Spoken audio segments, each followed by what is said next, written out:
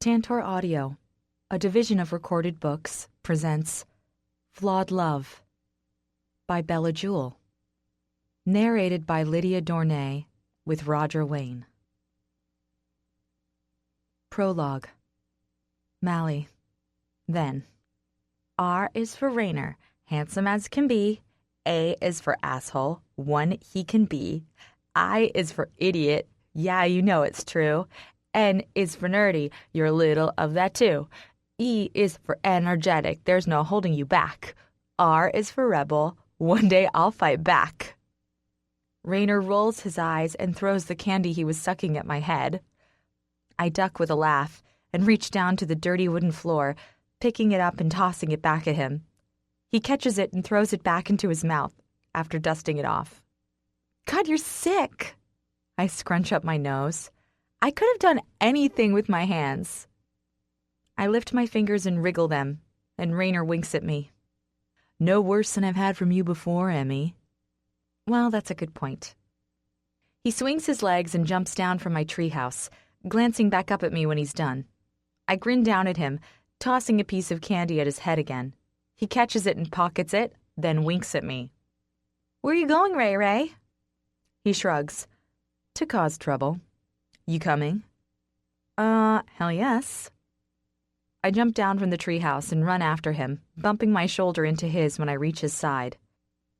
Rainer and I have been best friends since we were 12. I'm 17 now and he's 18, but we're still as close as we were the day we met. It was a typical boy meets girl kind of story, only instead of just meeting, we performed an epic ass-kicking together. I was defending a young nerdy boy in our class from a pair of bullies who were pushing him around. Rainer saw what was happening and got involved, helping me out. We became friends and that was that. We're polar opposites. He's handsome and the most popular boy in school. I'm a complete tomboy and all my friends are, well, boys. Mostly nerdy boys. We're the most unlikely duo, but it works for us. He's in his final year of high school, even though he's already 18. Rainer lives just up the road, so our friendship blossomed and grew over the years, especially considering we're forever getting up to mischief together. Rainer's father is a drunk, and his mother left when he was really young, so I think I'm the only thing he's got. My family is typical of the rich, posh and stuck up. My father owns a massive legal firm, and my mother reaps the benefits of the cash he brings in. We live in a huge house with pretty things, and I want none of it.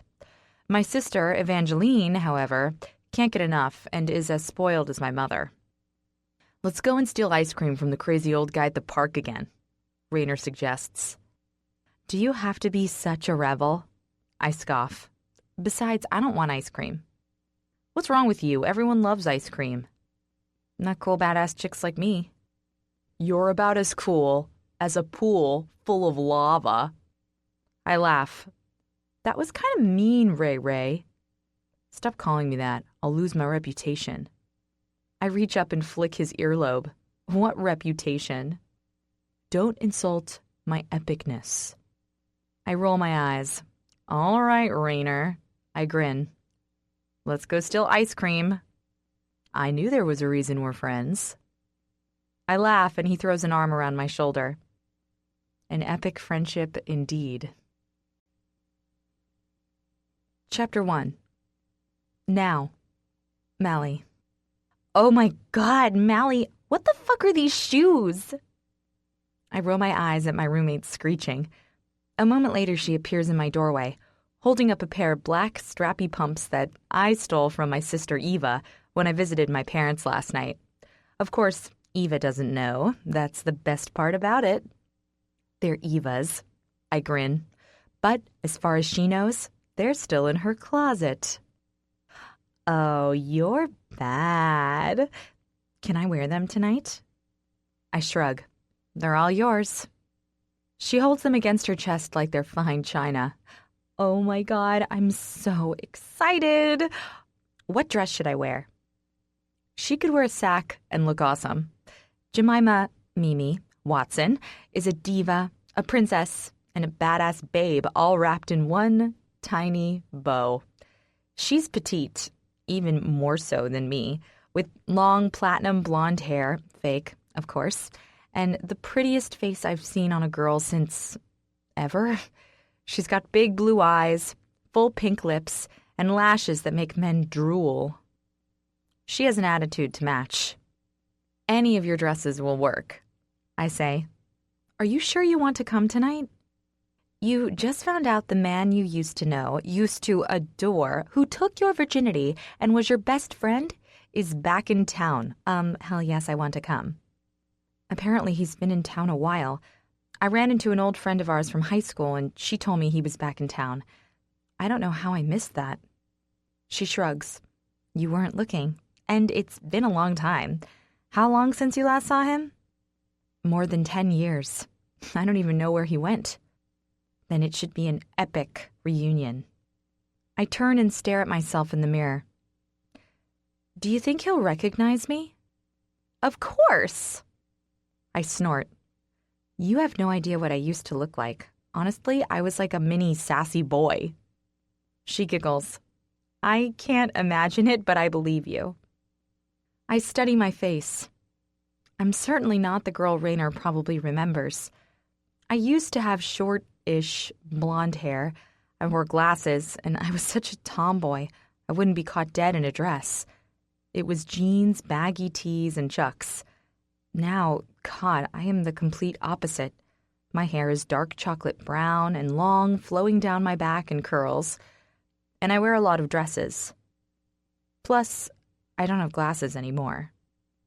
Still, my face has to be the same, right? I snort to myself. It's not the same, not even close. It's gotten finer. My lips have gotten fuller, and my eyes, I swear, are bigger. They're still the same shade of green, though.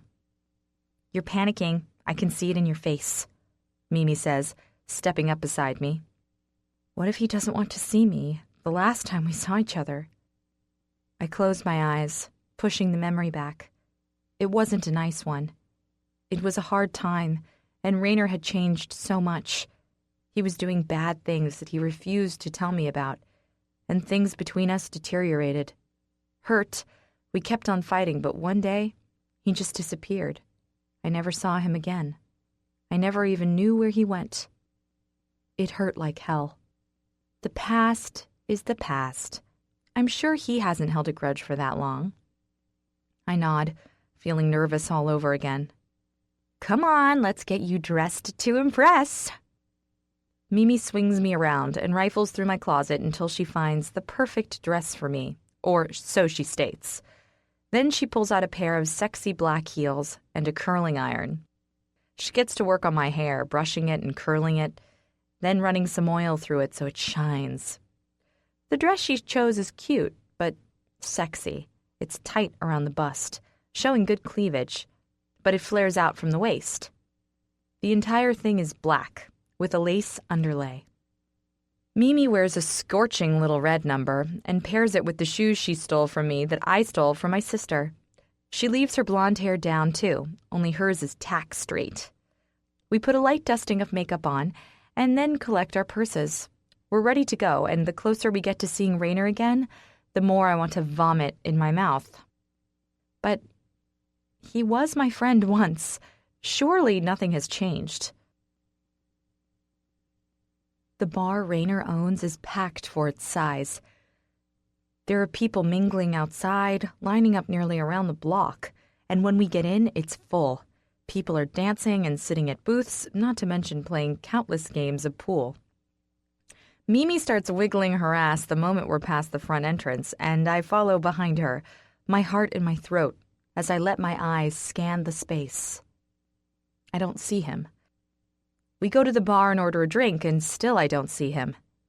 Maybe we got the wrong place? I swallow the drink back and take another one. Then I join Mimi on the dance floor as we kill time. I try to picture the Raynor I remember in my head, and it's hard to think of him as a man. When I saw him last, he was 20 and only just starting to change from teenage boy to man. He'd be over 30 now. I picture him in my head, with his dark brown eyes and long dark hair. He always kept his hair around his shoulders, like the rebel he was. He was tall, and he always had a good amount of bulk, even at a young age. He had the most amazing bronze skin, giving him a mysterious, exotic look. Rainer was beautiful, the kind of man to ruin you for any other male. "Can you see him?"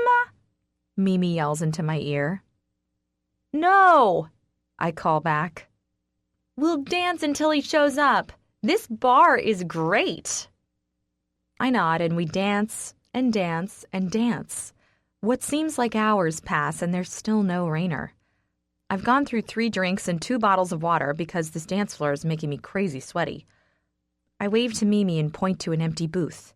She nods and gives me the thumbs up, and I make my way over to it, dropping down on my ass and sighing with relief. It's much cooler here. I sit at that booth for another hour when finally a man appears at the bar.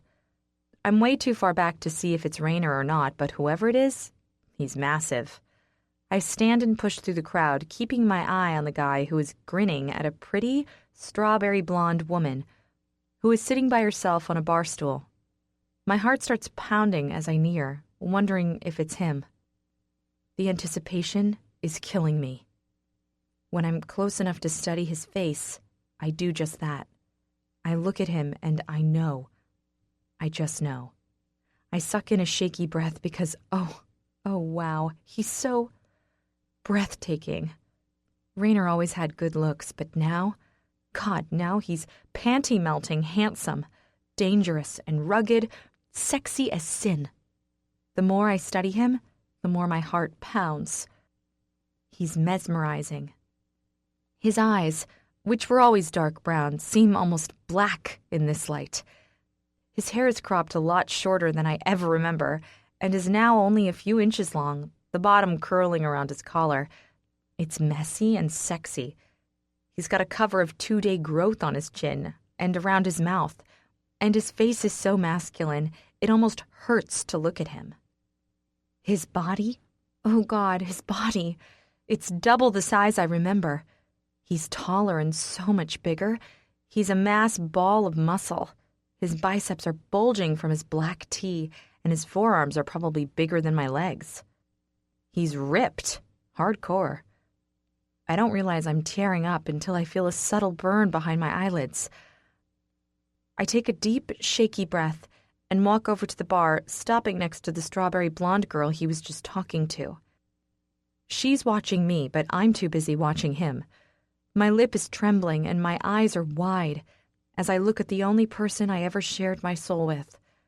God, I've been through so much with this man, and I honestly thought I'd never see him again, and yet here I am, right in front of him. He slides the girl a drink, smiling at her, showing 2 dimples that I remember so well. Then he turns his eyes to me. I wait for it, my heart pounding, my skin clammy, and my eyes big and round. I wait for him to recognize me, but it never comes. He just stares at me, his face blank, absolutely no recognition in his depths. "Can I get you something?" It feels as if someone has slapped me hard across the face. He doesn't know who I am. I spent more than 7 years being his best friend. He took my virginity, and he doesn't know who I am. My face must register the hurt, but he seems not to notice. I don't know what to do, what to say, or how to feel. I only just manage a croaky, no, it's fine. Then, with a broken heart and a body full of shame, I turn and rush out. The girl who is sitting at the bar follows me and catches me at the entrance. Maybe she's his girlfriend, who knows? "Hey, are you okay?" she asks, her blue eyes full of concern. Sorry, do I know you?" She shakes her head. "I just saw that you were upset with Rainer. I wanted to see if you were okay." I was right. She knows Rainer, but what she means to me, I have no idea. Still, I ask, "You know Rainer?" She nods. "Yeah, do you?" I look over to him, already talking with another person, as if I was never there. Nothing prepared me for this. I thought he'd be angry, maybe even excited, but never in a million years did I think he'd forget me. I thought I did. Then I turn and run out. Chapter 2. Then, Mally. "Give me a ride, jerkface," I snap, slapping Raynor's truck with my open hand. "Hell no, you'll kill my cool, woman." I cross my arms and tap my foot. Raynor just grins at me. "You're seriously going to make me walk home?" I say, jumping up and leaning through the window. He puts a hand to my forehead and pushes me out. "Hell yes I am. I'm taking Missy home." "Missy is a hoe." He winks at me. "Good for me, then." "You're a piglet. Come on, Ray, I don't want to walk. You can poke Missy any time." He snorts. "Down, Tiger. I have business to take care of." I huff and jump off his truck, turning just in time to see Missy approaching. She's the prettiest girl in school, so of course she's in love with Raynor, considering he's the best-looking guy in school. At least to everyone else but me, anyway. Okay, it's kind of a lie. I can admit he's good-looking, horribly so. Damn him. The older and more popular he gets, the more I feel like an ugly little boy next to him. I'm no Missy. Is her hair even real? I don't think so.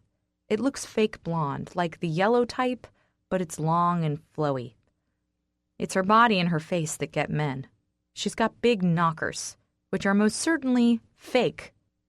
I heard a rumor that her parents paid for them. She's all ass and tits. Her face is pouty, with big lips and giant brown eyes. She's like a doe-eyed little deer, when really she's as loose as a horny dog. "Better get walking, nerdy-turdy." She smirks at me when she steps up to Raynor's truck. "It's going to rain." "Best you jump in then, spastic plastic. I wouldn't want you to melt." Raynor snorts from the truck, and her lips pout as she glowers at me. She swings the door open, and I blow Raynor a dramatic kiss. He winks at me, and I turn before I can witness him suck-facing with Missy. Walking home it is. Fine by me. I probably need the exercise after the 8 donuts I had today. Damn their doughy goodness. I start down the main street, backpack slung over my shoulder. I'm wearing my Chucks today, thank God, because there's no way I could walk this far in anything else. My jeans are the oldest pair I have, and the shirt is one I stole from Raynor when he grew out of it. He's got mega muscles now, the giant stud. My hair is shorter than I would like, but hey, who's complaining? It's low maintenance. I, unlike Missy, have real blonde hair. "Yo, Ems!" I turn and see one of my close friends, Kenny, running towards me. He's got his backpack over his shoulders, and it bounces with every step. His long blonde hair is flying around in the wind, and he keeps pushing his glasses up on his nose because they're sliding down. He's adorably gross. "What's up, K-Dog?" He stops when he reaches me, drops his hands to his knees, and starts panting.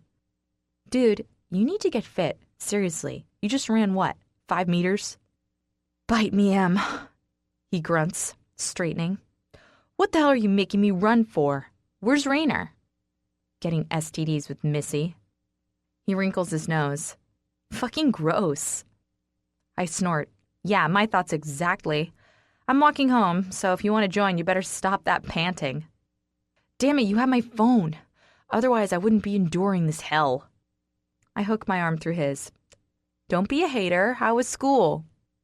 He shrugs, studying the side of my face with his light green eyes. "Are you wearing makeup?" "No," I snap, rubbing at my eye. I am wearing mascara, but I couldn't apply it properly, so I only put it on one eye. It wasn't my finest moment. I don't even know why I'm wearing it. I guess, well, there's this guy. God, who am I kidding? Most of the guys think I'm a dude. "You so are," he teases. "Who are you trying to impress?" "I put it on one eye. It was an experiment." He shoves me with his shoulder. "Spill, Ems." I sigh. "Fine. I might have a crush." He whoops loudly. "There's hope for you yet." "Eat me, dickhead." Don't be so mean. He grins. Now spill. Who are you checking out? I can tell Kenny anything. He's been my friend all through high school. Not the kind of friend Rainer is, but close. It's Jack. He wiggles his eyebrows. No shit? Yeah, but he'll never notice me. He stops and swings me around with long, bony fingers. Why not? You're pretty. I blink. Did you just call me pretty? He shrugs. You are? So what? I look like a man. He grunts. Because you want to. If you wore a dress and didn't act like a tomboy, you'd look like a very pretty girl. Prettier than Missy. Now you're just being mean. He chuckles and throws his arm around my shoulders, walking beside me again. So, tell me about Jack. Have you spoken to him? No, I mumble. I don't even think he knows I exist. Then make him know you exist. That's not possible. It is. Wear something sexy. I scoff. I don't own anything sexy. He tilts his head back to the sky and rolls his eyes. Then find something. Come on, if you want him to notice you, then you have to make the effort. Do you want to die a virgin? Shut it, douche. You're more likely to die a virgin than me. He grunts. Probably. Anyway, let's not talk about it. Jack will never notice me, end of story. If you say so, he sings. Bloody Kenny. My window slides up, and a booted foot comes through, followed by another, followed by Rainer's big body. I'm on my bed, eating popcorn and watching Top Gun. I glance over and see Rainer turn and slide the window shut. Then he kicks off his boots and throws himself onto my bed. His hand goes out and takes some popcorn, and he fluffs some pillows behind his head and settles in. If you're wet or dirty or sex-stained, I'll kick your ass, Rainer Torrence. He glances at me from the corner of his eye. Sex-stained?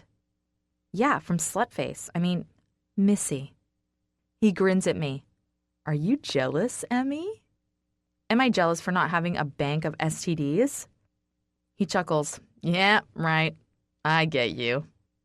Why are you here? I thought you'd be riding the pony all night long. He laughs, tossing a piece of popcorn at me. I'm not the cuddling type.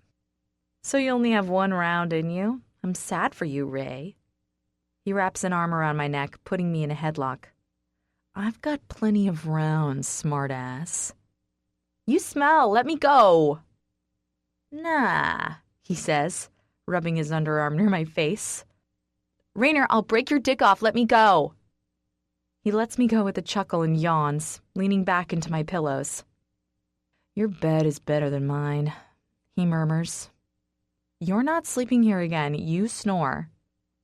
Can't make me leave, he says, wiggling down into the sheets. I can, and I will. I'll use force and scissors. He raises a brow. I don't even want to know. No, you don't. Go home and torture someone else. You love it when I'm here, Emmy. Admit it. I grunt. We fall silent and both of us focus on the TV. I glance over at him about 10 minutes into our silence and decide to ask him a question, knowing he'll give it to me straight. There's not a lot I don't tell Rainer. Hey, Ray. He looks over to me. Yeah? Do you think I'm pretty? He blinks at me. Say what? Damn it, I didn't say that right. I mean, do you think I'm pretty enough to ever get a date? He studies my face, and when he realizes I'm serious, he answers, I don't really see you like that, kid, but yeah, if I'm to answer honestly, then yeah, you're pretty. Pretty enough to get a date? Yeah, for sure. Why? I look away and shrug. No reason. Oh, come on, you gotta tell me now. Are you crushing on someone? I laugh. No one says that anymore, dude. Spill, Emily. Oh, using my full name. Shit just got real. He reaches over and puts his arm around my neck again. I'll use force. All right, yeesh. I might want to ask Jack on a date. He's silent for way too long. Did you hear me? Jack the Sack? I burst out laughing. Oh my God, that's so mean. Hey, you call Missy spastic plastic. You're right, I giggle. But Jack isn't a sack. He's a fucking dick. So are you, and I like you. He flexes his arm around my neck, gently. I'm a good dick. He's the bad kind. How so? He's a user. Meaning, I prompt. He just likes to charm and fuck. And that's bad because... He lets me go and stares at me, horrified. Because you don't fuck, Emmy.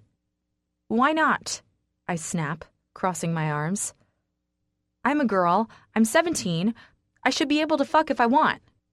His eyes widen. No, just no. That kind of hurts, and my back instantly goes up. What, because I'm not fake and plastic like Missy means I can't be interested in popping my damned cherry? Yeah, fucking exactly, he snaps. Because you're not fake. You deserve better than men like Jack. Oh, you mean like a nerd who probably refers to his dick as a penis, who says things like, I'm going to penetrate you now. His lip twitches. No, but... Ah! I cry, climbing out of the bed. You're pissing me off, Rainer. Can you go? No, he says, getting out of the bed, too. I'm not leaving because you're having a hissy. I'm just telling the truth. Men like Jack don't go out with girls like you. Then who does go with a girl like me? He shrugs. I don't know. Kenny? Are you fucking serious? I screech. So, in other words, you don't really think I'm pretty. You're just trying to make me feel good. He's a good guy. He stutters when he talks if he's nervous. He has oily hair. What the hell, Rainer? Okay, maybe not Kenny, but...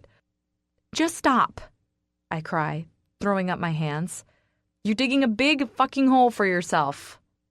He blinks at me. Did you just swear at me? Yes, I did. Ouch, kid. Look, I say, turning and catching a glimpse of myself in the mirror. I'm tired. Can you go? Rainer walks up behind me, and in the mirror, I can see what it is he sees. Alone, I might be pretty, but with someone as striking as Rainer behind me, I'm simply average. That hurts. More than I could have ever imagined. Chapter 3. Now, Mally. Hurt constricts in my chest as I sit on my bed, staring at the wall. I don't even know if Mimi is okay. I just ran out of the bar like a scolded puppy. I can't believe Rainer didn't remember me. How could he look at my face and not see the girl I was? We were best friends. We spent all our time together. God, we've been through so much. I'd never forget his face in a million years. Mally? The sound of Mimi's voice travels through the house, and I pull my knees closer to my chest. I don't know how to explain what went down tonight, or tell her why I left her alone. I don't even know if I can form the words. My best friend growing up just looked straight through me. Hey. I look up and see her standing at the door, eyes narrowed. Hey. You left. I was worried. Are you okay? She rushes over and sits on the side of my bed, studying my face. Not really, I whisper, looking at my hands. Did everything go badly with Rainer? It didn't even have that chance, I murmur. He didn't recognize me. She's silent for a moment. Oh, Mally. He just looked straight through me, as if he'd never seen me before. She wraps an arm around my shoulder and shifts in beside me. Maybe he was busy and barely took you in. He looked right into my face and studied me. Maybe you've changed a lot. I would never forget his face, Mimi, never. How could he forget mine? She squeezes me closer. You said there's been a big change in you. Maybe you really are so different he didn't recognize you. Maybe, I mutter. Show me a picture of you when you knew him, and we'll decide. I'll be able to tell you if it's a massive difference, and then we can figure out where to go from here. Okay, I sigh, climbing out of the bed and jerking open a desk drawer. I ruffle through it until I find an old picture of Rainer and I. I take it over and hand it to her. She snatches it from my hand and studies it, her eyes going wide. "That's you?" she squeaks. "Yes." "Holy shit, are you serious?" "What?" I say, climbing back into the bed and looking at the picture. Rainer looks so much younger in it, more than I realized until I saw him tonight. He's a man now. He still has a boyish look in this picture. He's grinning, his arms slung around my shoulders. I'm wearing my usual jeans, baggy top, and chucks, and my blonde hair is in a pixie cut. I'm also wearing glasses. No, seriously. "What, Mimi?" She turns to me. "Honey, I hate to be the bearer of bad news, but that girl looks nothing like you." "It does so," I protest. No, it doesn't." "Yes, look at my eyes." "It's hard to see your eyes. They're covered by massive glasses. What were you thinking? Those things are awful." "They were stylish." "Maybe for a gorilla." I snort. "But still, look at my face. It's me." "No, you're chubbier there." "I was not chubby." She laughs. "Not massively so, but you're really slender now. There you have more booty and curves." "Okay, but still. Your hair is blonde." "Yes, and it's short and blonde. It's now long, brown, and completely different." "I know," I protest. "But Rainer could be wearing an orange wig and glasses, and I'd still recognize him." "Truly, would you?" she says with raised brows. "Yes, I would. I'd know those eyes anywhere." She reaches over, taking my hand. "I hate to say this, I really do, but do you think maybe you paid more attention to those things because you loved him?" Her words hit me like a slap to the face. "You mean because he didn't love me, that he didn't pay that much attention?" She smiles sadly. She has a point. He still stared at me. Hell, he fucked me, for God's sake. "Yes, and I get that, but take it from me. You look 100% different now. I wouldn't recognize you if the old you walked in." "Okay, but..." "Look, you don't know what's happened in his life in the last 10 or more years. Anything could have gone down, and for all you know, he had amnesia and doesn't remember anything." I raise my brows. "Seriously?" She shrugs. "You never know." "So what do you think I should do?" "Maybe go back. Try again. Talk to him. Tell him who you are." I just don't know that I can take it if he doesn't remember." She purses her lips. "Then just go and hang out at the bar one night. Talk to him. See how you feel after it. Make the choice if you want to tell him after you speak with him." "So I just pretend he's a stranger?" She shrugs. "It can't hurt. Just see how it feels. See how he is with you. There's no rule that says you need to jump in and bring up the past. You've gone 10 years without him, honey," she says, standing and patting my shoulder. "What's another few days?" She's right. Maybe slowly is the best way to go about it. There's a solid chance I'm going to vomit. I'm at the bar again. It's a Saturday night, and for the last week, I've thought about nothing but Rainer and how I'm going to play this out. I decided I'd go in alone and see if I could make conversation with him. Maybe he'll give me some indication that he remembers. Hell, maybe I can ask him about his past and he'll mention my name. Anything to let me know he wants to remember Emily. Tonight I just put on a basic dress. It's pretty, but not sexy. I'm so full of nerves that getting ready was a mad rush. I left my hair down from work at the coffee shop this morning and just ran a brush through it. I left my makeup as it was. My stomach twists as I scan the bar, wondering if I've made the wrong choice. God, what if he's not even here? "Can I get you a drink?" I look over to the beautiful blonde standing at the bar, watching me with raised brows. It's not crazy in here tonight like it was the other night, which mightn't be a great thing. The mass of people could have been a great distraction. Instead, I find myself nervously biting my nails and wondering when Raynor is going to walk in. "Sure," I answer the girl tapping her fingers impatiently at me. "Tequila, straight." She raises her brows but gets me the shot. I take it, hissing as the liquid burns my throat. It has to ease my nerves. The flood of warmth that washes through my body does calm it down a little, but not nearly enough. "Another," I say when she goes past. She doesn't protest and slides another shot to me. I swallow it down painfully and then pull out my phone. It's been vibrating in my pocket for the last half an hour.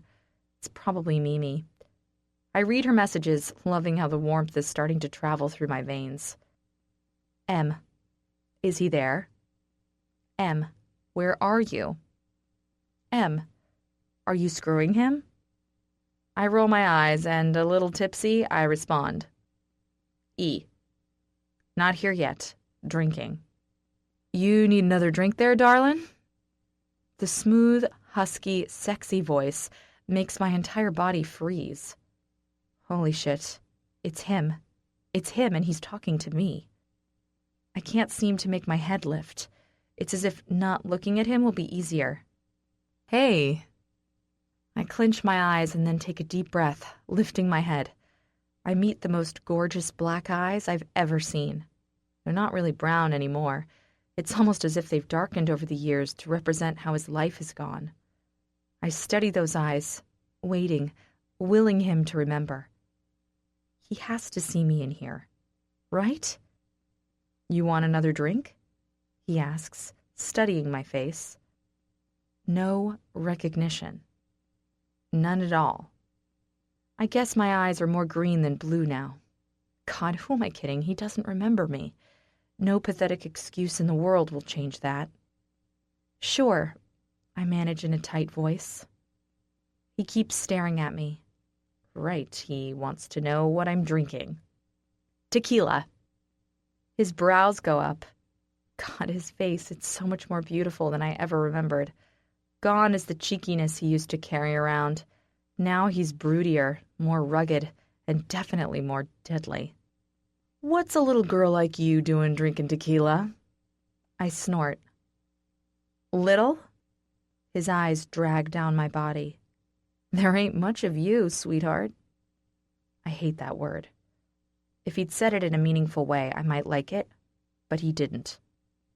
Doesn't mean I can't handle a drink. I mutter at my hands. You alone? No, I have Bill and John beside me. I glance at him, and he's smirking. I like a girl with sass. I know. Are you going to pour me that tequila, handsome, or do I need to find someone else to serve me? He arches a brow. A lot of spunk for someone so small. There we go with the small again. I'm deflated. My voice is bitter, and I don't care. He's having a conversation with me, talking to me as if I'm any old person, but he literally has no idea who I am. I didn't think it would hurt so damned much, but it does. I need to numb the pain. Quickly.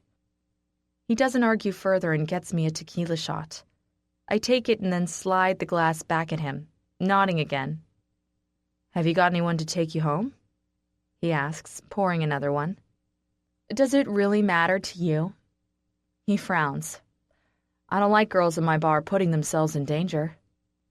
I'm fine, I assure him, tossing the shot back. My head is spinning nicely now, thank God. It feels so much less painful like this. You got a man? I stare at him. A man? He grins, and I forgot how beautiful those dimples were. You know, someone you're fucking? I huff. No, I wish. So you're here nursing a broken heart, then? I cross my arms. Nope. Then why are you here? Because I had this friend when I was younger, and I came into town to see him, and he can't even fucking remember me. What a cunt. I blink at him. Yeah, I manage. That. He'd be a fool to forget a face like yours. I want to reach over and beat him. Hard. Fast. Right to the core. Yeah, well, I gotta keep serving. Stay where I can see you. Yeah? Seriously, he's concerned for me? I don't think so. No thanks. I get off the stool and wobble, but make my way onto the dance floor. I find a patch and start swaying about, wiggling my body around and dancing my little heart out. A few men stop, putting their hands on me, and I let them, moving until the alcohol is flowing through my body. I'm drunk, far beyond drunk. I don't care. Screw Rayner. Screw him. Hey there, sweetheart. A man slurs, grabbing my hips. You're beautiful. Oh, bull fucking shit. I turn and see a good-looking man holding my hips. That's a lie, dickwad, I mutter. Just say what you really want. He stares at me with wide eyes. I mean it. You don't mean it. They never mean it. He raises his brows now. Fine. Then I want to fuck you. There we go. Not interested, thanks. Then why are you here wiggling your ass against my crotch? I was not wiggling my ass against your crotch. He grabs his dick. I didn't get this for no reason. Ugh, pig. Let me go. No. Girls like you make me mad. You rub yourselves against us and then cry when we take what we deserve. Oh my God, jerk. Let me go, I snap, shoving his chest. Not going to happen, little one. I go to shove him again, but suddenly he's being ripped off me and tossed to the side. Rayner is standing over him, his big body wound right up. Get the fuck out of my bar. No one puts their hands on a girl if she doesn't want it.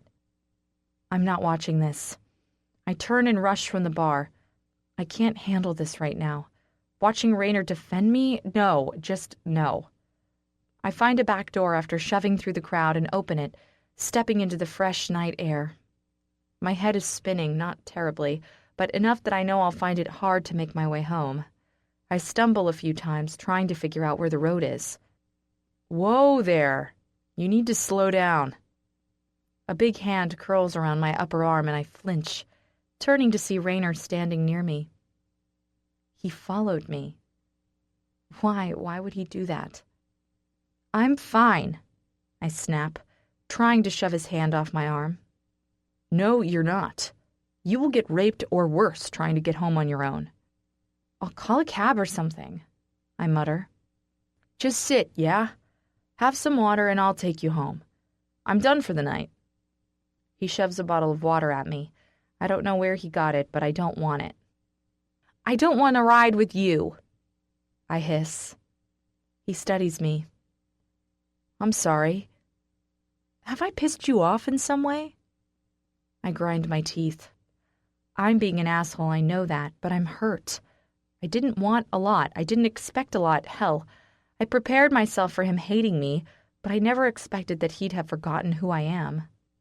No, I mumble. Sorry. Look, you've been drinking. Let me take you home. Okay, I say, putting up a hand. All right. He nods and extends a hand. My name is Rayner. You are? I never thought about my name. Oh God, if I say Emily, he'll surely click. And for some strange reason, I don't want to give him that.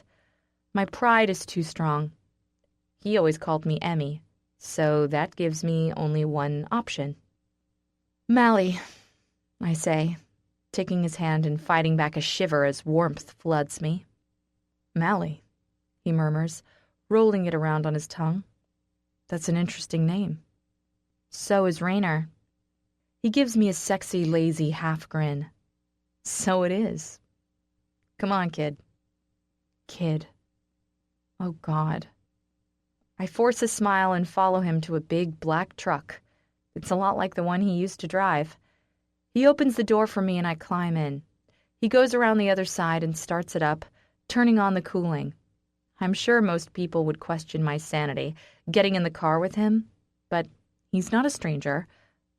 But I'm the only one who knows that. So, have you lived around here long, Melly? He asks, pulling out. No, I lie. Not long. You work? Yeah, at a coffee shop downtown. Nice. What about you? Have you lived here all your life? Stop, Melly. Stop now. His face goes a little harder. I did for a while, but then I went away for a few years. I've only been back about 2. Where'd you go? He stares straight ahead. Not somewhere you'd like to hear about. Oh my God. Did he go to prison? What if something really awful happened and he's blocked out his past? Could it be so simple? Could it be that whatever bad road he took before we parted ways all those years ago took him somewhere dangerous? Maybe that would explain why he left. It would also explain him forgetting me. I have good listening ears, I point out. He grins. I'm sure you do.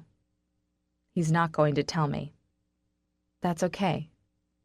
I'll learn what happened to him, and maybe then I can figure out how to fix this. Chapter 4. Then. Mally. He's looking at you. He's totally looking at you. Kenny whispers into my ear, really, really loudly. Dude, that's not subtle. I think the whole cafeteria heard you. No, he whisper yells. I'm whispering. You're screaming just in a hushed tone, I snap. Now stop. No way, he's watching you. He's totally watching you. And now he probably thinks I'm nuts because you're whisper yelling. I don't want to turn because I'm afraid Kenny might be right. Maybe Jack is looking at me. My heart flutters, and I know my cheeks are redder than usual. Look, smile at him. Do something before he turns away, Kenny urges, pinching my arm. Did you just pinch me? I cry, jerking my arm away. God, you have no idea, do you? Turn around and flash your damned smile at him, girl. I scowl at Kenny but turn and glance at Jack. He's standing across the cafeteria and he's definitely watching me. Jack is a different kind of handsome. He's not as rugged and gorgeous as Rainer, but he's got something beautiful going for him. His hair is sandy blonde and messy, his eyes are slate gray, and he's got flawless olive skin. He's tall and muscular, but on the leaner side. He's not bulky. I smile. I do it before I can chicken out. Jack's brows go up. He scans me and then he smiles back. Holy shit. He smiled back. I'm beaming as I watch him turn and walk out with his friends. Holy shit, Kenny squeaks. He just smiled at you. Who smiled at her? I jerk and turn to see Rainer standing behind me, eyes narrowed. Jack! He totally just eye-fucked her. Kenny claps happily. It was a smile, Kenny, not sex. I scoff. It was close enough. Told you he was a jerk. Rainer grunts. And so are you, but here we are. His eyes flash to mine, and his glare challenges me. I hold my own and don't back down. Rainer doesn't choose who I date. I certainly get no say in whom he pokes for fun. Thought I warned you about him, he says, stepping closer, arms crossed over his big chest. Okay, caveman, I mutter, glaring at him. No offense, but I don't get any say in who you date, so... He keeps his arms crossed. I sigh. Whatever. Come on, Kenny, we have to get to class. Don't do it, Emmy, Rainer warns as I walk away. See you, Ray Ray. Call you later. He mutters something at me, but I don't stop. I exit the cafeteria with Kenny, and we head off to class. My next class is with him, but after that I'm on my own. I wander down the halls, off in my own little world, so much so I don't realize that Jack is right behind me, until his warm hand curls around my upper arm. I turn and jerk in surprise. I never thought he'd actually approach me. Hey, He smiles. Emily, right? Oh, God. Shit. Get it together. Yes. I'm Jack. I know, I blurt, then my cheeks begin to burn. God, I'm way cooler than this. What the hell is wrong with me? Jack flashes a killer grin, dimples and all. Gosh, he's good looking. I was just wondering if you might like to go out with me? Say what? Is he serious? He wants to go out with me? He could have any girl here. Why the hell would he want to go out with me? Is this a joke? I say, narrowing my eyes. He crosses his arms, actually looking offended. Why would it be a joke? Have you seen yourself, and have you seen me? Yes, and yes.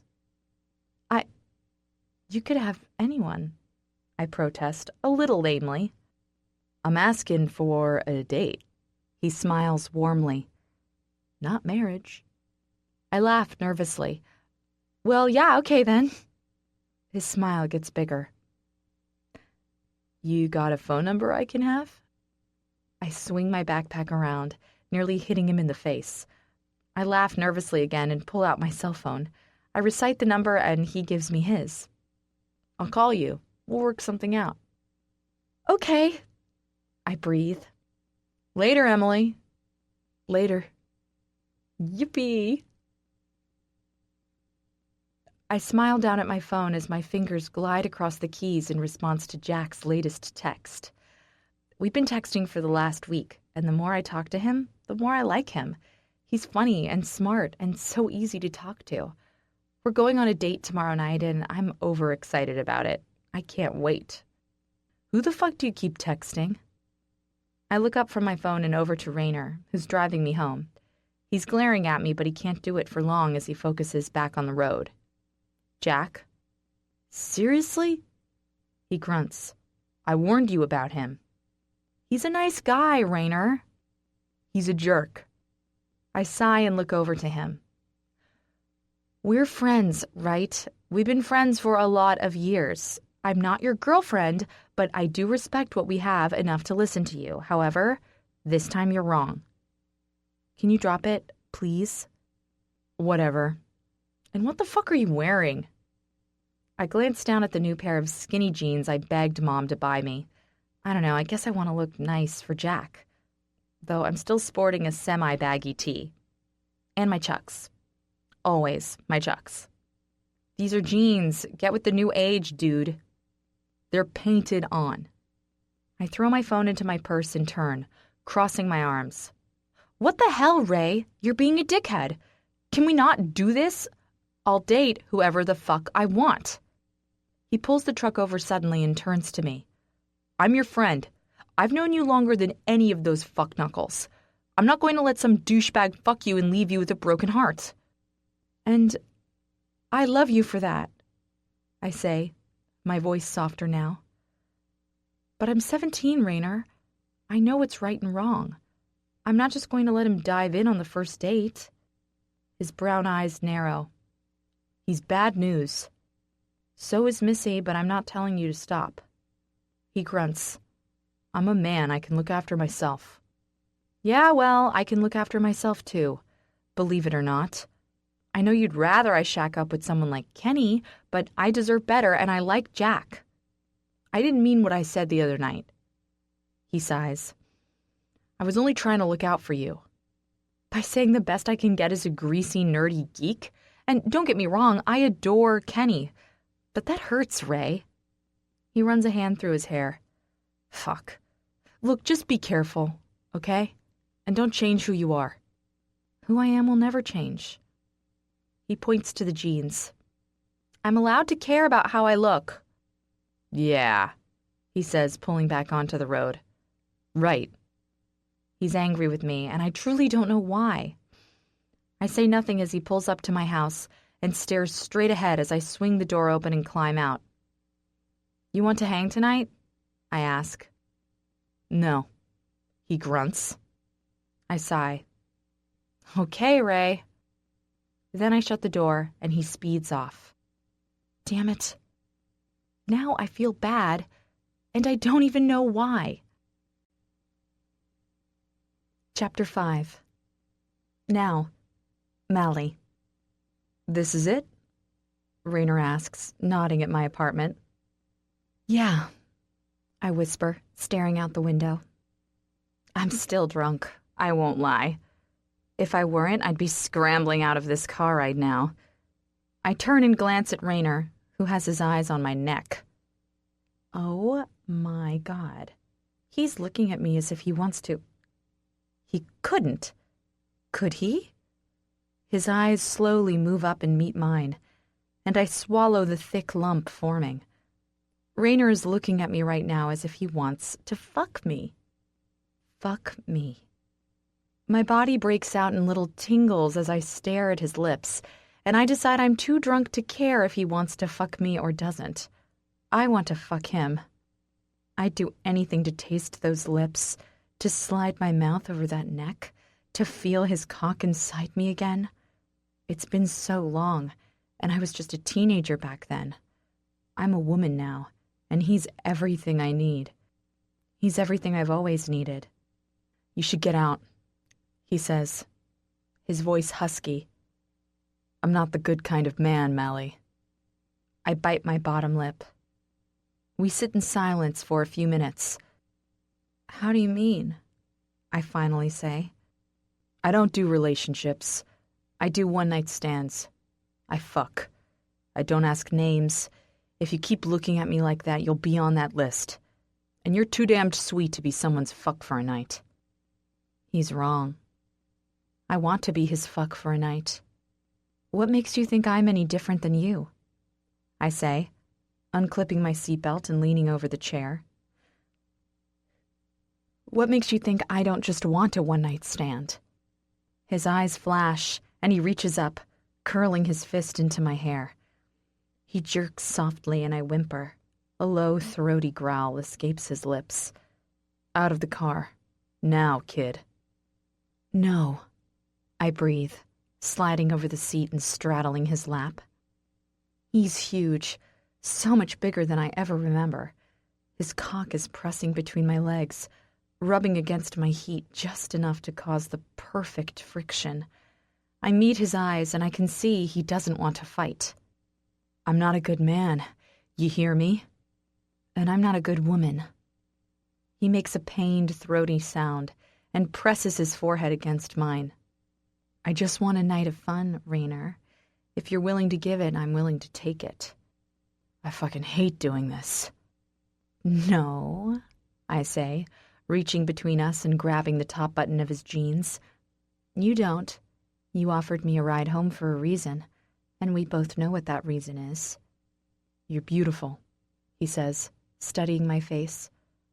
Fuck. I feel like I know you somehow. I freeze and turn my eyes away. He does know me, he just doesn't recall it. Maybe something tragic really did happen to him, and that would explain his lack of memory. Or maybe I just never meant as much to him as I thought I did. Why did you look away? He asks. I just want to fuck. Can we not make it any more complicated? I say, my voice slightly shaky. I reach into his jeans and curl my fingers around his cock. He hisses out through his teeth, and his hand goes over, reaching into the glove compartment to pull out a condom. He holds my eyes as he takes his cock from my hand and slowly rolls it on. He's big, thick, and perfect, just like he always was. I know how amazing this cock feels inside me. I'll never forget.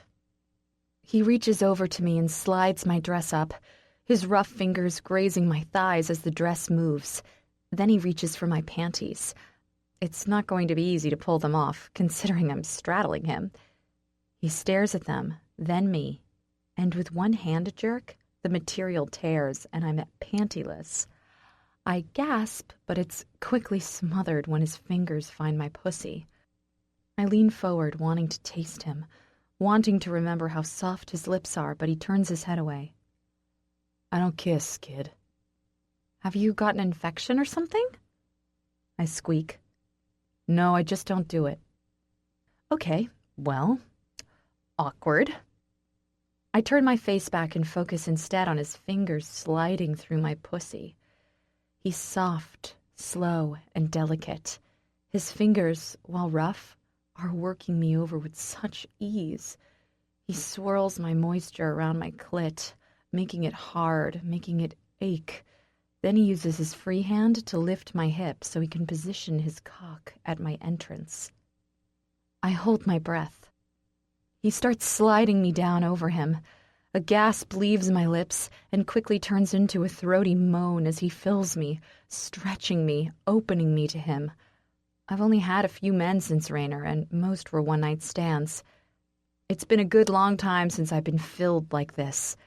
Rainer notices and lets out a low, raspy moan. "You're fucking tight," he grunts. "Jesus." "It's been a while," I whisper, arching into him. "Thought you said you like casual sex." I gasp as he jerks his hips up and fills me fully. "I do," I breathe. "Oh, God, fuck. I do. It's just been a while." "You don't fucking say," he grinds out between his teeth. "Fuck. So fucking good." Good. He thinks it feels good. I put my hands on his shoulders, feeling his muscles bulging beneath my palms.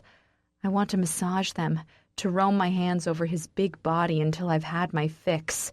I breathe him in and try to place his smell in my memory, in a place I'll never forget. I never want to forget anything that happens between Rainer and I. He uses my hips to move me up and down on his cock, and pleasure bursts through my body. I slap a hand against the truck window and let my head fall back, hair trailing down to touch his thighs. He frees one hand and captures my breast, rolling my nipple between his thumb and forefinger through the fabric of my dress. I whimper at the pleasure and start rocking harder and faster until I'm riding him so hard the seat creaks. "Holy fuck," he hisses. "I'm going to come soon. Fuck, you ride hard." "So close," I cry out, rocking my hips harder against his cock, grinding myself until I feel the orgasm hanging by a thread. Rainer reaches down and finds my clit, giving it a few hard rubs, and I explode around him. His name trails from my lips, and I don't even realize my hand is curled in his hair until the shivers stop and my vision clears. Rainer is still thrusting his hips upward, so I keep the pace until I feel him thicken inside me, and then he comes with a ragged grunt. I release his hair and drop my hand from the window, seeing the steamy mark that quickly fades away. I take a few moments to catch my breath, and then I slide off him, putting myself back on the seat. I press my head back into it and close my eyes, placing a hand over my racing heart and staying like that until it calms down. "You okay?" he asks, and my eyes flutter open. I manage. "Yeah." He nods, tying the condom and shoving it in a plastic bag he finds on the ground beneath my feet. Then he pulls his jeans back in place and does them up, eyes not meeting mine. He really doesn't know how to connect. It's written all over him. Suddenly things are awkward, and it would appear he wants me to get out so he doesn't have the horrible task of asking me to. It hurts, but I plaster a smile on my face and lean down, grabbing my panties. "Right," I say, pulling my dress down. "Thanks for the ride." He snorts a little bit, and I can't help the laugh that bubbles up. "I meant the ride home," I say, swinging the door open. I get out and look back at him, and he's watching me intently.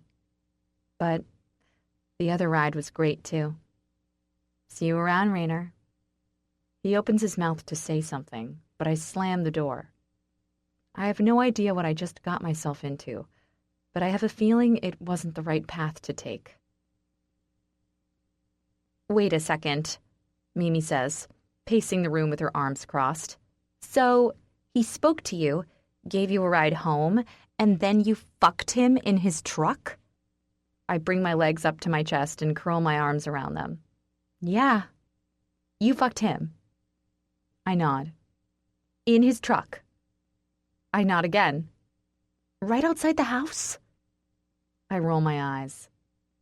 What the hell is going through your head? She shrieks. I sigh.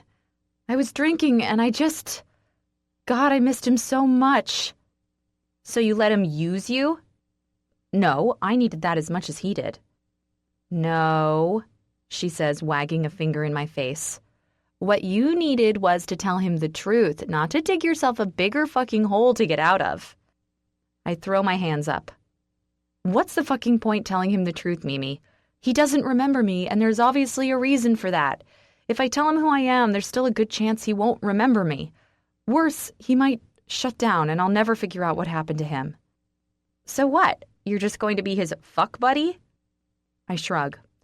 I don't even know if he'll go there with me again. He said he uses. He openly admitted to being a player, and you just let him in anyway? I frown at her. He's not a player, he's honest. He doesn't do relationships and whatever. Neither do I. You're playing with fire, Mally, and you're going to get burned, she warns. Maybe I will, but this way I might just be able to find out more about him. Which you could probably do if you just told him who you are, she yells, exasperated. We parted on harsh terms, Mimi. He might shut down completely if I tell him who I am. God, can't you see this is the best way? I'll be a casual fling, and maybe I can work my way in. You're mad, she spits. You're freaking mad. He's not going to let you be a casual fling, and even if you get that far, what makes you think he'll tell you anything? Because I know him. I know what makes him tick.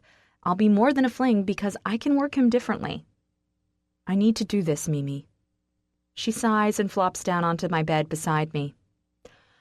I think you're making a massive mistake, but I won't stop you. Something went wrong in his life, and I want to know what that is. The only way I can find out is to spend time with him.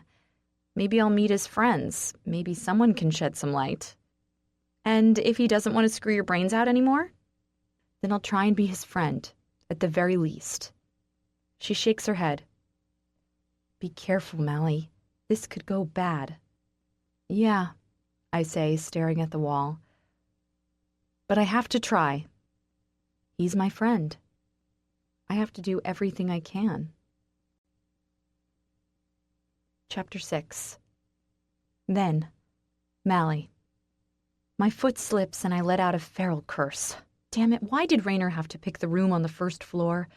He could have picked the big one on the ground floor, but he hates his father, and so he decided no. He'd rather be as far away as he could get. So now I'm trying to climb the flimsy drain that has a supporting grid, and it isn't going so well for me. But I have to see him. He's upset at me, and I don't like leaving things like that. I managed to fumble my way to the top. I used to be able to do this so much easier, but these days Rainer is usually the one to come to me, so I don't tend to hang out at his place. He doesn't like being here. I push my body up to the top of his small balcony and climb over the railing. His double doors are wide open, and I stop dead when I see him at his bedroom door, wearing only a pair of loose cotton shorts. He's kissing Missy. Her body is pressed against his, and he's got a hand curled around the back of her neck. The kiss is long and soft, and for some strange reason my chest clenches. An unusual feeling washes through my body, and I quickly shove it down. How weird. I shake my head and wait for him to pull back. He smiles down at her and then lets her out the door. A few minutes later, the front door slams, and she walks out to her car. I turn back and see Rainer standing at the open doors, staring at me. He's got his arms crossed over his broad, bare chest. Gosh, I didn't realize just how big he'd gotten. He's ripped. His hair is messy, and it has a definite sex look about it, as if I didn't know what the two of them were doing. There goes that strange tug in my chest again. That looked pretty serious, I say, jerking my thumb over my shoulder in the general direction Missy just was. I didn't think you were the loving kind. What are you doing here, Em? I sigh. Are you going to let me in? He stays in the door. I wanted to see you. Can you let me in? Just fucked a chick in my bed. You sure you want to do that? God damn it, Chest. Stop tightening like that. I don't give a shit. Let me come in so I can talk to you. He steps out of the doorway and I walk in. God, it smells like sex in here. At least, that's what I assume sex smells like. I walk over to his sofa and flop down on it, staring around his room. He keeps it mostly tidy. There are only a few items of clothes flicked about. Otherwise, everything is well kept. I watch as he jerks his sheets off the bed and throws them in the basket near his ensuite. Then he pulls a fresh pair from the closet. A boy that keeps spare sheets on hand. Impressive. He says nothing. I sigh. You're angry at me. I say, it's not a question. And you're a fucking genius. Jesus, Rainer, stop it. Tell me what the hell the problem is. He doesn't answer me. I know he's concerned, and I guess I understand why, but I can't have this every time I decide to date a man. What does it truly matter to you? I whisper. He stops, sheet in hand, and turns and stares at me. We're best friends. I care about you. I don't care about any other girls, but you are like a sister to me. So yeah, I fucking care what happens. A sister? My chest tightens. I don't know why that bothers me. I get that, and I love it, but I have to make my own mistakes.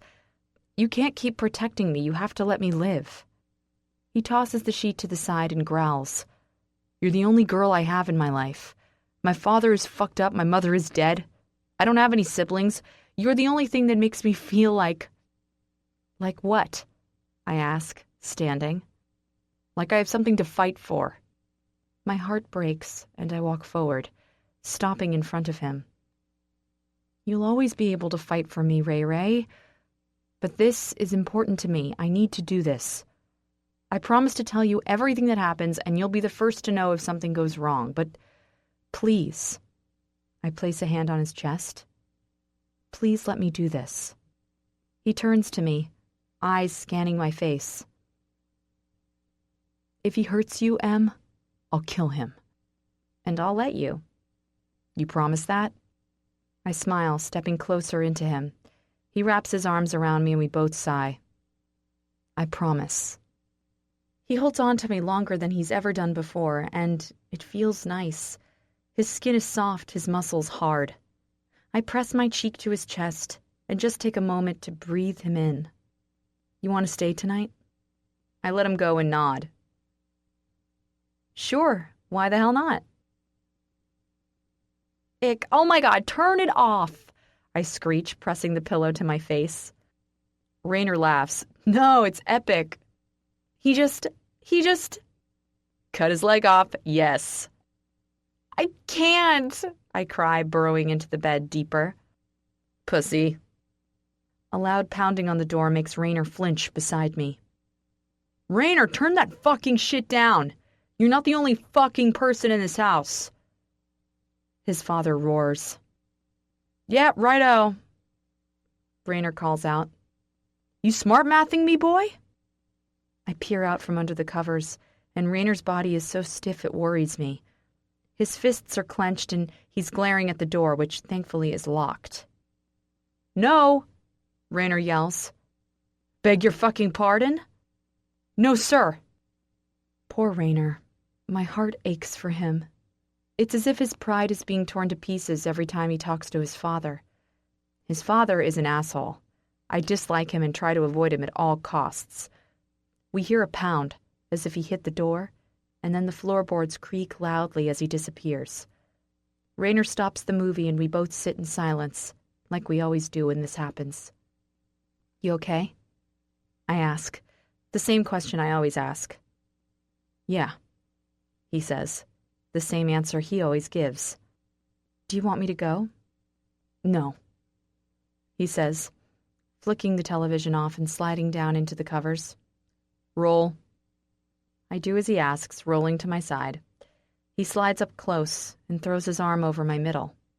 Hey, Ray. Do you think this friendship is unnatural? It's a very random thought, but now that Rainer and I seem to be finding our own love interests, I've been thinking more and more about our friendship and how it might look to another person.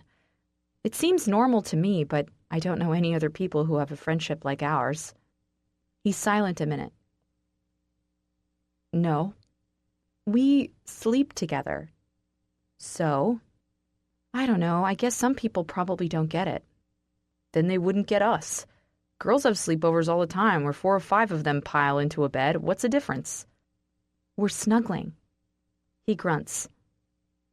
I'm not snuggling. I laugh softly. Okay, dude, whatever you say. He doesn't move his arm off me. That just shows he doesn't give a crap and is going to sleep like this no matter how much I taunt him. Promise me something, Em? He says just as my eyes start fluttering closed. Anything. Promise me you'll protect your virginity with everything you've got. Only give it up when you know, with all your soul, that it's time. I reach up and grab his hand, squeezing it. I promise. I honestly don't know what I'd do without Rainer, some days. And that thought scares me. Chapter 7. Now, Mally. Order up? I take the tray of coffees and walk them over to the snot-nosed group of girls sitting at the table, waiting. They ordered things I can't even pronounce off the menu and are looking at me expectantly as I walk towards them.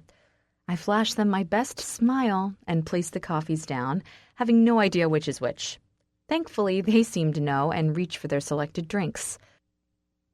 I'd like a sweetener, a pretty blonde girl says, waving a finger as if she's too posh to wave her whole hand. Right, I say, grabbing a few sachets from the table beside us. I thrust them at her and then get back to work. The bell above the door rings and I look over to see another group of girls coming in. I recognize one. She's the girl who was at Rainer's bar the other night when I first went in there.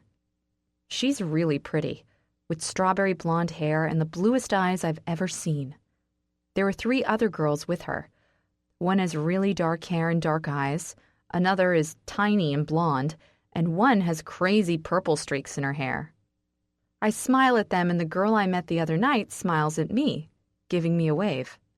Oh, hey, she calls, nearing closer. I saw you the other night. I nod, smiling. Yeah, sorry, I didn't catch your name. It's Belle. These are my friends Pippa, Santana, and Jayla. I wave at them, and they all smile. I'm Mally. What brings you girls in here? We heard the coffee was good. Belle grins. I wave to an empty booth. Take a seat. We'll see if that's a true statement. They all smile and sit down, and I pull out my notepad to take their orders. So, what were you doing at Rainer's bar? Belle asks, browsing the menu. Do you know him? I look up, unable to answer as she's caught me off guard. The blonde girl, who she introduced as Pippa, pipes up. Oh, you know Rainer? My eyes flick to hers. Kind of. Sorry, do you all know him? He's my best friend. Pippa smiles, and it feels as if someone has slapped me across the face. He got a new best friend. A new one. And he forgot about me. That hurts so much. Oh, I say, forcing a smile, but I'm sure my lip quivers. That's great. I don't know him well. Belle's eyes widen as she clicks. Oh, she says, nodding. Pippa narrows her eyes, almost as if she doesn't like the idea, but she doesn't say anything. So, you say he's your best friend? I say to her. How long have you been friends? Her face grows a little troubled, kind of the way Rainer's did the other night. A long time. Not that long. That's good, I'm glad. He's a good guy. She smiles again. She really is sweet. You can see it written all over her. It's as if she could never be nasty. She's the complete opposite to me. Yeah, she says. He really is. Hey, we're going to my husband's club tonight. You should come with? Rainer and him are fighting. Belle pipes up. Fighting? Rainer fights? Rainer fights? I ask. He does, but don't worry, it's really great to watch, Santana adds. Yeah, Pippa says. It's fun. You should come. Jayla and Belle nod. But you don't know me, I point out. Well, we can get to know you, Belle encourages. What do you say? Okay, I smile. I'm in. If these girls know Raynor, I might just have a chance of figuring out what the hell has happened to him. And I just bet Pippa has something to do with it. Don't ask me why, but there's something in her eyes that matches Raynor's, and I think she just might know his story. If I'm lucky. The music pounds out the doors to the club called House of Obsidian. It's a massive place with a lineup a mile long at the front entrance. A big black deck can be seen off to the side, and it's crowded to the point where I don't know how any more people can get on there. Belle tugs my hand and I focus back on walking through the entrance. We didn't have to line up because her husband, Max, owns the club. When we step inside, I gasp at the sheer size of the space. It's huge and modern and sleek. The colors are very sharp, blacks and whites, with splashes of silver. It looks amazing. I follow the girls up to the bar, and a pretty blonde girl serves us before others. We get a round of Cosmos, and then Belle leans over and tells me we're going to watch the fight. We push through the crowd, drinks in hand, and I fidget in my short red dress. I borrowed it from Mimi, who said I had to wear it. She would have joined us, but she had to work. I paired it with the heels I borrowed from my sister, Eva, and left my hair down in thick curls. I put a light sprinkling of makeup on, but honestly, the dress is enough of an invitation. God, it feels so short and so tight. I tug the hem as we reach a door that leads down to what I'm guessing is a basement. Come on, down here, Belle yells, and we all follow her down. It's a basement, all right, the biggest damned basement I've ever seen. It opens up to a massive room that contains one hell of a fighting ring. People are pounding their feet and roaring at the base of it, chanting and encouraging the fighters to come out. I keep hold of Belle's hand as she leads us toward a locker room. Belle pushes the door open and we enter. I hear the sounds of male laughter, and I recognize one of those voices as belonging to Raynor. I shift behind Belle a little, because this could look a great deal like I'm stalking him. I never thought of that, and now I'm nervous. I think I'll need to act surprised, or he's probably going to think I'm nutty. Hey, baby, I hear a masculine voice say. Hey, handsome, Belle says, and a big set of arms curl around her waist. You brought your friends, he says. I step back near Jayla and Santana, and the other girl I met tonight named Ash. Pippa rushes forward, and my heart twists in my chest as she throws herself into Raynor's arms. Hey, beautiful, he says, and it's so gentle, so kind. I'm not entirely sure I can handle this. I'm glad she's his friend, but God, I was never prepared for this hurt. Hey, Raynor, she says, her voice soft and cute. It's been a while. How are you? Good. You? I stay back, feeling like a fish out of water. We brought our new friend Mally along, Belle says to her husband, who I can now see fully. He's gorgeous. He's big and broad, with a face very similar to Raynor's, only his is far more rugged. He's got scarring, a slightly crooked nose, and shorter, dark hair, but his eyes are the same shade of brown that tricks you into thinking they're black. He doesn't have as many tattoos as Raynor, but he's extremely good-looking. This is my husband, Max. Belle smiles. Max, this is Mally. I step forward and stretch out a hand. Nice to meet you. He shakes my hand and flashes me a grin. You too. I avoid looking to Raynor, but I don't miss the fact that he's stopped talking. Mally, he says, and I flick my eyes to him. Oh, hey, Raynor. Yeah, that sounded real convincing. He studies me, and it's taking everything inside me not to stare at his bare, broad chest. I want to study the tattoos there. I just want to reach over and curl myself around him. Instead, I hold his gaze. Didn't know you knew the girls. I met them the other night, I say casually. They invited me. Sorry, I didn't realize it was a problem. His eyes skitter down to my short dress. It's not, he says. I shiver. Then I fidget and look towards Max. It's a really nice club you have here. He stares at Rainer, then at me, and grins. Yeah, it is. I smile and sip my drink nervously. When does the fight start? Ash asks.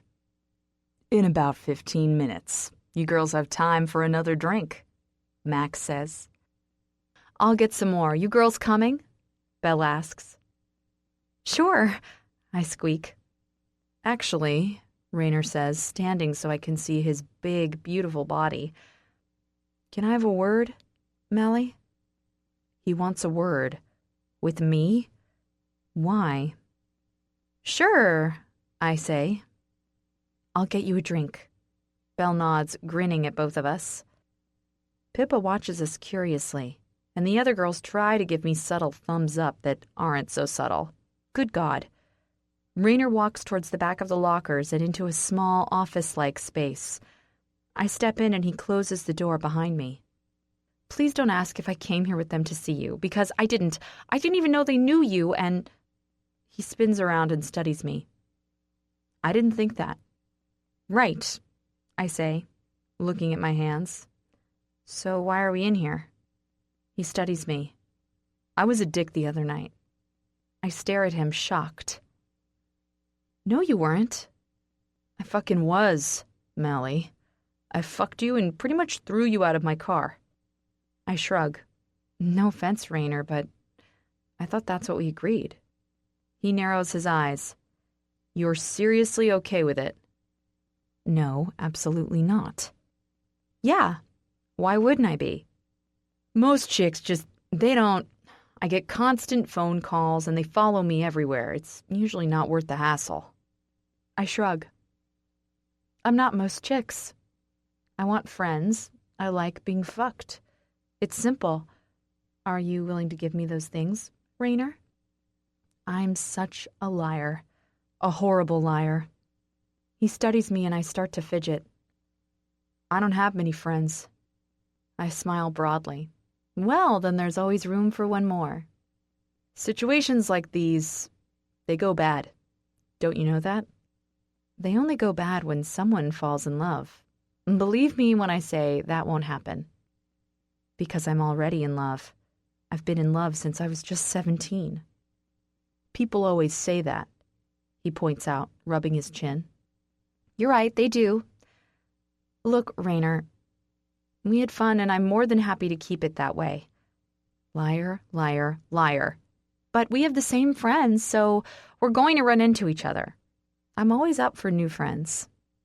His eyes meet mine. Yeah, I guess I am too. Then it's sorted. His eyes narrow and he seems to become transfixed with my face. Enough that I turn away. I'd swear I've seen your face before. I swallow and shrug stiffly. Maybe I just look like someone you know. He seems to snap out of it. Probably. I don't remember much about my childhood. He doesn't? That's odd. How come? Did you have an accident or something? He looks away. Or something. My curiosity is nagging at me, but I let it go. Rainer, time to fight. Max calls. Right, Rainer mutters. Well, I'll catch you later. I'll be the one in the red if you decide on making friends. I wink at him in turn, walking out. Good luck, Rainer.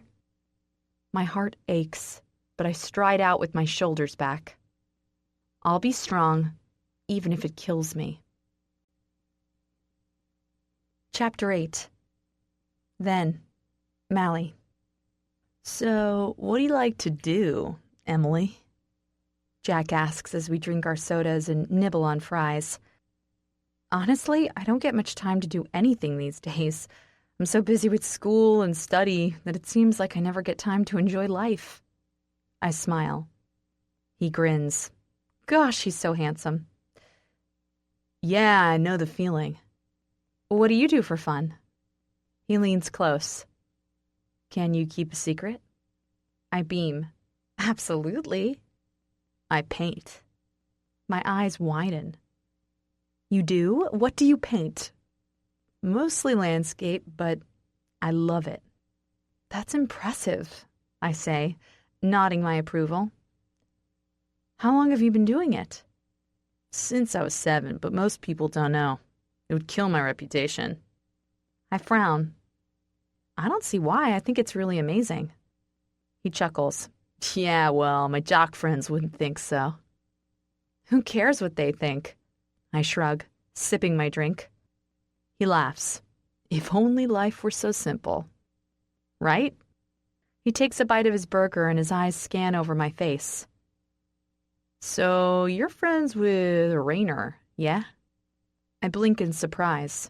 Sure, yeah. I didn't think someone like him had many friends. Someone like him? He puts a hand up. Not in a bad way, he says quickly. I just mean he seems so difficult to get along with. He can be, but we get along. I can't really explain why. Have you been friends long? So many questions. Strange. About 4 years now. Do you know him? He shrugs. I used to, not now. He's a good guy. His eyes flash, but he seems to force a smile. Sure, of course. Do you live near him or something? I see you ride to school with him. I have no idea why he wants to know so much about Rainer, but it's interesting that Rainer has a problem with him, and he seems to have a lot of questions about Rainer. Yeah, he lives 2 doors down. It's how we became friends. He nods. Awesome. He pauses as we finish our food. Do you want to go? Sure. I smile, standing. We take a long walk on the beach before he drives me home. My house is lit up like the 4th of July. That's one of my mom's quirks. She likes to have everything bright and out there, so everyone who drives by can see how rich she is. Honestly, it's horrible, and sleeping at night can prove to be difficult. Your house is really cool, Jack says, staring at it. Oh, thanks. I glance down to Rainer's small 2-story house, which I can see clearly from mine. I notice him standing out the front with a group of people. It seems he is having a party. He does that a lot when his dad is out. I have no idea where he is this time, but he's obviously not at home. Jack follows my eyes, and his seem to darken when he sees Rainer, who has Missy tucked into his side. My chest does that strange thing again. He's having a party, Jack grunts. I shrug, but my chest burns with hurt. Rainer didn't tell me he was having a party. I don't know why that bothers me, but it does. Still, I keep it casual, like it doesn't bother me. Because it shouldn't, right? He does that a lot. I mumble. Do you want to come in? Sure. We get out of the car, and I don't miss Rainer's eyes following us as we walk up the path. I give him a lame wave that he doesn't return. He's glaring at me. It's probably the dress I borrowed off Eva. Well, the dress I borrowed for the night. When we reach my front door, I use my key to unlock it. The television is blaring from the living area, but otherwise I don't see anyone around. Mom doesn't care who we bring home, so long as her house looks pristine. Dad is always working, and honestly, I sometimes forget what he looks like. My sister goes in and out whenever she wants, usually coming home later than me, but I have no idea if she's here right now or not. Your house is awesome, Jack says, staring around. Holy shit, it's huge.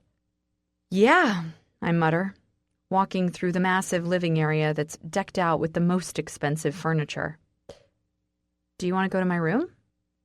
His eyes grow a little lusty and he nods. He takes my hand and my skin prickles as I walk up the winding staircase to my room. Just as we reach the door, Eva pops her head out to yell at me about something because that's all she knows how to do. But she stops when she sees Jack. His eyes widen, as they always do when men see my sister. She's gorgeous. Long blonde hair, legs to the sky, big breasts, full lips, and sultry blue eyes. I've not met a man who doesn't think she's the best thing since sliced bread. Except Raynor. He can't stand her, and she feels the same way about him. The two fight like cat and dog, constantly.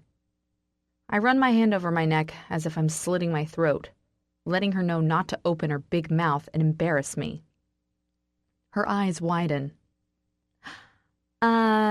She says, I was just checking if you were home. Carry on. That's probably the least bitchy thing she's ever said to me. I tug Jack's hand and he looks back to me, and we both disappear into my room. I turn on the light and then lock the door. Jack stares around and I know he's impressed. My room is huge. I have my own king bed, bathroom and toilet, plus a lounge because there's room for it, not to mention my massive television that I never watch. Holy shit, is this all yours? He asks. Yeah. I sit on the edge of my bed and watch as he studies my room. When he's done, he turns and smiles at me. Walking over, he flops down beside me and we sit in silence for a while. So, thanks for tonight, I say. He turns to me. Emily, is it too forward for me to ask if I can kiss you? My eyes widen, because that's the most straightforward thing anyone has ever said to me. I expected lame conversation, awkward silences, and him rushing out the door. That seemed more likely to happen. But no, he wants to kiss me. Jack wants to kiss me. I don't even know how to react to that. I mean, of course I want him to kiss me. No, not at all. I swallow. You can. I mean, sure. Yes, sure. Oh, God, now I'm repeating myself. He smiles and reaches over, cupping my cheek in his hand. I shiver because it feels amazing. He leans forward, and the moment seems to hang on forever. My breath hitches, and his warm breath tickles against my skin. God, it feels so nice to be this close to someone. Just before his lips brush mine, there's a loud bang on my window. Jack and I leap backwards, and I spin around to see Raynor sliding my window up. Oh, no. No. No. Raynor, I hiss when he climbs in, stands tall and crosses his arms. What the hell? Jack shifts uncomfortably beside me. Just seeing what you're up to, he says, glaring at Jack. He's wearing boots that are undone, laces strewn over my floor. His jeans have rips in them, and his shirt is tight and black. But God, does he look rugged and masculine and hot. I don't think I've ever seen Raynor look so hot. My heart stammers in my chest. That's none of your business, I bite out. Can you leave? No. Your dad asked me to watch out for you, and I don't think he'd like you alone in here with him. He jerks a thumb at Jack. He's a giant liar. My dad doesn't even like Raynor, and he knows it. Also, my dad doesn't give a shit what I do because he's an emotionless dick. I think I should go, Jack says, standing. I think you should too, Raynor grunts. Raynor, I snap. Can you please leave? No. He keeps his arms crossed. I grind my jaw, wanting to throttle him. Jack turns to me and smiles. Let him act like a dick. We had a good time, and he hates that he can't control that. I'll call you, okay? What did you fucking say? Raynor barks. I leap up and place a hand in the middle of his chest. Enough, I growl. Jack glares at him, then leans down and kisses my cheek. Good night, beautiful. I inwardly sigh. Night, Jack. He walks to my door and swings it open, letting himself out. As soon as the door has closed, I spin on Raynor. What the hell were you thinking? Me? He yells. What were you thinking? First date and you're in here letting him grope you? He wasn't groping me, you tool. We were going to kiss, but we never even got that far because you jumped in here and acted like a twat. He shouldn't have been in here, Emmy. You know what? I screech. I've had enough of this. I'm fucking done with this, Rainer. Done with it. You don't get to decide who I do things with, and I'm sick to death of you being an asshole. Get out! Jesus, Get out! I scream. I'm so tired of you. Get the fuck out! His eyes widen because I've never screamed at him before. Jesus, Emmy, I didn't realize it meant that much to you. Of course you wouldn't, I yell, and my voice hitches at the end. You've been kissed, you've been with people, you've made love. I've done none of it because no one wants to do it with me. No one wants. My voice wavers and he steps closer. No one likes me. I'm not pretty enough, not good enough, not popular enough. He was willing to kiss me. He was willing to give me that when no one else will, and you took it away. That's not fair. That might be my only chance, and you took it away. He takes another step forward and leans down, so his eyes are level with mine. You're wrong about the lot of it. You're more than good enough to have all of those things and more. Jesus, Emmy, you're better than anyone I know. And if you think he's the only one who will ever want to give you that, you're wrong. But I get it. You wanted it and I ruined it.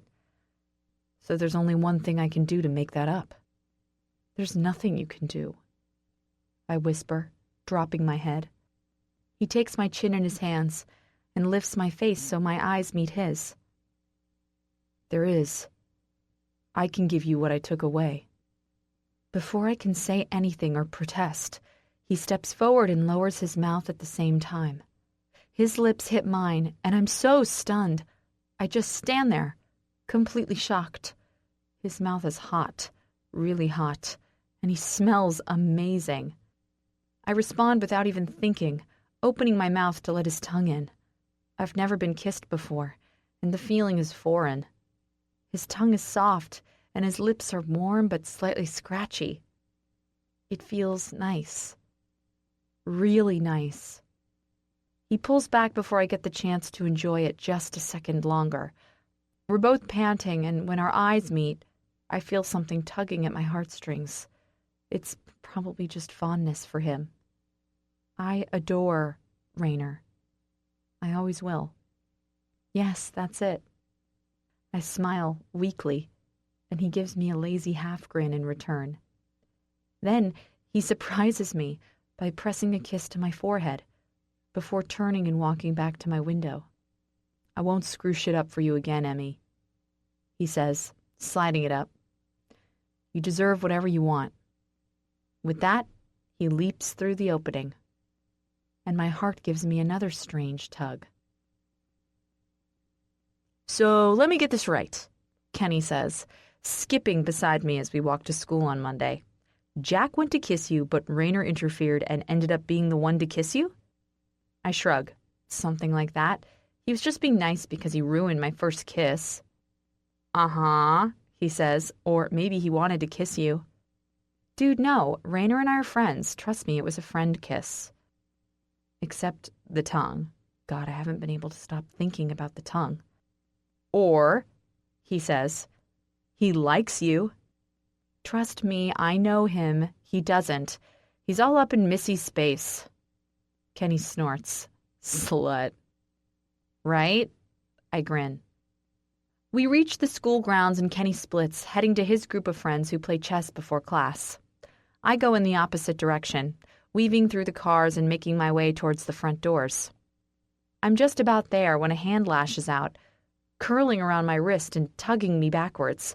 I yelp and spin around, jerking my hand back, to see Missy and a group of her friends standing by a bright yellow car. Can I help you? I mutter, glaring at her. Yes, you can, she says, throwing her hands on her hips.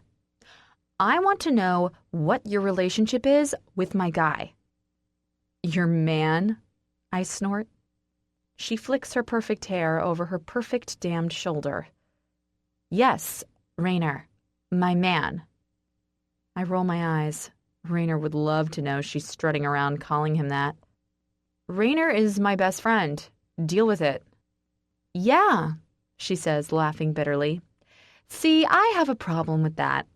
I don't like my man having female friends, especially when he leaves me to climb through her window. He often climbs through my window, I say in a taunting tone. In fact, he spends a lot of time sleeping in my bed with me. Her face goes bright red and she nods to a big, butch friend. That friend steps forward, and before I realize what's happening, she slams me towards the nearest car so hard my head jerks back and bangs into it. Missy gets up in my face while her butch friend holds me. Listen up, you geeky, ugly little nerd. Rainer is mine. I don't like your part in his life, and I'm not going to ask you twice to change it. This will be your only chance. Stay away from him, cut your friendship with him, or you'll have me to answer to. You? I wheeze. You mean your big butch friend here? Because last time I checked, you had no balls and had to hire a gorilla from the local zoo to do your dirty work. Okay, so I probably asked for the punch that butch bitch lands to my gut after my crude comments. A pained grunt leaves my mouth and pain shoots through my stomach and ribs. It's sharp and intense. That can't be good. What did you say about me? Butch growls. Only the truth, I gasp between pants. She hits me again, this time harder. My legs go out from beneath me and I crumple to my feet as she lets me go. Pain unlike anything I've ever felt rips through my belly and tears burst to my eyes. Missy leans down and yells, "Stay away from him or it'll be worse." Then she rallies up her friends and disappears into the school. Great. Just great. I can't stand because it hurts way too much. The bell has already gone and everyone has cleared out, so it's just me, pressed against a stranger's car, gasping for air. My stomach hurts and I think there's a bruise or two forming. Maybe one of my ribs is broken. That girl can punch. I need to get up, go home, and rest this one out. It'll teach me for opening my big mouth. The sound of a rumbling truck catches my attention, and I jerk my head up to see Rainer pulling into the parking lot. Late, as always. Of course he would choose today, a day when I really don't need him to see me. I try to shift, but the pain really is too much. Maybe I'll just act casual, as if I'm sitting here being a rebel and skipping class. I watch as he jumps out of his car, a few of his friends getting out behind him. They're laughing and smoking, completely oblivious to me. Hopefully, it stays that way. They start to walk off when one of his friends, Jimmy, I think his name is, says, "Isn't that your friend, Rainer?" Rainer turns and fixes his eyes on me, and I watch as they narrow. Great. Really great. He waves his friends on and then tosses his pack on the back of his truck before jogging over to my side. When he stops in front of me, his brown eyes scan over me before he asks, "What are you doing here, Emmy? Class has started." I say, and my voice comes out pained. "I'm just chilling." I'm a bad liar. He narrows his eyes. "Chilling? I don't think so. I know you better than that. What are you really doing?" Shit. I just fell. Hurt my ankle." "Shit," he says, kneeling. "You should have called me." He lifts my ankle and inspects it, frowning because there's not any swelling. He puts it back down and lifts the other, causing my body to jerk a little. A pained groan leaves my throat, and I press my hand to my stomach without even thinking. He drops my ankle and reaches over, grabbing my shirt. I try to slap his hand away, but he's too quick. He lifts it, and his eyes flare with rage as he sees the dark bruises starting to form. "What the fuck happened to you?" I wave a hand. "I fell." "Bullshit, do you think I'm stupid? My dad has knocked me around enough for me to know when something is there from a fist and not a simple trip. Who did this?" "Rainer, come on, it's fine." His eyes flash with rage, and he barks, "Who did this, Emily?" "I don't know." "You're lying." "Rainer, please," I say, and much to my horror, a tear slides down my cheek. "Fuck," he says, leaning over and scooping me into his arms. "Sorry." "Why are you carrying me?" I manage through choked tears. Because you're hurt. I'm taking you to the hospital. I don't need the hospital, I protest. I just need sleep. He frowns. You could have internal damage. I'm fine. Please, Rainer, just take me home. He stares down at my face and his jaw ticks. You're not going to tell me who did this, are you? I shake my head, looking away. I don't like it, Emmy. Don't fucking like it at all. I know, I say softly. He places me in his truck gently, and I wince in pain as I'm forced to move. Neither of us say anything more, but I know how much this is bothering him. I just can't tell him who did it. Chapter 9. Now. Mally. I can't take my eyes off him, no matter how hard I try, and believe me, I'm trying. There's an air about him that just can't be unseen. He moves across the ring with grace, his big body flexing and pulling. Max moves with a more determined, fierce aggression, but Rainer, it's as if he was born for it. The two of them dance around each other like lions, sizing each other up.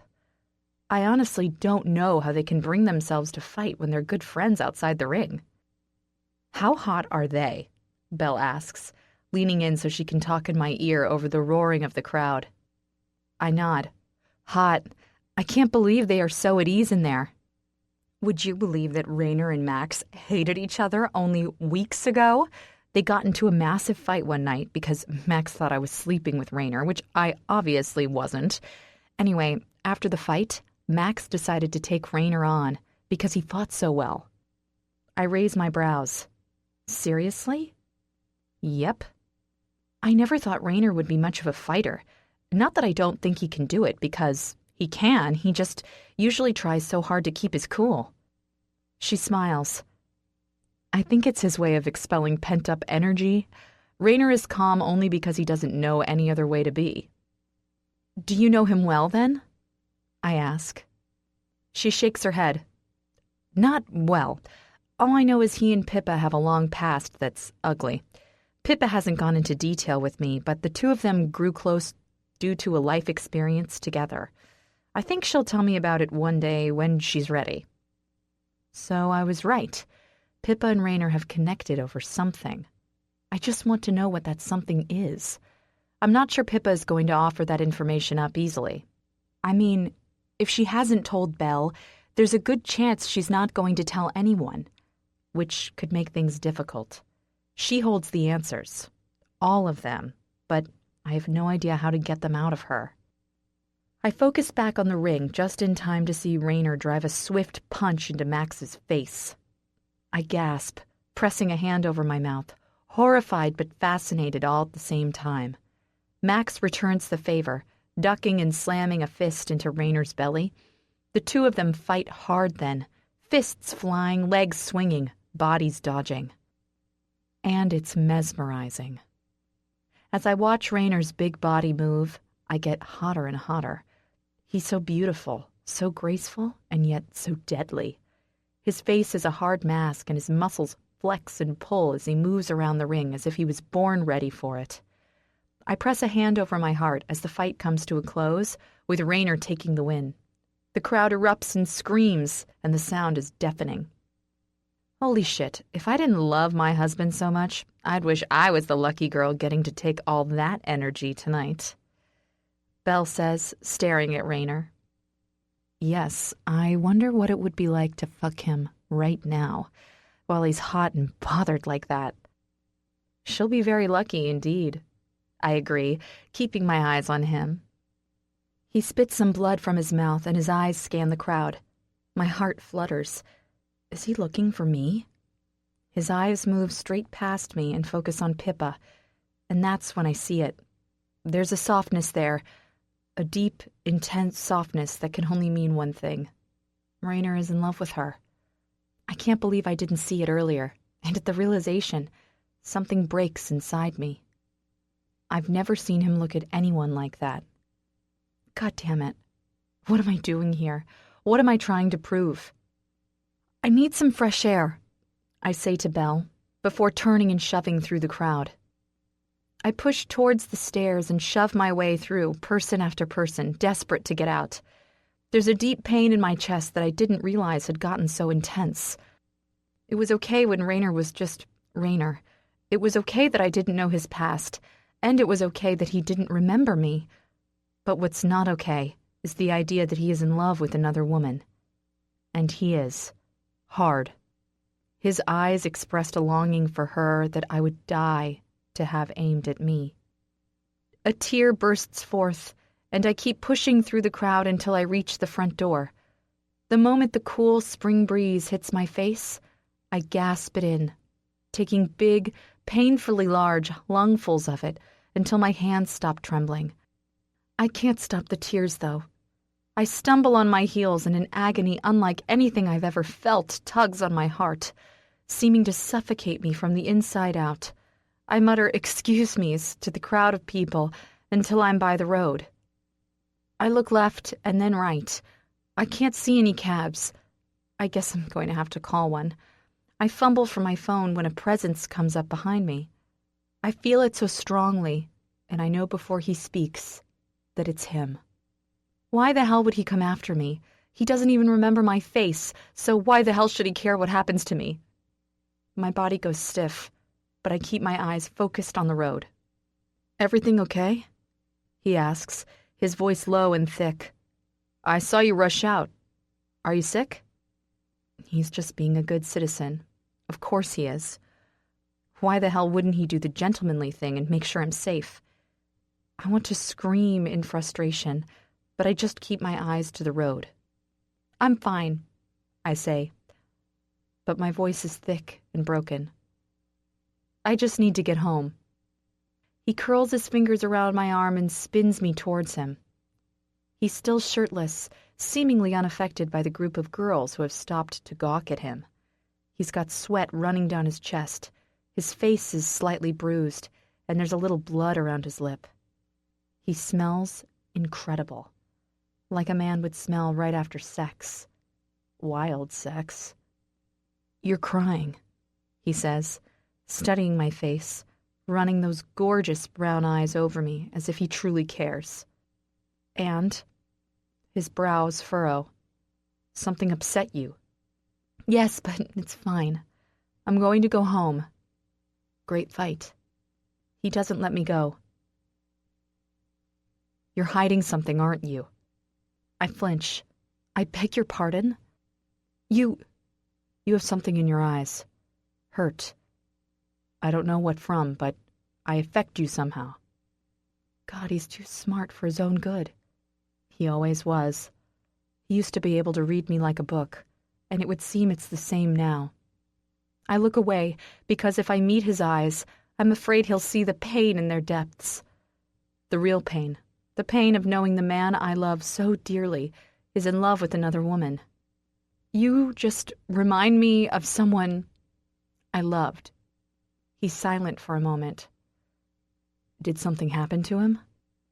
"Something like that," I whisper. I'm sorry I bring back painful memories. My eyes flash up to his. "No, it's not like that at all. Believe it or not, I've enjoyed spending time with you." His eyes study my face, and his mouth softens slightly, lips parting just a touch. "Yeah," he finally says. "I think you're pretty good, too." "Anyway," I say, forcing a smile, "I should get home." "You got a ride?" I shake my head. "I'll call a cab." "No," he says. "I'll take you." "No, Raynor, it's fine. You don't have to do that." He puts a hand up. "Least I can do." "I don't want to push this." I protest as he pulls a cell phone from his pocket. I have no idea how that got there. It certainly couldn't have been there when he was fighting. He must have grabbed it on his way out after me. "You and we agreed we would just act casual about all of this, and I don't want you to feel like I'm pushing for more or any of this is an act." "Do you always talk so much, Mally?" he says, his eyes twinkling with amusement. I haven't seen that twinkle since we were younger. My heart swells a little. "No," I say sheepishly. He presses his phone to his ear, and a second later he says, Pip, hey, any chance you could do me a big favor? My heart squeezes. Damn it. Yeah, I need to take Mally home, but my keys are in my locker. Are you still down there? He smiles, his eyes so bright, so into every single word she's saying. Thanks, beautiful. Beautiful. Oh, God, that hurts. Out front. He hangs up and turns back to me, and I force another smile as we wait. Less than 5 minutes later, Pippa appears, looking like a fallen angel. She smiles at us and walks over, handing Rainer his keys. Thanks, gorgeous, he says, wrapping his arms around her and kissing her forehead. No problem, she smiles. Is everything okay, Mally? I think I just drank those Cosmos a little fast. I have a bellyache. I lie. Her face flashes with genuine concern. God damn it. I'm so jealous of her. But I can see why he adores her. She's got a beautiful personality. Oh no, she says. I hope you're going to be okay. I nod. I'll be fine. Thanks for tonight, Pippa. I had a great time. She steps out of Rainer's arms with a smile up at him and walks over, hugging me too. She's so tiny, even next to someone petite like me. I hug her back and then watch as she flashes Rainer a warm, affectionate look before disappearing into the club. Ready? He asks. As I'll ever be. You're in love with Pippa? I say this as we travel down the long, dark road back towards the main center of the city. Rainer's fingers tighten on the steering wheel. What makes you think that? I laugh softly. I've seen people in love, Rainer. I saw the way you looked at her. Doesn't matter how I looked at her. She's in love with another man. That wasn't the question I asked. I say carefully.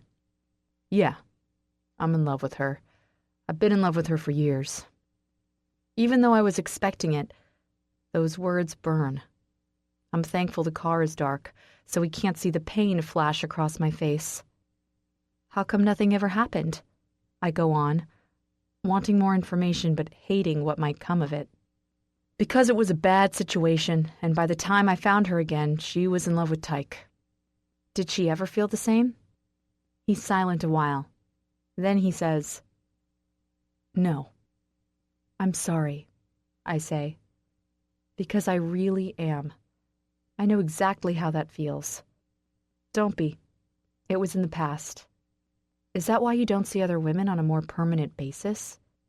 He grunts. I thought we were just friends, Mally. My back goes up. We are. I'm not asking because I'm interested. I was just curious. He goes silent again. Sorry, that was rude. I fall silent now, too, and we ride like that until we pull up at my apartment.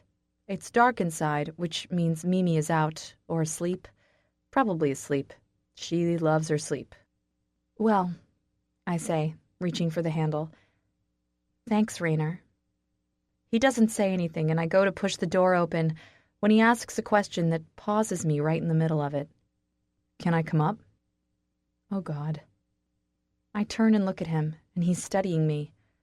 I want to ask 1,000 questions, like why the hell he wants to come up, and when he does, what is it he wants to do? But I ask none of them, not because I don't desperately want the answers, but because as far as I know, Rainer doesn't sleep with the same woman twice, which means I'm slightly different. I can take that. Yeah, I say softly. Then I climb out of the car. He follows me. Chapter 10. Then, Mally. Please, Eva, just be nice, I moan to my sister, who is standing behind me, both of us meeting each other's eyes in the mirror. Don't you trust me, Emily? She grins, her eyes flickering with amusement. I do, but I want to look nice on this date, not like a clown. She wiggles her eyebrows. I wouldn't do that. Please, can you just be a sister for once? Her eyes flash a little and she nods. I won't make you look horrible, Mally. I promise. I nod and we both stare back towards the mirror. She takes my hair in her hands and runs her fingers over the light blonde locks. I don't know if there are a great deal of ways I can put this up, but I can give it style. My hair is short, sitting around the tops of my shoulders. I have it that way because it's easier, and I don't like to have it long. I am way too lazy for that upkeep. Okay, I say warily. Trust me, it'll look great. I hope so, because I'm not doing a good job at this as it is. She pulls out a straightening iron and plugs it in, switching it on. She puts a heap of product in my hair and starts talking as she works. This Jack, is he the one you had here the other week? I nod. The one Rainer sent packing? You heard that, huh? I sigh. She nods. It was hard to miss it. Yeah, I guess it was. She runs the iron over my hair and the warmth makes me tingle. Why does he do that? She asks. Rainer? Yeah. I shrug. I have no idea. He said he's looking out for me. Sometimes you need to trust guys, Mally. He might know what he's talking about. Yeah, maybe, but I'm not going to just jump Jack's bones. I'm not stupid. She says nothing, but I see her nod. She focuses back on my hair, and our mother pops her head through the door, staring at both of us with a shocked expression on her face. Eva and I don't often get along, being that we're two completely different people. The only reason Eva agreed to do this was because she loves fashion, and what better than a makeover? I think this is the longest amount of time we've spent together since we were kids. What are you girls up to? Mom asks, looking amazing in her peach-colored blouse over a cream-ruffled top. Emily is going on a date, Eva points out. Mom's eyes get big. You are?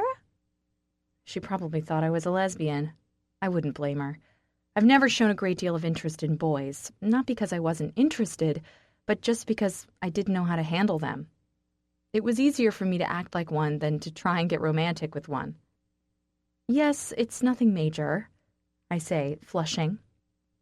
Well, you'll need something to wear, she says, her eyes lighting up. Shit, here we go. No, Mom, I groan. I'll just wear jeans. You can't wear jeans, she gasps. Why not?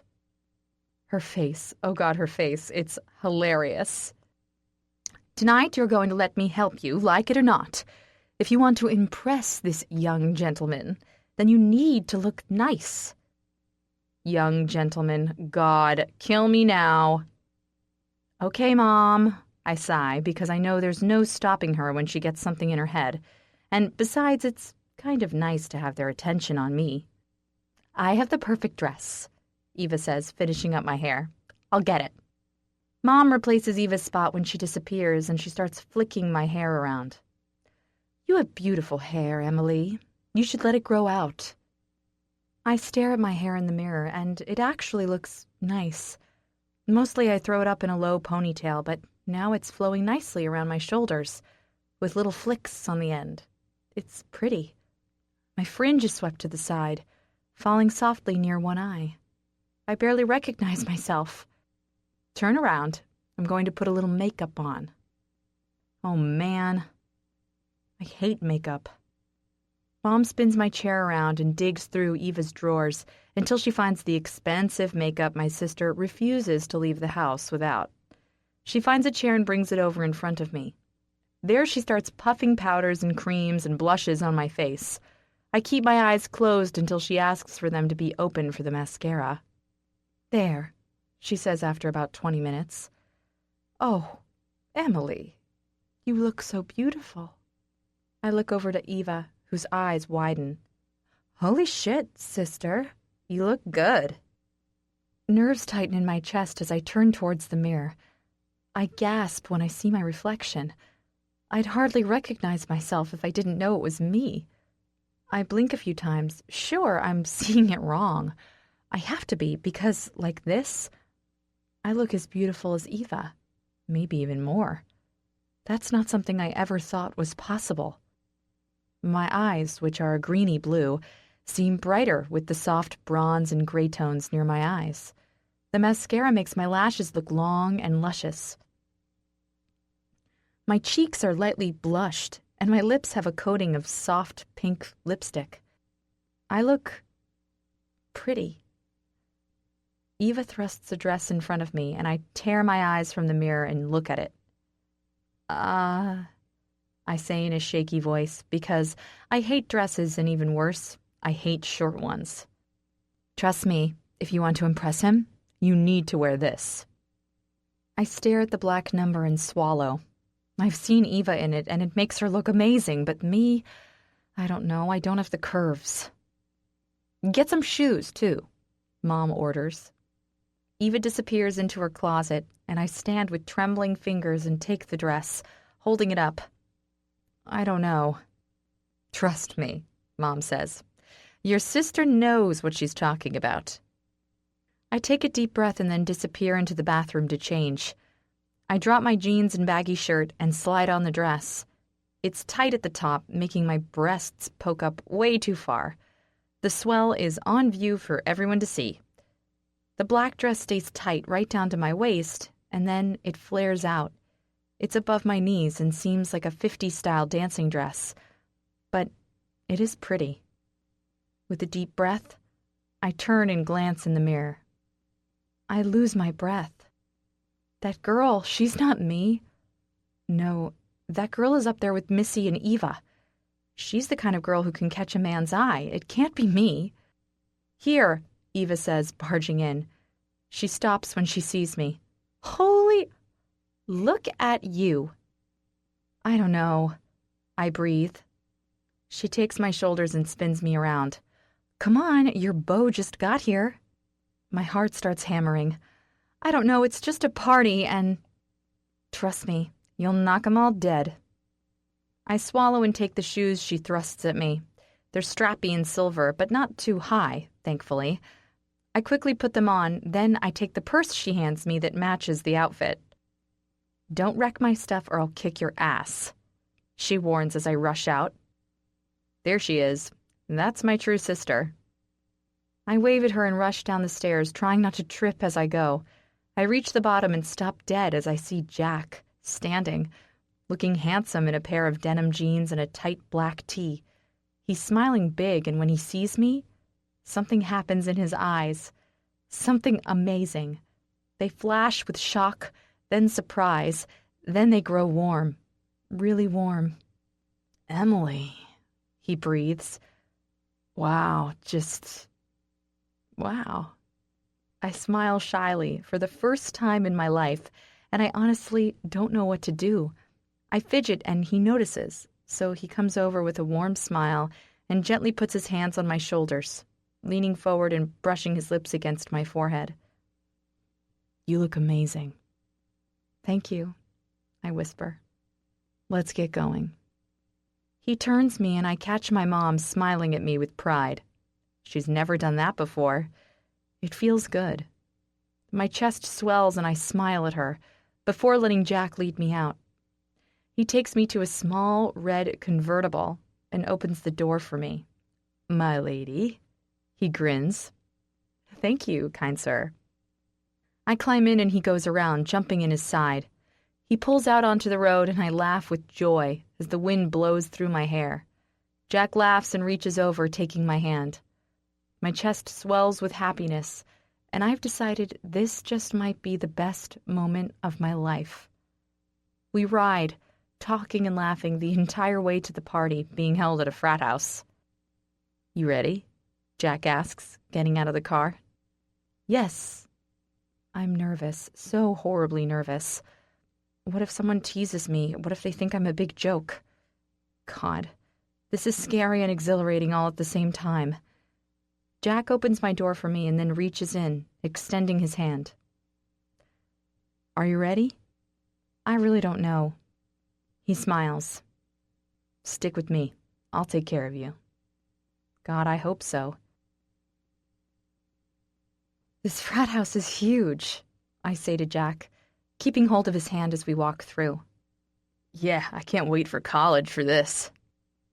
Me too. I smile, sipping the beer from the plastic red cup he got me. "Hey," he says, turning and placing his hands on my hips. "Thanks for coming tonight." "Thanks for inviting me," I say, staring into his eyes. "I like you, Emily," he says, his voice husky. "I like you too. I know we've only been on a few dates, but there's something about you. I was wondering if, I don't know, you might consider being my girlfriend?" Oh my God. Jack wants me to be his girlfriend. "I might consider it," I grin. "You know," he says, stepping closer, "I never got that kiss the other night." "So you didn't." I breathe. My heart stammers, mostly because he's going to kiss me, but also because Raynor took the kiss Jack never got to give me. Still, I want to kiss Jack. A lot. His fingers go from my hips to slide up my sides, and I shiver. I'm not used to this kind of attention, and it freaks me out in a thrilling way. "Can I give it to you now?" he whispers, reaching up and stroking his finger down my cheek. Sure." He steps closer until his body is flush against mine, and his fingers are splayed out over my hips. I tremble in his arms, and I raise my hands to tangle in his shirt. As he tilts his head, I let my eyes flutter closed. At the first touch of his lips, I'm disappointed. The build-up to this moment has been intense, but there's something missing in his kiss. My heart isn't racing. He doesn't have that intense smell that heightens all my senses like, oh God, like Raynor. Jack's tongue slides out and tangles with mine, and I kiss him back. But I know it's not the same. If Raynor had never kissed me, this would probably be an incredible moment. But instead, I had expectations, and they're not being met. It's not that Jack can't kiss. He can. His lips are soft. His tongue is gentle. He's doing everything right. But the most important thing is missing. The spark. Maybe I just need to give it time. I like Jack. Really, I do. He wants me to be his girlfriend, and I want that. The kissing will get more intense the more time I spend with him, I'm sure of it. "Hey, fucker." Jack is torn out of my arms before I know what's happening, and I turn quickly to see Raynor driving a fist into his mouth. "Whoa, hang on. What the fuck are you doing here? Kissing some chick when you're supposed to be dating Emily?" Oh my lord. He doesn't know Jack was kissing me. "Raynor," I say, my voice shaky. He stops mid-punch and his body freezes. He drops Jack, who is now bleeding from the lip and panting with rage, and turns to me. His entire body freezes as his gaze moves over me.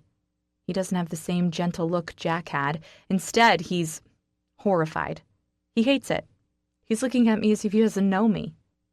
"Emily?" I swallow. "What the fuck did you do to your face?" My eyes flash with pain. I know they do, but he doesn't see it. He's too angry.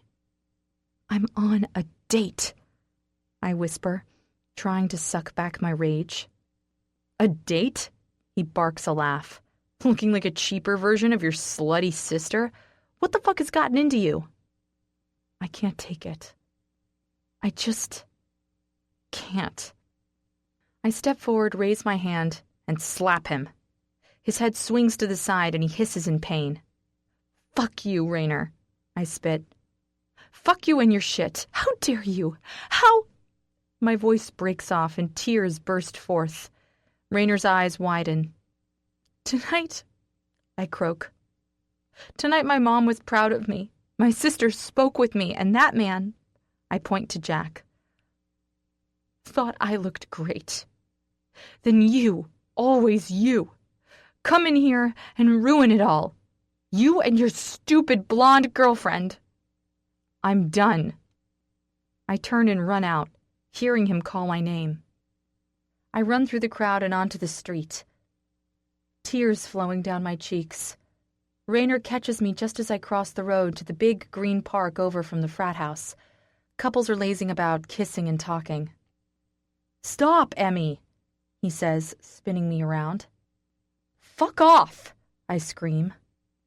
People stop what they're doing and turn to watch us. Hey, let her the fuck go, Jack bellows, running after us. Raynor turns to him. Unless you want a broken nose, you will back the fuck off. Let her go, you psycho fucking dick. Back off, Raynor roars, pulling me closer to him. Jack looks to me. Emily, you don't need to let him handle you like this. What we're doing is none of your business. Now fuck off. Jack shakes his head and then looks to me. I'm stunned, gone far and beyond having anything to say.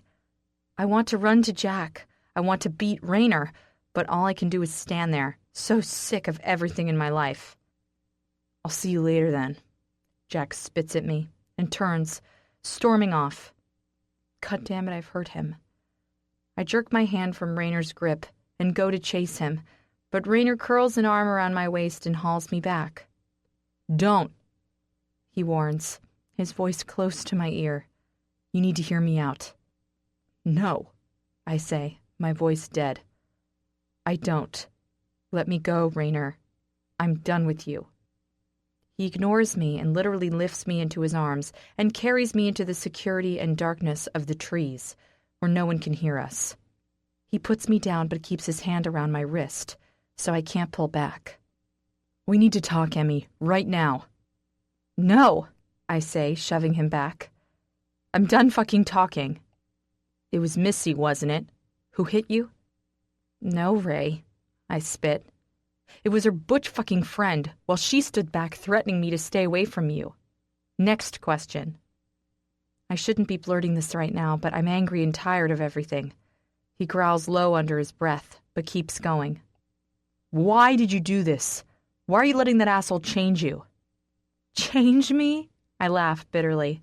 Oh, you mean the fact that I took care in my appearance tonight? It's not you. No, I snort. Of course it isn't, Raynor. You want me to stay a boyish-looking woman who fucks nerds because that's the best you think I can do? Come off it, he growls. I don't think that at all. They made me feel beautiful tonight, I say, and my voice wavers. They made me feel like I've never felt in my entire life. And you came in and just what? Made me feel ugly. He sucks in a hiss of breath. You know I don't think that.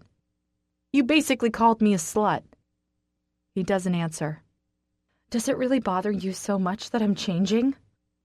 He still doesn't answer. Is it a control issue, Raynor? Do you like having a person you can boss around? Fuck, Emily, you know that's not the case. Then what the fuck is the problem? You're acting like a psycho father. He goes silent. Jesus, Raynor, if you're going to pull me back, make me feel ugly, then at least fucking tell me what the hell is the problem. I'm losing you, he roars, shocking me. What? I'm losing you. He's changing you. God damn it, Emily. You're the only fucking thing good in my life. This? He waves to my outfit. It's hot, but it's not you. You're the girl that doesn't care what anyone thinks. You're my partner in crime. You're the only one who understands me. You're my best fucking friend, and I'm losing you. I'm not... What? I say in a small voice. I'm not ready for that. Raynor, the moment you find a man and fall in love, I'm going to lose you. And Emily, I fucking need you. I don't know what the fuck I'm supposed to do without you in my life. You're... Fuck this. He lets me go and starts to storm off. I'm so damned shocked at his outburst that I can't speak. I just stand there. He reaches the tree line, curses, and then spins around and stalks back towards me. When he reaches me, he curls his hand around the back of my neck and brings his lips to my forehead. I close my eyes. You're fucking beautiful. Right here, right now. You're breathtaking. I should have told you that. With that, he turns and walks off, leaving me more confused than ever. Chapter 11. Now, Mally. I stare at Rainer, watching as he studies my room, his dark eyes sweeping over it slowly. I sit on the edge of my bed, glad that I don't have any pictures of us out. After he didn't recognize me, I put them in a box and hid them, determined not to look at them again until I sorted my own head out. Right now, I'm thankful. That would have been an awkward conversation to have. When Rainer's eyes finally find mine again, I can't help but lick my lips. He makes my heart ache, in both good and bad ways. Rainer is everything I could have ever wanted and more. If only I'd realized it sooner. If only I'd fought just a little harder. I took my broken heart and I never searched for the friend I once loved so dearly. I should have. For him, I should have looked past my hurt and looked. Why am I lucky enough to get round two? I ask, walking over and sitting beside him on the bed. Because I like you. You like me? I ask, smiling slyly. He grins and his eyes drop to my lips. Yeah, I do. Should I be flattered? You're not going to kidnap me and take me to your cave to make me your love slave? He chuckles. Nah, I'll just take what I need right here, right now. I swallow. He reaches up, taking a strand of hair and wrapping it around his finger. He smells amazing, like a fight, and sex, and Rainer. He's perfection. I hate that, but I can't get enough of it either. I need every single thing he's willing to give, even if he has no idea who I am. Having him right here, right now, it's enough. Having Rainer near will always be enough. He leans forward and his mouth finds my neck. I want more than anything to turn my face and crush my lips into his. But I can't do that, because he has a no-kissing rule that I really, really hate. I remember what it felt like to kiss Rainer, and he was only young back then. I imagine the man he is now could kiss. Hard.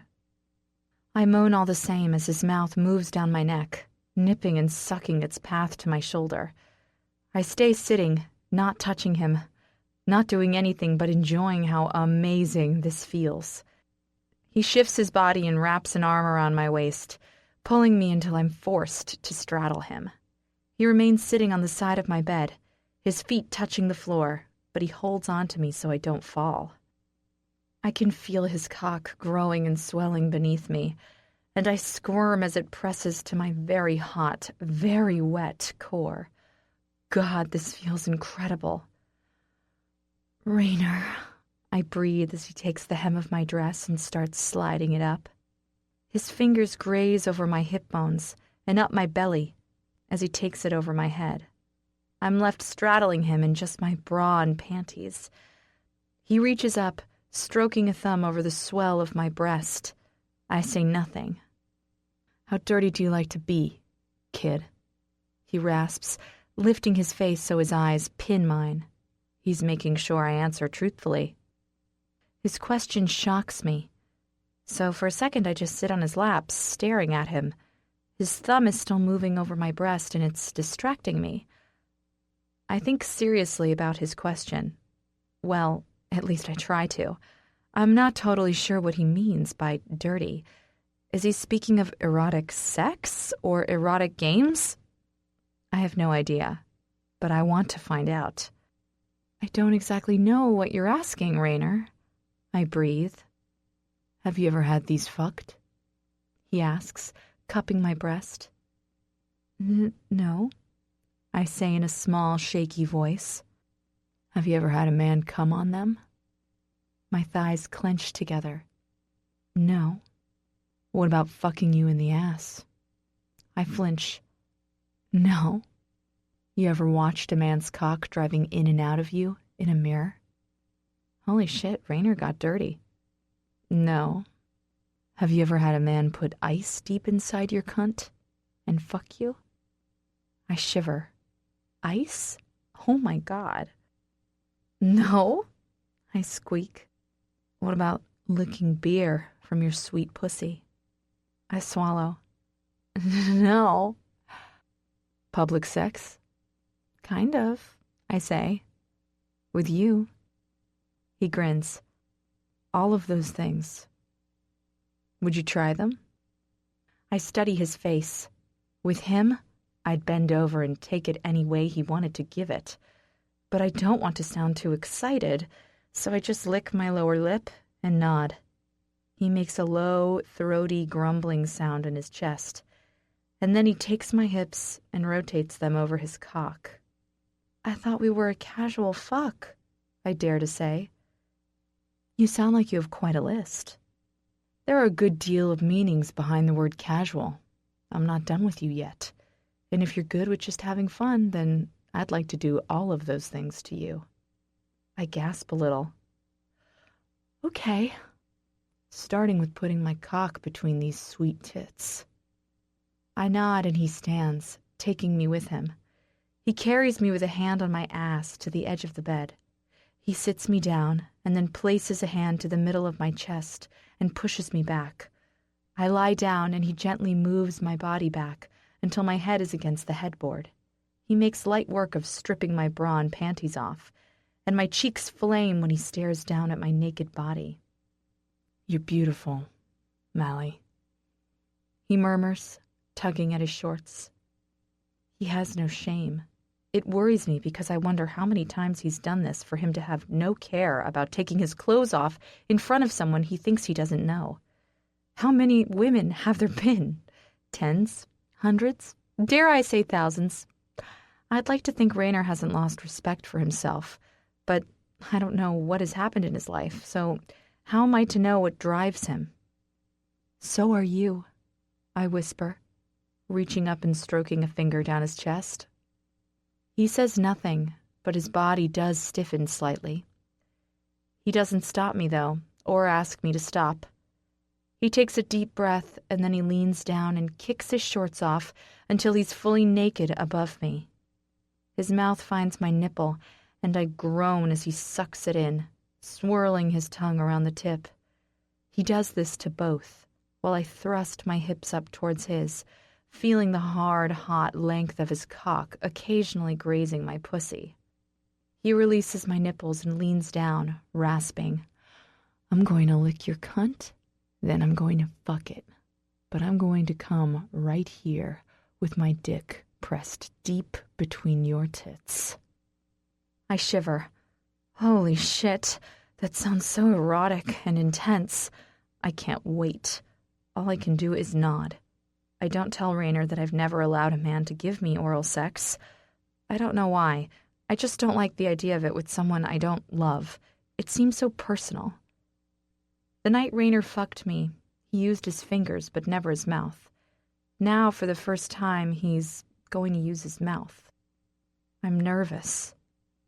He kisses his way down my body, his scratchy stubble grazing over my smooth skin. When he reaches my pubic bone, he puts some pressure on it with his face, and a bolt of pleasure shoots right to my center. He slides off the end of the bed and takes my legs, pulling me forward. Then he lifts them and spreads them wide. A low hiss leaves his mouth, and I put an arm over my eyes, nervous and excited all at once. Raynor drops his head down to my now exposed pussy and inhales deeply. Oh my God. He is so out there, like absolutely nothing bothers him. My skin prickles with embarrassment, and I pray that wasn't awful for him. By the rumbling sound he makes low in his chest, it wasn't. He moves his hand up and slides his finger through my flesh, making me moan with delight. I love his fingers on me. You've got a sweet pussy, Mally, he murmurs, nuzzling his face against me. Thanks, I breathe. I'm going to lick you, babe. Hold on. Babe. Babe. Oh, man. My thoughts are cut short when his tongue slides out and drags slowly from my entrance to my clit. I gasp and my fingers tangle in the sheets beside me. This is the most amazing, strange, incredible thing I've ever felt. Pleasure explodes through my core, and I start to ache for more. Just a little more of what he's offering. He obliges, and his tongue swirls quick figure-of-8 patterns around my clit. I don't know how he gets it to move that fast, but it feels incredible. "Rainer!" I gasp. "Oh my God!" His tongue moves fast, flicking and probing, making my clit harden and burst to life. I'm crying out his name, and I don't care. All I want to do is freeze myself in this moment. I never want it to end. I want Rainer's tongue in me for the rest of my life, every single day. My thighs quiver around his head, and I push my hips up, wanting him deeper. He lowers his head down, and then suddenly he's fucking me with his tongue. Oh my Lord! I scream in delight as his tongue fucks wildly, driving in and out of my body. I arch up, thrusting and jerking, needing more, needing less, I don't know. He keeps his tongue in my body while his finger starts rotating over my clit, and I come. God, do I come. "Rainer!" I gasp, mouth open, eyes rolling back. An orgasm unlike anything I've ever felt in my life explodes through my body, bringing shudder after shudder to the surface. My legs tremble, my hips arch, and my pussy spasms as Rainer drags every last shudder from me. I don't even notice him lean over and fetch a condom. From where, I don't know. I just feel his strong, hard body move over mine, and then he's inside me. He doesn't wait. He doesn't warn me. He just plunges his cock into my ready, waiting pussy. I moan and he grunts as he fills me, stretching me wide, driving home. I curl my legs around his hips and urge him on with my foot, pressing it into his ass, encouraging him to fuck me harder. "Slow down there, babe," he grunts against my neck. "Fuck me harder then," I say, throwing sass. "Greedy," he groans. "I like it." I push my heel into his ass, and he chuckles, but he fucks me harder. His hips slam against mine, and his cock fills me so perfectly I can feel another orgasm rising to the surface already. I reach up, curling my fingers around his shoulders, digging my fingernails into his flesh. He hisses and grabs my breast, squeezing it roughly. I love it. "Come on, Mally," he grunts against my neck. "Come." I close my eyes and arch up, pressing my breasts into his chest. He tilts his hips, and then I'm coming, quickly, furiously, and unlike any other time I've had in my life. I scream his name for the entire world to hear, and I don't give a damn. He makes my body ignite, lighting a fire inside me that no water could extinguish. Rainer Torrence has my heart, and now he has my body. The moment I finished shuddering, he slides his cock from inside me, frantically tearing the condom off. His cock is swollen in an angry red, but I can't take my eyes off it as he climbs up my body, straddling my waist. He takes my breasts in his hands, and I know that they're probably not big enough for what he has planned, but I'm willing to let him try. "Will this hurt?" I ask in a trembling voice as he presses my breasts together. "It shouldn't," he grinds out, as if it's killing him to hold off. "But if it does, tell me." "Okay." He squeezes my breasts until they're bulging together. Then he slides his cock between them. It's hot and hard and throbbing, and I can't stop the whimper that leaves my throat. He moves his hips, causing a little bit of friction, and his eyes seem to glaze over with lust. His hard body moves over mine like a powerful machine, his hips thrusting a little faster to create enough pressure. I can see his head poking out between my breasts, and I want to lean forward and suck it, but I'm not sure I can get to it. I dip my chin down and slide out my tongue, touching it when he thrusts it in. "That's a girl," he grunts, getting faster. Obviously, he's pleased, so I do it again, the next time his cock surges through. God, he tastes so good. "I'm close," he pants.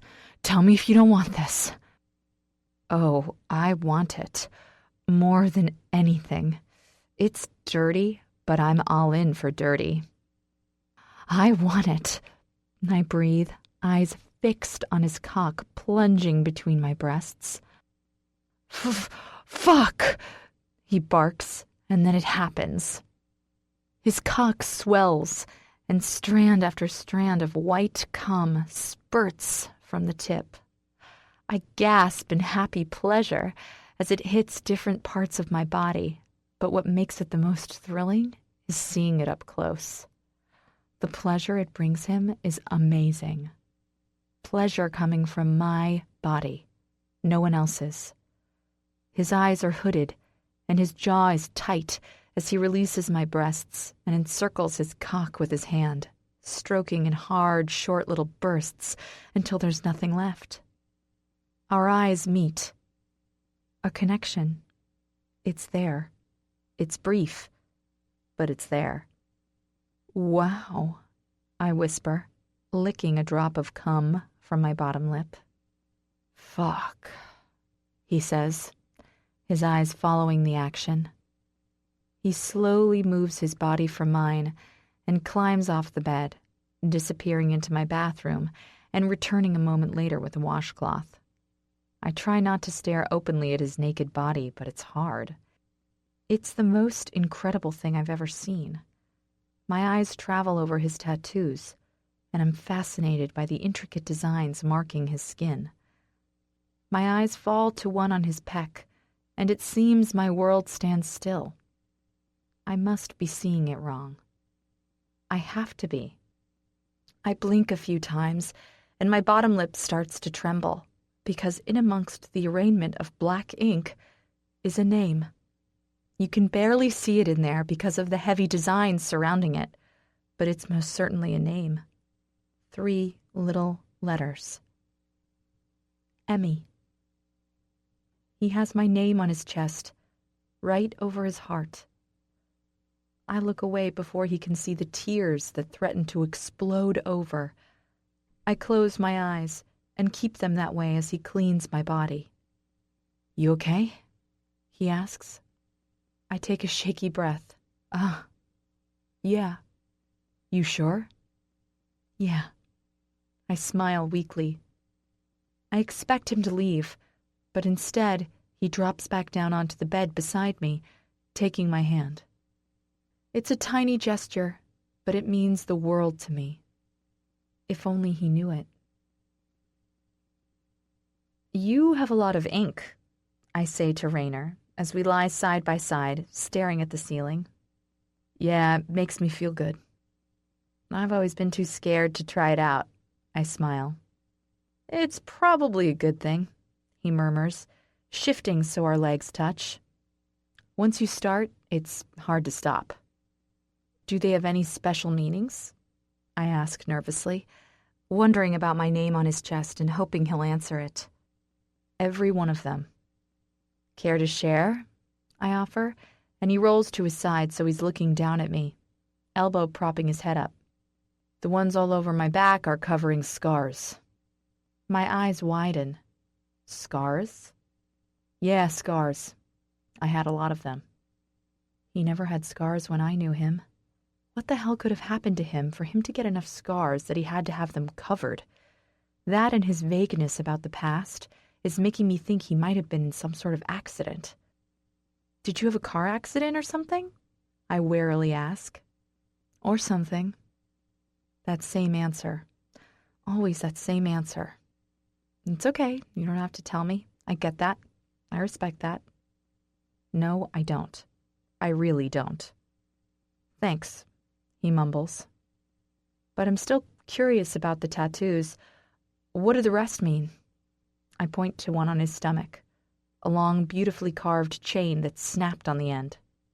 "That represents being caught and being free." I run my fingers over it, and he shivers, but he doesn't ask me to stop, so I don't. And this? I ask, stopping at a bright red rose, hanging off the end of the chain, as if it's hanging on for dear life. That's for Pippa. I hope he doesn't realize how my body jerks at that. What does it mean? I force myself to ask in a normal tone. The same thing, only more beautiful. Oh, God. What about this one? I point to the name over his heart. My name. The name or the design surrounding it? Both, I say. The name is a girl I used to know. Used to? I question casually. Yeah, she was my best friend growing up. I know that. I'm vague about the rest. You don't remember? He shrugs. Things have happened, and the memories aren't what they should be. But I know she mattered to me, at that time, more than anyone in my world. My chest tightens, and I want to throw my arms around his neck and tell him it'll all be okay. I want him to know he's not alone, that he still has that girl, and he doesn't even know it. She must have been special to get a place over your heart. He smiles, and his finger goes to the tattoo, stroking over it. Yeah, he says, his eyes a little distant. She sure was. How come you stopped being friends? I got into bad shit. Things happened and... God, please answer the and. And? I prompt. And I was no longer the same man. The past was best left where it was. God, I want to scream in protest, to tell him she would have done anything for him to come back, to know he was okay. She would have helped him. God, I would have laid down my life for him. I wouldn't have thought that would matter to someone who was a friend. I dare to say. No, it wouldn't have mattered, but you know what would have hurt her? Is that I don't remember a good deal. Everything is hazy. I can't even recall her face. Just a memory of someone I adored. I have vague memories of time I spent with her, but that whole part of my life is a hazy mess. I'm sorry, I say, because it's all I can manage. But one thing is for sure. Rainer didn't recognize my face because he doesn't remember much about that time. That gives me some hope. Some. Chapter 12. Then, Mally. This is lame. He's going to hate it. Why am I doing this? I stand on Rainer's front lawn, thankful his father's car isn't in the drive because he'd probably come out and lose his shit at me for what I'm about to do. I have to do it, though. Rainer feels as if he's losing his best friend, and that's not cool with me. I want him to know he'll never lose me. The girl I was last night, she isn't who I want to be, and he was right. It might have felt nice at the time, but it's not what I'm about. This is what I'm about. I reach up and press the play button on the massive boombox I'm holding on my shoulder, like from that movie, Say Anything. It took me all day to locate one, but it turned out Kenny's dad had an old one in his garage, and he was cool to let me borrow it. Now I'm standing like a fool with it resting on my shoulder because there's no way I can hold it in the air, and praying that Rainer is in his room. The music flows out as soon as my finger hits the button, and I quickly turn the volume up to Rainer's favorite song, the one from the movie Top Gun, Highway to the Danger Zone. It comes pouring out of the speakers, a heavy, sexy beat that even has my skin prickling. Okay, it's not romantic, but it's him, and that's the point. The music pounds for what seems like hours, and my shoulder aches. I wonder if he's not home. That would be completely shit, because my plan kind of requires him to be here. Just as I'm about to lose my nerve, his window slides up, and I see his half-naked form peer out. It takes him a moment to realize it's me, and then his eyes widen. "Emmy, what the fuck?" he calls down. "I won't stop doing this until you forgive me for being a complete dickface. I'm sorry, Ray Ray. I was acting like a tart monkey, and you were right. It's not me. So, I'm going to charm you until you forgive me. He stares at me. Then a big smile spreads across his face, and I realize I've won him over. Get up here, kid. Grinning big, I lower the boombox off my shoulder and run towards the front door, dropping it at my feet just outside. A moment later, Raynor swings it open and jerks me into his arms. My tiny body flies up, and my feet dangle off the floor as he holds on to me. I finally manage to get my arms around his neck, and I hang on to him, so grateful he's in my life. I'm sorry I was a drama queen, I murmur. He lets me go and stares down at me. Yeah, me too. I was a dick. A dick with his heart in the right place. He grins and reaches down, lifting the boombox. Where'd you get this baby? Kenny's dad. He has everything. Sweet. He kicks the front door closed and I follow him up to his room. I open the door for him, step in, and then close and lock it behind him. He puts the boombox down and we both flop down onto his bed, looking up at the ceiling. So, did you kick Jack the Sack to the curb? He asks. Nah, but I haven't called him back. I think he's pissed at me. Because of me? Maybe. I guess our friendship is one of those things a lot of people just can't understand. Nah, you're right about that. Have you seen Missy? He nods. Yeah. Told her if she ever does something like that again, I'll cut her fake plastic tits out myself and shove them up her ass. Raynor! I laugh. That's so mean. So is her having some giant butch beast punch my best girl in the stomach. That shit is weak and cowardly, and I have no tolerance for it. So are you still going to see her? No, fuck that. Stupid bitch can't suck cock to save her life anyway. Raynor? I scoff. You're being a bit nasty. She deserves it. What will you do now? I ask, rolling towards him. With no one to fuck. His eyes search my face and he shrugs. I've got a hand. I scrunch up my nose. Ugh, TMI. He grins. Come on, I'm going batshit crazy in this house. Let's go out. Where do you want to go? I ask, sitting up. He sits up beside me. I've got a spare bottle of alcohol and the beach sounds pretty good. You in? I leap up.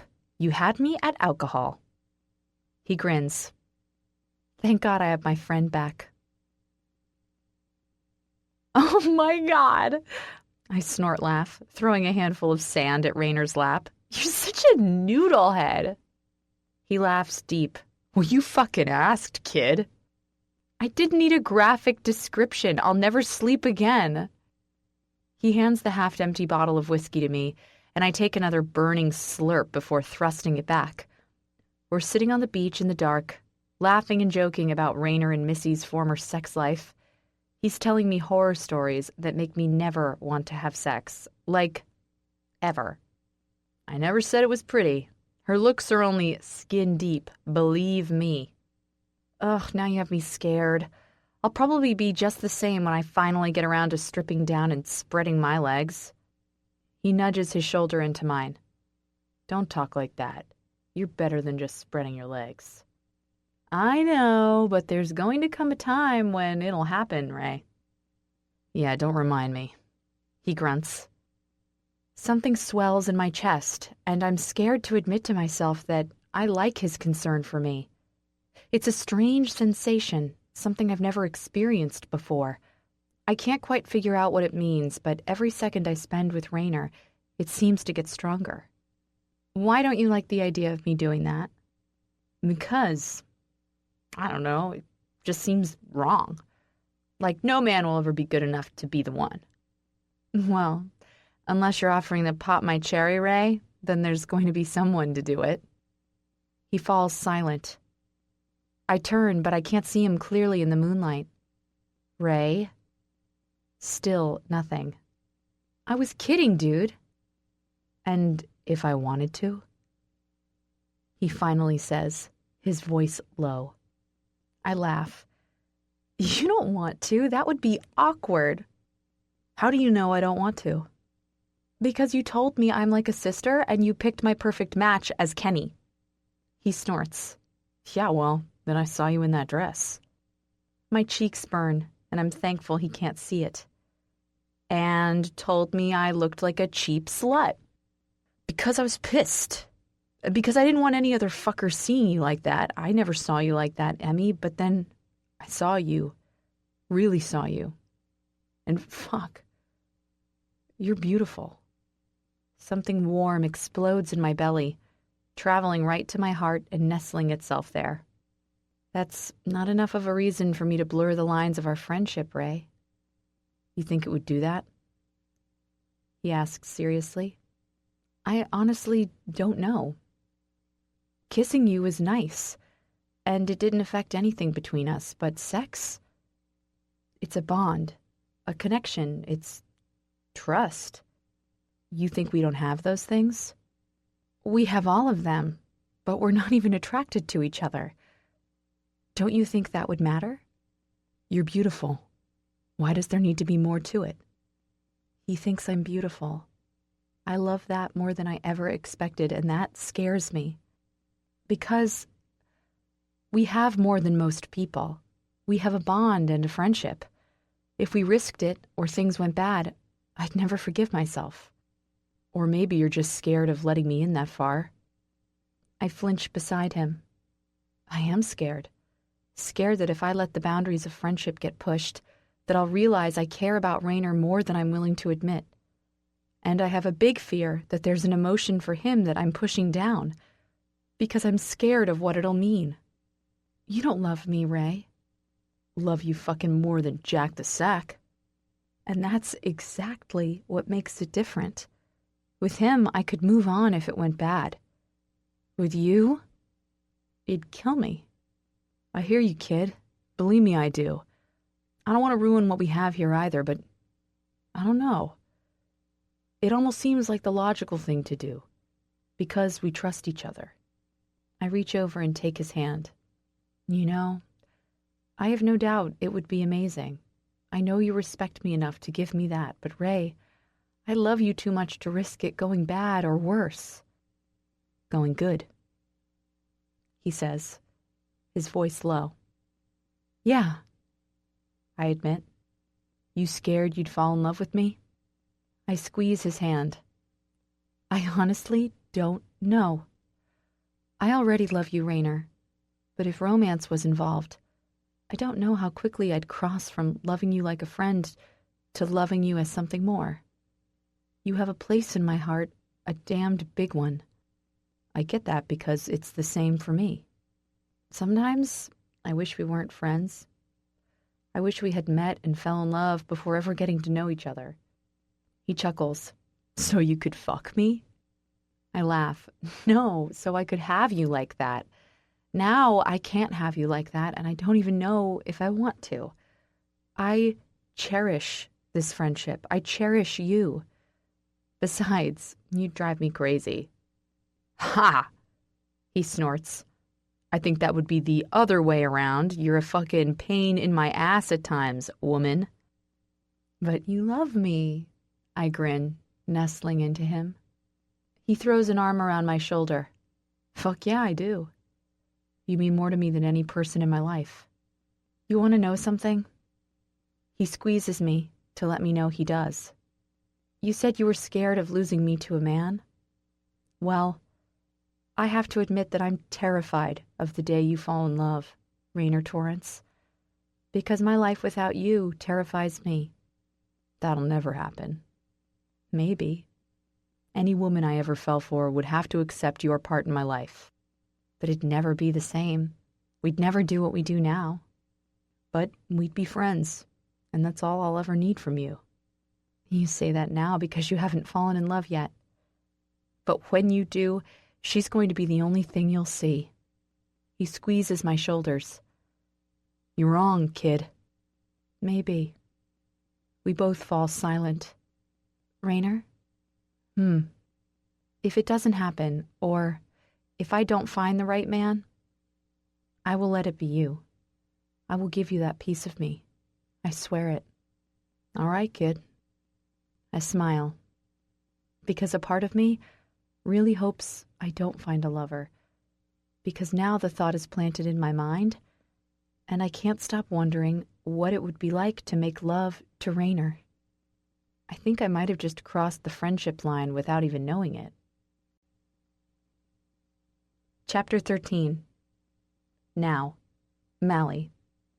He stayed the night. I stand, staring down at the sleeping man in my bed, and I'm shocked. I expected him to leave. I expected the conversation to get awkward, but it didn't. He fell asleep beside me, and we stayed that way the entire night. I don't think this is something he does a lot, and I'm not sure if I should be reading more into it. Hell, maybe he was exhausted and didn't even realize he fell asleep. Either way, I get dressed and rush out of the room. I need coffee and Mimi, stat. I reach the kitchen and hear Mimi singing to herself. Thank God she's here. When she hears my approach, she spins around and her eyes go wide. Then she charges towards me, finger in the air, face furious. Woman, you and I are going to have a talk right now. Shh, I say, putting my hands together in a pleading way. He's still asleep. Her eyes get bigger. He slept over? Oh my God. I know, I say, stepping past her and stealing her cup of coffee. She doesn't seem worried and pours herself another one. What the hell are you doing, Mally? She asks, standing beside me. This is a dangerous game. I sigh. I know it is, but I can't stop. He has my name tattooed on him, Mimi. He does? She gasps. I peek over my shoulder to make sure he hasn't come into the room. Yes, I whisper. He said he can't remember much. He just knows I was important to him. So, you told him? No, but I asked him about the name. Emily, you need to tell him. I shift. He's in love with another woman. Her eyes grow sad. Oh no. Yeah, and she's taken. He looked at her, God, with such love. I'm terrified if I tell him who I am now, he'll leave and... Mimi steps forward and places a hand on either side of my shoulders.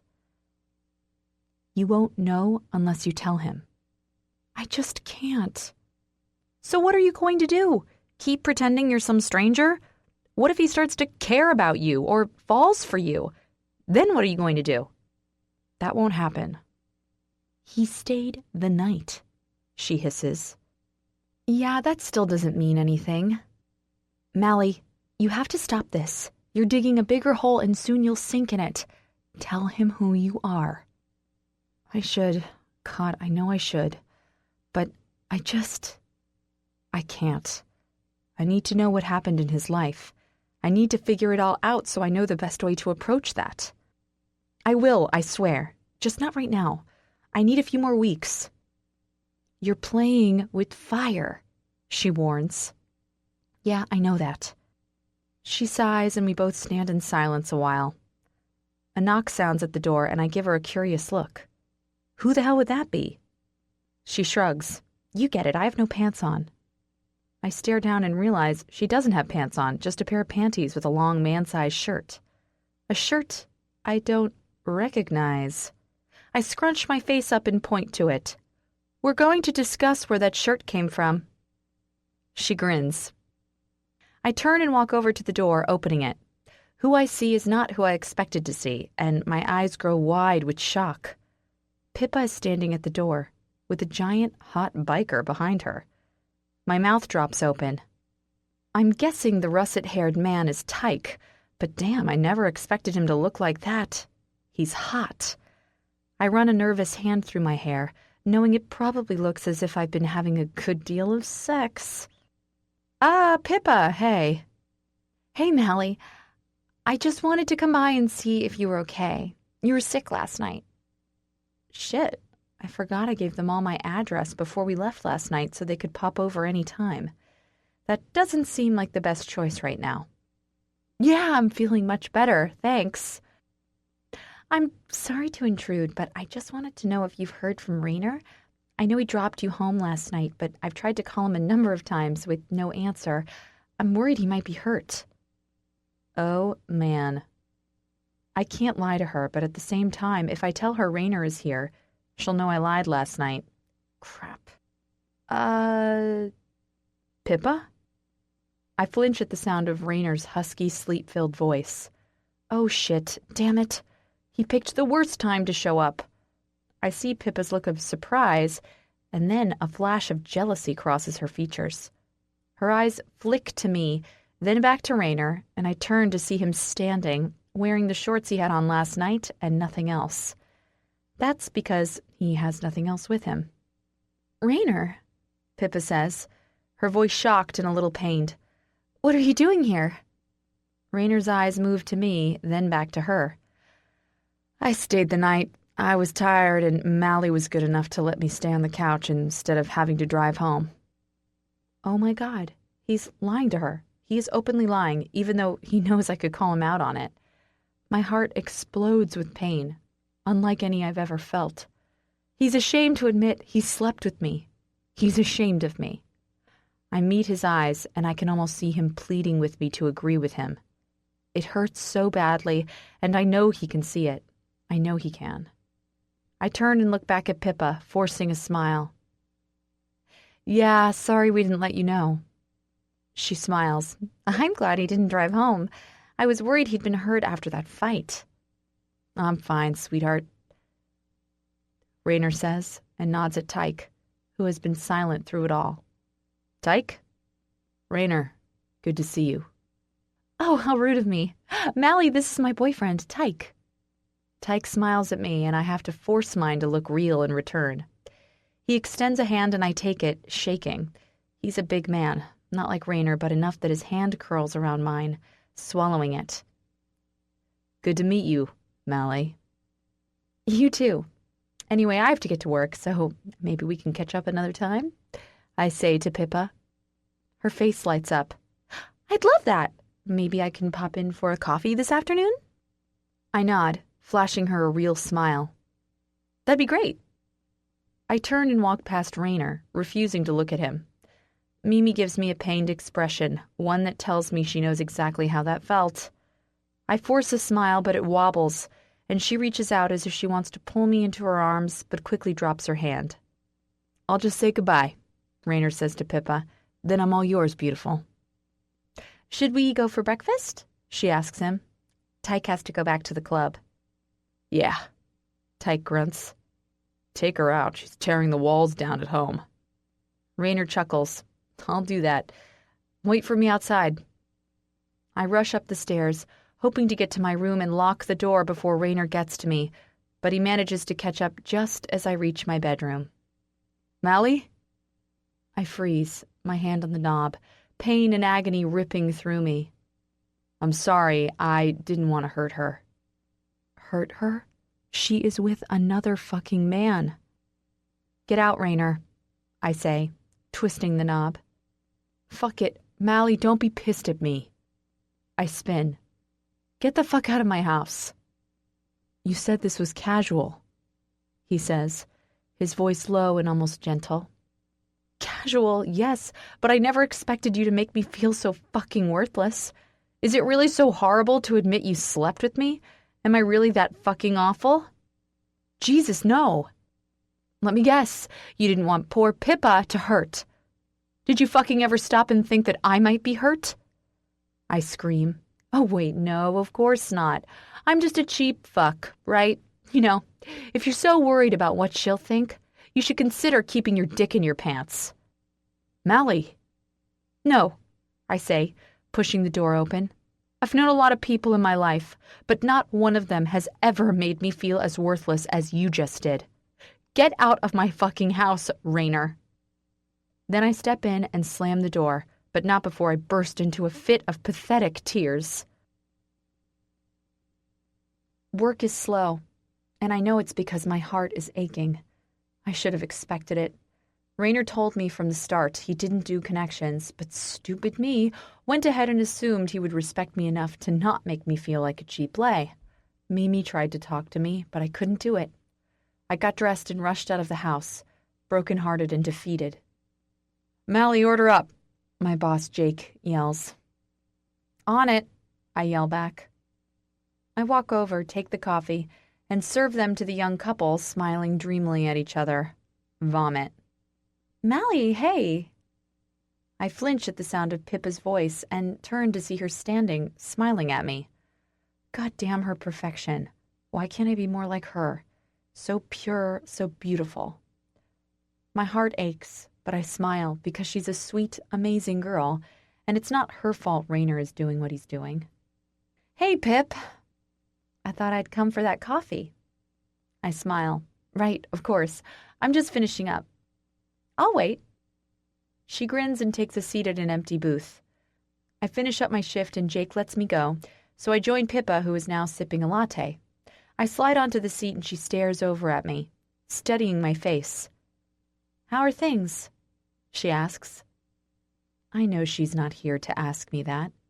Pippa wants to know about my relationship with Rainer, and I love that she's being sweet about it, but the fact is, she wants to know and I'm going to tell her.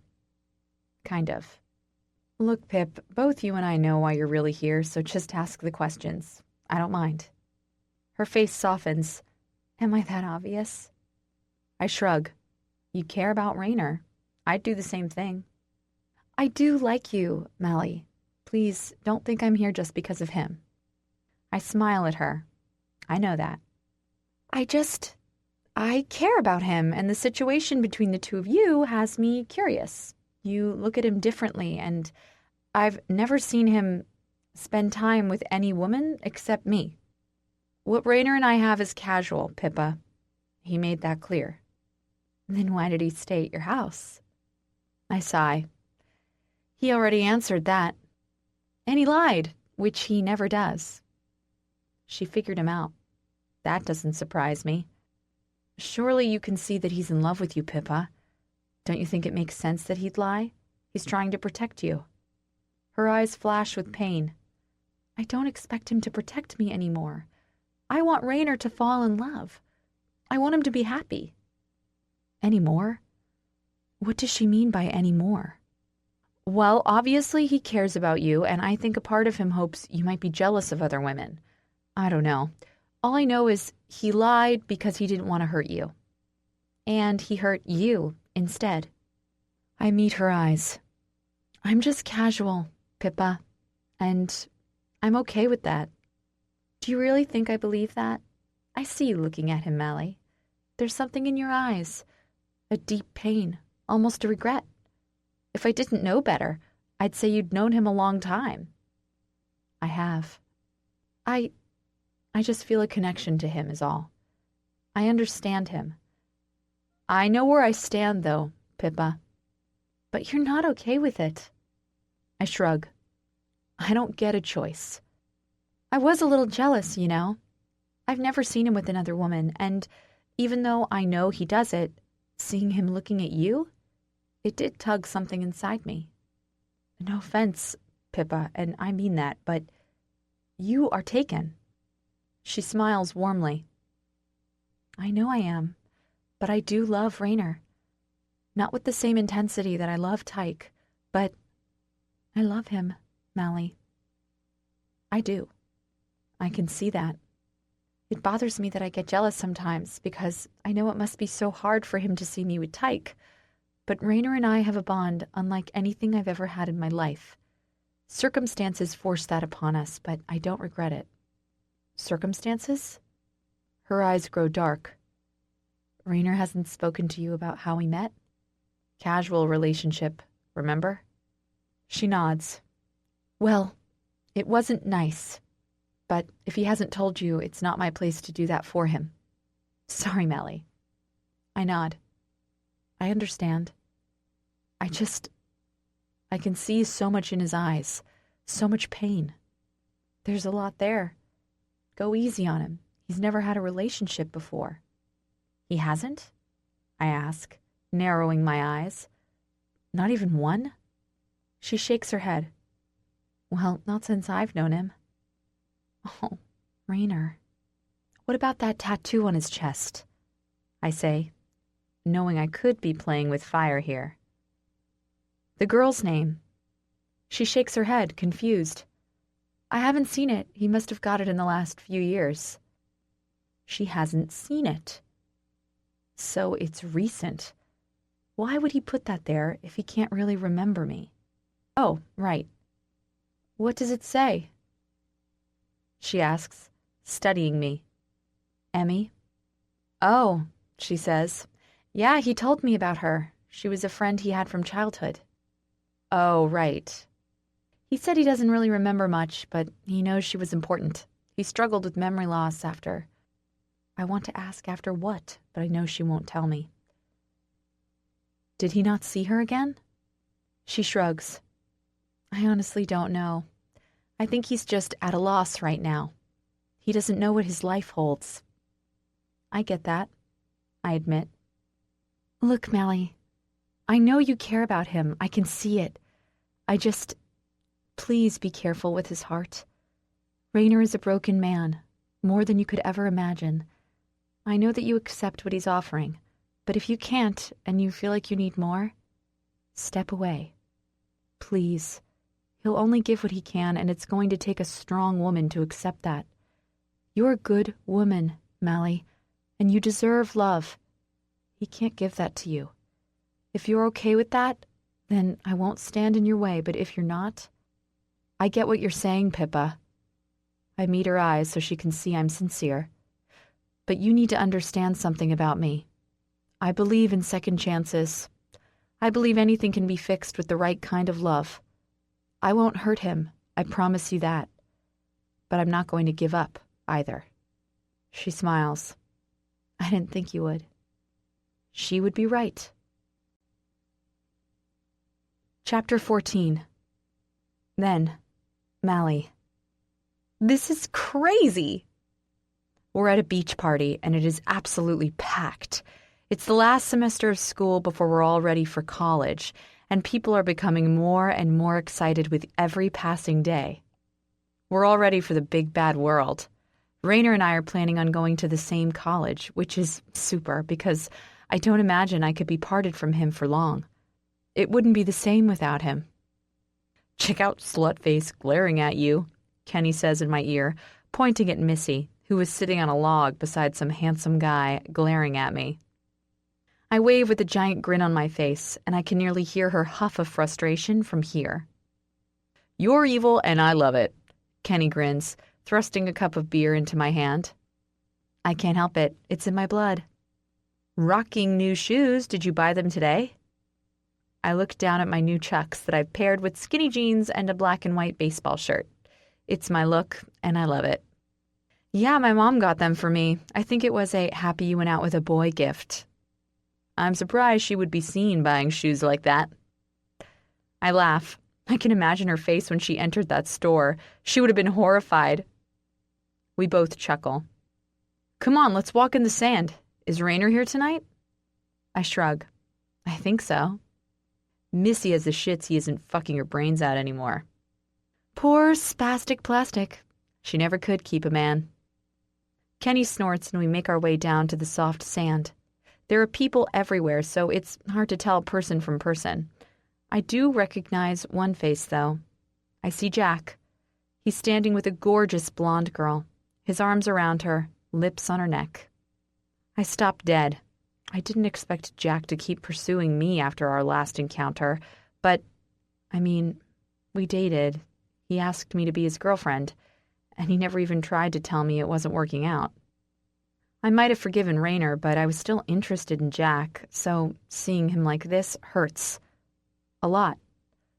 I thought he was just taking time, maybe figuring out his head, but I did expect him to have the decency to let me know he wasn't interested anymore.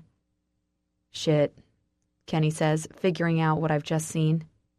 He's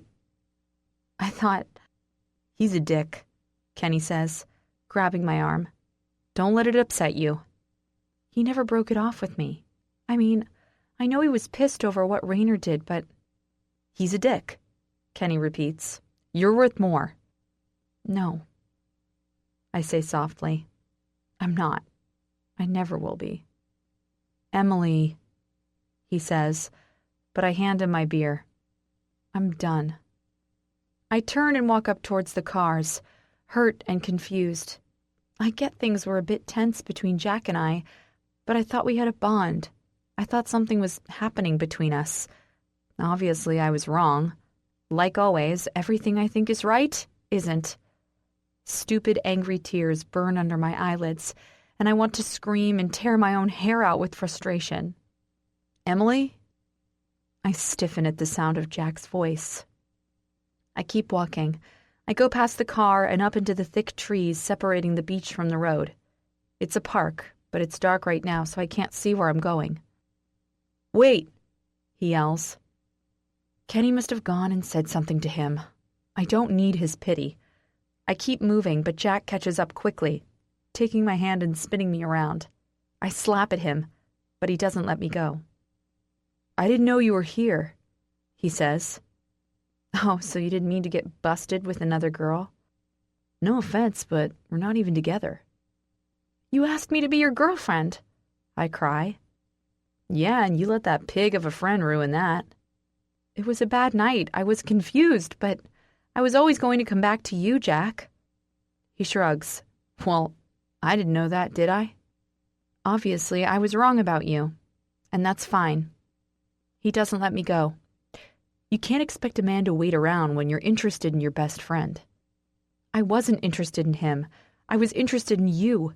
Jesus, to think I was considering sleeping with you. I jerk my arm from his, but he doesn't get out of my space. What? Never mind. Emily, wait. He catches me again, pulling me into his arms. I didn't know. I'm sorry. Give me a second chance. I fight a little, but stop when he cups my jaw in his hand. I'm sorry. I read it wrong. Let me make it up to you. You were kissing another girl, but I wanted to be kissing you. You did? I whisper. Yeah. In fact, I think it's about time I kissed you again. He leans down before I can protest and presses his lips against mine. I allow this because I want to believe him. I want to believe that he's telling the truth, that he just read it wrong, that he really wants me. But something feels off. I realize what that something is when his hand cups my ass. I allow this too because I'm so desperate to be accepted, to be wanted, to be needed. You're beautiful, he murmurs, pressing my body against his. He thinks I'm beautiful? My heart swells. His hand moves around and cups my breast, and it's such a shock I jerk back. An ass squeeze is one thing, but the breast is taking it too far. Jack, I say, squirming, I'm not ready. You just said you're going to sleep with me. Oh my God. Not here, I protest, but he keeps squeezing my breast. Why not here? If it was Rainer, I'm sure you'd be giving in. Stop it, I plead, hitting his hand. His other one curls around my ass again, and he holds me tight, fingers grinding into my flesh. He moves his hand from my breast down to my pants and cups my sex. I want to vomit. Don't, I beg, please. You're wet. I just bet. I'm not. I don't want to do this here. Please let me go. You're a tease, Emily. You've been playing with me from the start, dangling that piece of shit in front of my face, making me fight for you. I will get it before him, and I will shove his face in it. Let me go, I cry as he flexes his palm against my sex. No. I take a deep breath, and then I slam my head into his. It's enough to make him stumble back with a roar. I'm spinning, and it takes me a few seconds to react the way I know I need to. I raise my knee and drive it into his groin. He goes down with a bellow, and I turn and run. My mind is blurred, my head is spinning, and my vision feels off. There's a tender spot on my forehead that's throbbing with each pounding step. My top gets caught on a tree branch and tears with a loud rip. More tears flow, and I'm ashamed. How could I be so stupid? Of course Jack just wanted to get lucky. The moment I said I was considering sleeping with him, he decided I was good enough for him again. How could I be so blind? He probably never wanted me. It was most likely a horrible bet or joke between friends. Who can get the nerdy girl in bed? I stumble over to my car, and people are stopping to stare at me. I don't care, I just need to get home. Gosh, I shouldn't even be driving, but I'm so desperate, I don't care. I fumble with the key, and no matter how hard I try, I can't get it to unlock the door. I'm crying too heavily. Emily! Kenny's voice rings through the ringing sound in my head. Emily, oh my God, what happened? Nothing, I need to go. Shit, did he... Just let me go, Kenny. Where's Rainer? Kenny calls, and I freeze, spinning around. No, I yell. No, please. Someone hurt you, and they're not getting away with it. Kenny, please. He disappears, and I become more frantic. I drop my keys and cry out loudly. My shirt rips more as I kneel down to try and fetch them. I can feel the cold night air against my skin, and I know my back is exposed. Emily! No. Fuck, Emily! Please, no. Warm hands encircle my waist, and I'm being hauled up into Rainer's strong arms. Rainer, I sob. What happened? Shit, Emmy, who did this to you? Jack did it to her. Kenny says. What? Rainer growls, his voice like ice. We saw him with another girl and Emily ran off. I told him that she'd seen him and he followed her. Rainer turns me so I'm facing him, and he really takes me in. His dark eyes travel down over my torn clothes, and I see the rage fill his gaze. What did he do to you? Don't lie to me, Emily. He followed me into the trees. We talked. I told him I was sad about him not giving me a chance. I mentioned that I couldn't believe I was going to sleep with him, and suddenly he... He what? Rainer growls. He started kissing me and grabbing me. Where did he touch you? I look into his eyes. Rainer, please. Where? He roars. My breasts. And... Rainer doesn't need any more. He turns me into Kenny's arms, and he sprints towards the trees. Rainer! I scream, shoving out of Kenny's grasps. By now, half the party is behind us, and as I run towards the trees, they all do too. Rainer catches Jack just as he's exiting the tree line, and Jack doesn't even get a chance to open his mouth before Rainer drives a fist into his face. The two boys go down quickly, and I watch in horror as Rainer punches Jack over and over. The sickening sounds of bones breaking snaps me back into gear. Rainer, stop! I cry, running forward. He hits Jack again and again. You piece of fucking shit! I'll fucking kill you! Rainer! I sob, trying to reach for him. How dare you fucking touch her? Rainer! I scream so loudly he stops, fist in the air. He turns and looks at me, and I've never seen his eyes so enraged. He's panting, his big body heaving with anger. Please, I whisper. If you kill him, I won't have you, Ray. Please. His mouth is open, and I can hear his angry pants. Please. He turns back to Jack, who is now groaning on the ground, blood all over his face. Leaning down, Rainer grabs Jack by the shirt. It's only because of her that you're not fucking dead right now. Then he slams Jack down and turns, reaching out for me. I run to him. He's got a bloody lip. I don't know when that happened. Jack must have gotten one hidden. He certainly didn't get more than that. Rainer curls his arm around me, and we walk through the crowd, who are all gaping at us. Rainer's arm is protectively wrapped around me, and halfway there, he realizes how exposed I am, and he stops, removing his shirt and spinning, sliding it over my head. I think that, right there, is the moment I fall in love with Rainer Torrence. Just stay still, I whisper, dabbing an alcohol wipe against Rainer's split lip. Bit hard when you're putting that shit on my face. You have a split lip. I don't want it to get infected. I've done enough. I don't need that too. I say, looking anywhere but at his eyes. We're in the bedroom and I'm trying to clean up his face, but the air between us is thick with unspoken truths that we're both trying to avoid. "Emily," he says, reaching up and taking my wrist, stopping me. "Look at me." "Rainer, please," I beg. "Now." I move my eyes to his, and there's something else in his brown depths, something I've never seen before. He's looking at me with compassion, but there's a fierce protection behind his depths. "You didn't do anything. You didn't ask for anything. You deserved none of what happened to you tonight."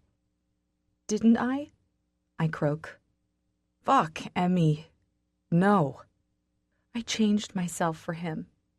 I wore that dress, and I let him touch me. Then tonight, I told him I wanted to sleep with him. I can't blame him for being so angry. Maybe I did deserve it. Maybe... "Don't," Rainer warns, cupping my jaw in his hand.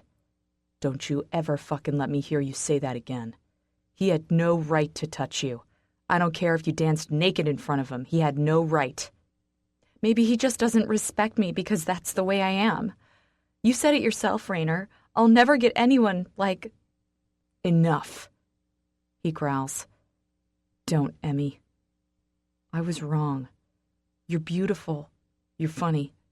And any man would be lucky to get you." "Stop saying that," I say, my voice trembling. "I know you don't mean it, Rainer. You're saying it because you have to." When have I ever said anything I don't mean? Tears spill forth and he reaches up, stroking them away. My eyes connect with his, and something passes between us, something we've never seen in each other's eyes. It's lust. I adore Rainer. Hell, I think I love him, but I've never had such an intense emotion when I've been looking at him. "Rainer," I whisper. We lean closer and my breath hitches. He's going to kiss me. Not because he stole my first kiss, but because he wants to. I can see it in his eyes. I can see it in the way he's holding on to me. Rainer Torrence is going to kiss me, and he's going to want it. I think I might want it just as much. My skin prickles, and my entire body becomes alert and ready for him. As he moves closer, I think about how it's going to feel to have his mouth on mine again. So soft, so intense. I swallow and my lips part as my eyes travel down and stare at his. Gosh, his lips are slightly wet, glistening, and ready for me. My heart rate kicks up, and I don't want to wait a second longer. I want him to kiss me. I want it more than my next breath. His lips finally connect with mine, and fireworks explode in my body. The fireworks I was so desperately searching for with Jack. We both gasp, and his arms wrap around my body, hauling me up against him. I go willingly, wrapping my legs around his waist. He parts my lips with his tongue, and then slides it inside. A shudder breaks out over my body, and I press myself closer to him, reaching up to tangle my fingers into his hair. He stands, taking me with him, and walks over to the bed, laying us both down. The kiss becomes intense and so damned passionate I can barely breathe. I never realized until this moment just how much kissing Rainer would affect my life. I knew I cared about him, and I knew he was the most important thing in my life. But I never ever thought he'd be the person I'd fall in love with. Yet, here I am, wanting as much of him as he's willing to give. His hand goes to my shirt, and he slips it underneath, sliding it up my skin. I shiver and curl my leg around his hips. He groans and thrusts, rubbing his hard length against my sex. Oh, God, that's the most amazing thing I've ever felt. My lips feel bruised and they burn a little, but I don't care. Kissing Rainer is more than I could have ever imagined. I never want it to end. But fate has other ideas. Just as his hand reaches my breast, the phone on the bedside table rings, We ignore it the first time, kissing harder, deeper, our tongues dancing. But then it rings again. And again. With a curse, Raynor pushes himself off me, pressing a palm to his erection, trying to adjust it. My eyes flicker to it, and, oh, it looks uncomfortable. "What?" he barks, answering the phone, keeping his smoldering eyes on me. He listens a moment, and then something washes across his features. It's a mix of pain, shock, and horror. "What?" he rasps. His body seems to buckle and his shoulders slump. Then he says, "I'll be there soon." He hangs up and looks over to me. There's something broken in his gaze. Something awful has happened. It's written all over his face. "Raynor," I whisper, leaping to my feet. "What is it?" "My dad is dead." "Oh, God. No."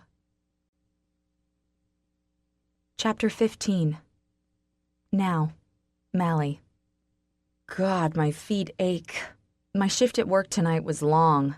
The shop was having a function, so we had preparation as well as serving, and by the time it ended, I had been there all day and most of the night. I plod up to my house, keys dangling from my fingers, but stop dead when I see the man sitting on my front steps, head in his hands.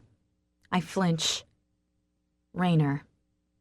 I stop walking and just stare at him, not really knowing what to say. I don't even know why he's here. My chat with Pippa yesterday shed some light on the situation, but in the end, it still hasn't given me any answers. My keys make a jingling sound and he looks up, his brown eyes pinning mine. "What are you doing here, Raynor?" I ask. He stands and walks over to me. "Will you take a walk with me?" I sigh.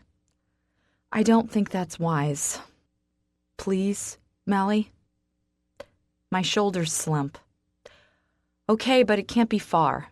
My feet are killing me." He studies me, then glances around us. There's a park over the road, with an old rusted playground no one uses anymore, though they never seem to want to knock it down, which makes no sense to me. Raynor points to it. "Is that too far?"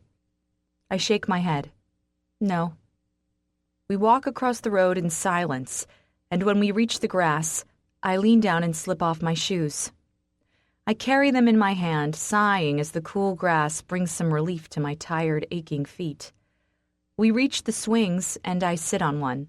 It's probably ready to break, but I risk it. Raynor sits on the other, and we both remain silent. "I'm sorry for what I did to you, Mally." I shrug. "Shit happens." "Don't do that," he says. "I was a fucking jerk and you didn't deserve that. I know I said it was only a casual thing and that's the truth, but you're still a girl and you still deserve respect. I should have told Pippa how it was." "She already knew, Raynor, so the only people you upset were yourself and me." He narrows his eyes. "You've spoken to her?" It's not a question. "Yeah, I did speak to her. She wanted to talk to me about what went down. She's not stupid and she cares about you, Raynor." His eyes meet mine. "Either way, I shouldn't have done what I did. I'm not ashamed of you, Mally. In fact..." He trails off and I stare at him, waiting for him to go on. "In fact?" I prompt. "You're the best lay I've had since... I can't even remember." I blink. "The best... lay." "Lay?" I say, my eyes wide. He closes his eyes, cursing. There I go again, fucking things up. "It's okay," I say, waving a hand. "I'm flattered, I think." His lips quirk. "Anyway, I'm sorry. I don't know what the fuck we're doing here, but for some strange reason I find myself not wanting to stop. I can't promise you anything because there's nothing to give. But I want to keep fucking me." His eyes flash. "Yeah." "Well, it's your lucky day, handsome," I say, swinging the old rusty set. "I'm happy to keep it up, too." "Yeah?" I smile at him. Yeah. So, go ahead and tell me something you've never told anyone else, I say to Raynor that night in my bed. He just fucked me, long and slow, and now we're tucked in each other's arms, happily exhausted. He isn't running. He isn't making any move to leave. He seems happy enough to stay, and I'm fine with that. I am shit scared of spiders. I giggle. Seriously? He grunts. Fuck yeah, they're awful. Do you scream and run around, hands in the air? He pinches my arm softly.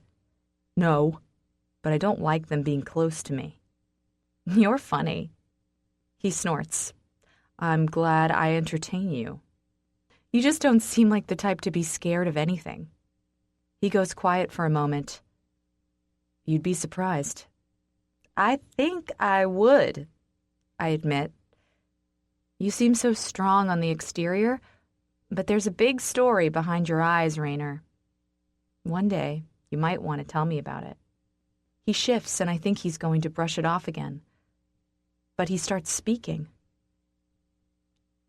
I was sold as a slave.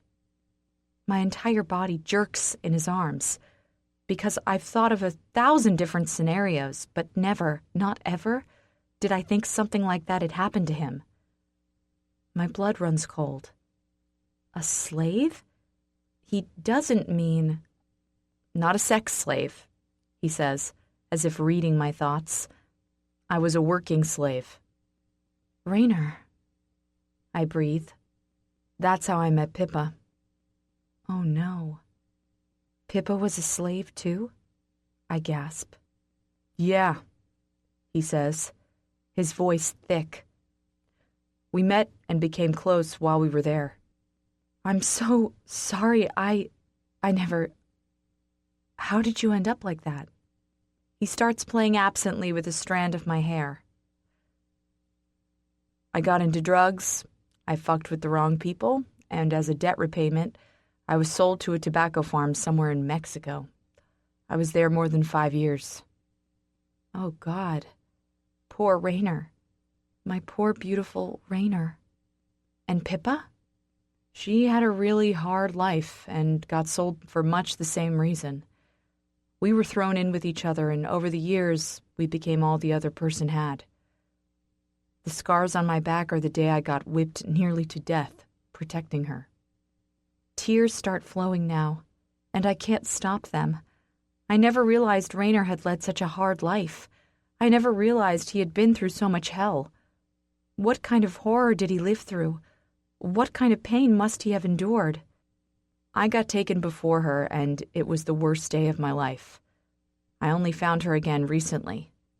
I'm so sorry. I rasp between tears. I couldn't. We saw a lot of bad shit together. I can't even begin to explain how much. We had to clean up a woman's brains with our hands when the man who owned us got pissed off and shot her. That was our life.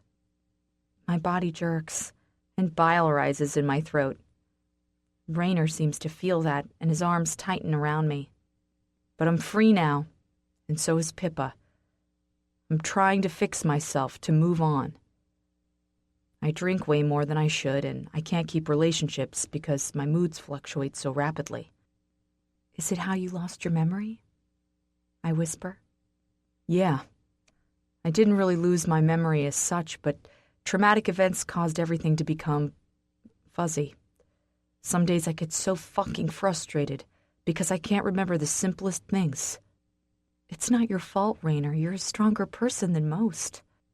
Sometimes fitting back into the real world is so fucking hard. I wonder how I'll cope. You know, I've not told a fucking soul about that. I don't know what it is about you, Mally, but I'm glad you trusted me enough. Sometimes telling your story is the start of the biggest road to recovery. He rolls me towards him, and his eyes study my face. I can't promise you anything, Mally, but I find myself wanting to be around you. Same here, I say, studying his face. And for as long as you'll have me, Rainer, I'll stay. Why? He whispers. Because you're worth it. He leans forward and kisses me, and I let him. He needs to know he's worth it, even if right now he doesn't believe it. Chapter 16. Mally.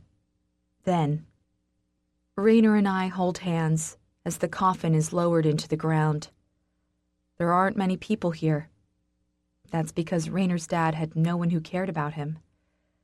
He was a drunk and a cruel man, and because of that, no one wanted to be in his life. So it's just us, and an old, nearly dead priest who is mumbling the words. We scraped money together to get to bury Rainer's father with respect. Respect he probably doesn't deserve. They told us he was in a car accident, that he was drunk and ran off the road. I don't know how much of it is true or if there's more to the story, but it's all anyone cares about. He was dead broke and left Rainer with nothing but debts piled high. Rainer had to quit school and find a job at a local garage to try and keep the house. I asked him why he was insistent on keeping the place and not selling it, but he just shut me out and said I wouldn't understand. Maybe I wouldn't. Everything just went so bad. He had a future. He was going to college. And now he's got nothing but pain. As the dirt is thrown over the cheap coffin, I say a silent goodbye. Rainer says nothing. He glares at the grave and then tugs my hand. We walk towards his car, neither of us knowing what to say. It's a cold day out, and there's a soft drizzle of rain falling over us. Not enough to soak us, just that frustrating light sprinkle that becomes irritating. We step into the parking lot, and I see 4 men standing near Rainer's car. Rainer stops dead. Emmy, wait for me here, he orders, not taking his eyes off them. Who are they, Ray? I whisper. They aren't your concern. Wait here. He lets my hand go and walks over to the men. I stare as they all talk amongst themselves. It seems to get heated for a few moments, and then Rainer nods and steps back. The men all disappear and I rush over. Something doesn't seem right about the situation, and I know whatever those men wanted wasn't good. Who were they? I ask as Rainer opens the car door for me. Nothing for you to worry about. Ray, I'm not stupid. Who are they? He sighs. My dad had debts. I have to pay them off. I shake my head, confused. Debts? What kind of debts? That doesn't matter. You just need to know I'm working on it. It'll be fine. Rainer. His eyes flash to me. Get in the car, Emmy. Rainer, please. Now, he barks. Dropping my head, I slide into the car. How did things go from so wonderful to so bad so quickly? I haven't seen Rainer for an entire week. He's been missing in action. I waited at his house for a few days after school, but each day, nothing changed. He isn't there, and that scares me. Rainer is into something bad. I can feel it in my bones. He said his dad had debts, and I worry about how he's repaying them. I have a bad feeling it's by illegal means. Today is day 8, and I decide to break in. I've been peering through the windows, but today I'm going to enter. I use some of my dad's tools and bust the side window, the one that was always broken. I climb through it and into the dark, damp-smelling space. No one is here, and I'm certain now that they haven't been. My heart aches with fear. What if something has happened to Rainer and he's in danger? What if it's worse? Tears well in my eyes as I flick on some lights and start rummaging through drawers, trying to find clues. I find a few bills and some messily written numbers, but nothing that means anything or makes any sense. I rush up to Rainer's room and swing the door open. His bed is unmade and there are clothes scattered across the floor. I walk in and start searching through his things, too, trying to find answers. "What the fuck are you doing, Emmy?" I jerk upright with a scream, dropping the items I had in my hands, and spin around to see Rainer at the door. He's glaring at me, and he looks super pissed. He also looks as if he's been living in a dump the past week. His hair is a mess, his clothes are grubby, and he looks exhausted. His eyes are red-rimmed and sunken, and he's got light bruises on his cheeks. "I was trying to find a way to find you," I say, straightening. "Where the hell have you been, Rainer?" He crosses his big arms. "None of your fucking business." "I'm your friend," I yell. "It is my business." "It's not," he roars. "Do yourself a favor and stay out of my shit. Go to school, enjoy your life, and leave me to mine." I swallow the pain that rises up in my chest at his words. "Are you seriously going to push me away?" I whisper. "Jesus, Rainer. I thought we meant more to each other." He steps into the room and storms past me, lifting his shirt and tossing it off. "We kissed a couple of times. It meant nothing." It's as if someone has slapped me in the face. I thought it meant a whole lot more than nothing, even to him. "You don't mean that." He looks over his shoulder at me. "I do. You need to move on with your life." "Rainer," I whisper. "You're my friend." "Yeah, and shit has happened and my life isn't the same anymore. You need to accept that. You don't need to ruin yours. Now, can you leave? I'm busy." "Rainer," I croak, my voice thick with emotion. "Night, Mally," he mutters, stepping into the bathroom and slamming the door. I let out a sob and wrap my arms around myself. Then I leave. I can't sleep that night. I don't know what the hell is going on in Rainer's world, but I know it isn't good. Whatever has happened has him changing before my eyes. I know he's feeling the loss of his dad, even though he won't admit it. He's hurting, and he's alone in the world. He has no siblings and no one to lean on, which is exactly why I don't want him to push me away. I'm the only family Rainer has left, and I'm tired of it. I need him to know exactly how I feel, no matter the cost. I roll over and take my phone, finding his number and punching it in. Then I send a text. It's not the way I wanted to do this, but I don't know that he'll take it any other way. I love Rainer. I didn't realize it until last week, but there it is. I don't want him hurting. I don't want his heart breaking. I want him to know he isn't alone. Emily. You're trying to push me away, and I get that. Right now, Ray, you have no one else left in your world, and that must feel like your soul is being ripped out. I don't know what is going on, and if you don't want to tell me, that's your choice. But I need you to know a few things. I love you, Rainer Torrence. More than I should. I don't know why I didn't realize it sooner, but there it is. I need you to know that, not because I want you to sweep me off my feet, but because you need to understand that while you might not have anyone in your world, in my world, you're everything. I'll always be here. I place the phone down and roll to my side, letting my tears fall hard and fast until they soak my pillow. I sob and tremble, unable to stop it.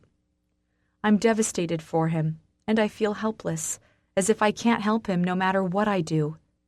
He's in pain, and he is shutting me out.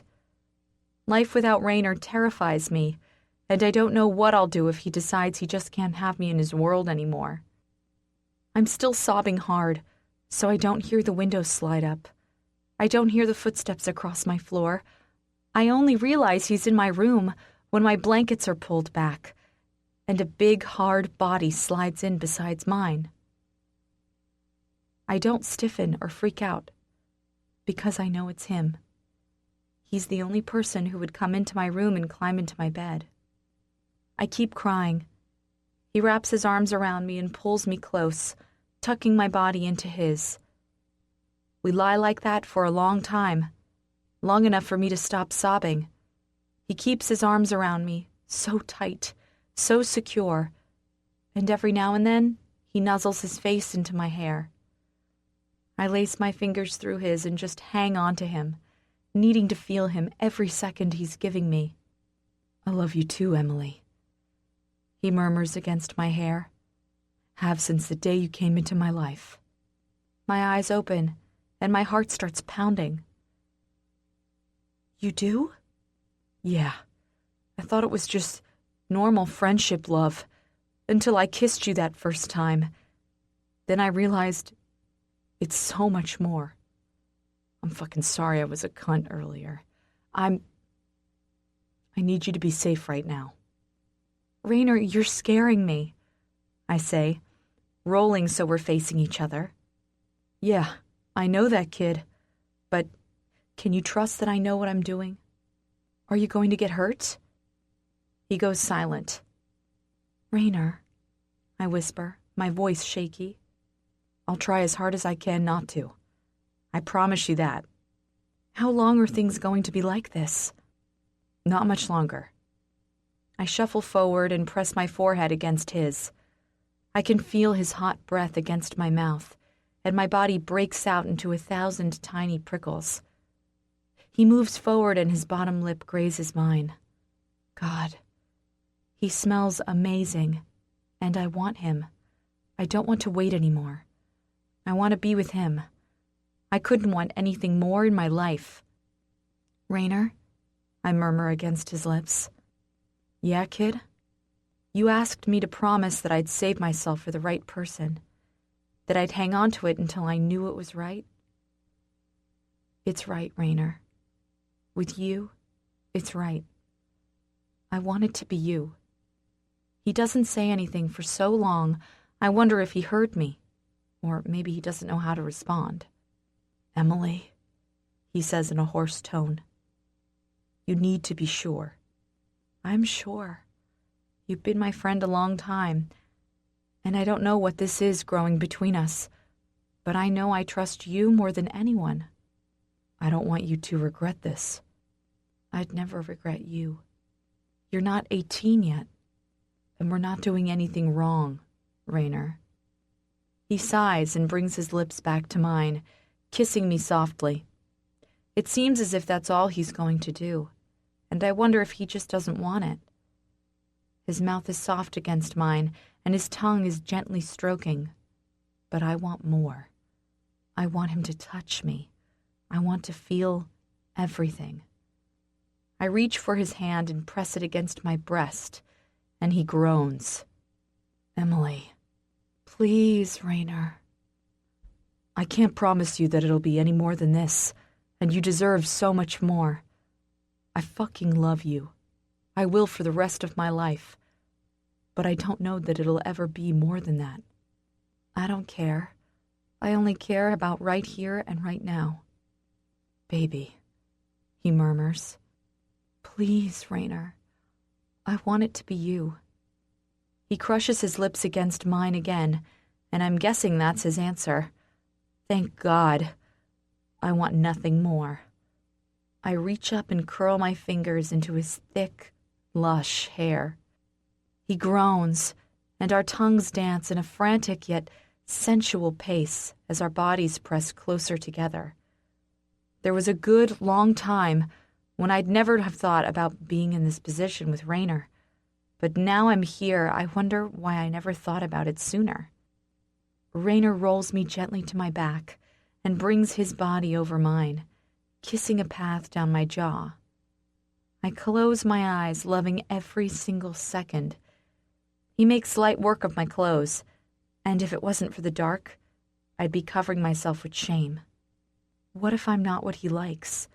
Are my breasts big enough? Do I have too much curve or not enough? Rainer's hands find my shoulders, and slowly he starts dragging them down my skin. You're fucking beautiful, Emily. He rasps, reaching my breasts and gently cupping them. You really think so? I breathe. Fuck yeah, I do. I smile shakily, but it's cut off quickly with a gasp when Rainer starts rolling his fingers over my nipples. Oh, gosh, nothing has ever felt so amazing in my entire life. Rainer, I gasp. You're beautiful here.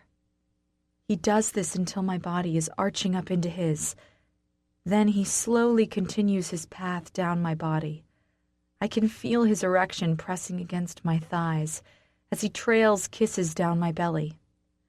My skin is alive and alert, fully aware of him. Every touch, every kiss, it's as if my body knows who is delivering it. My entire world comes to a standstill when he reaches my most private place. Rainer, I breathe, squirming beneath him. Fuck. You smell amazing. His fingers slide out and graze over my flesh, making my entire body jerk to life. Pleasure unlike anything I could have ever imagined builds as he strokes and taunts my sex, encouraging me, teasing me, taunting my body, preparing me for him. When his mouth closes over mine, warmth explodes in my body. I can hear my whimpers of pleasure, but I don't even try to stop them. Rainer works my body like that until I'm shuddering with my first ever orgasm.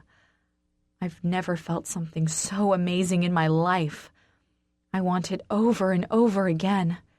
He sits back and strips his clothes, then moves his big body up mine, and his skin is soft and warm.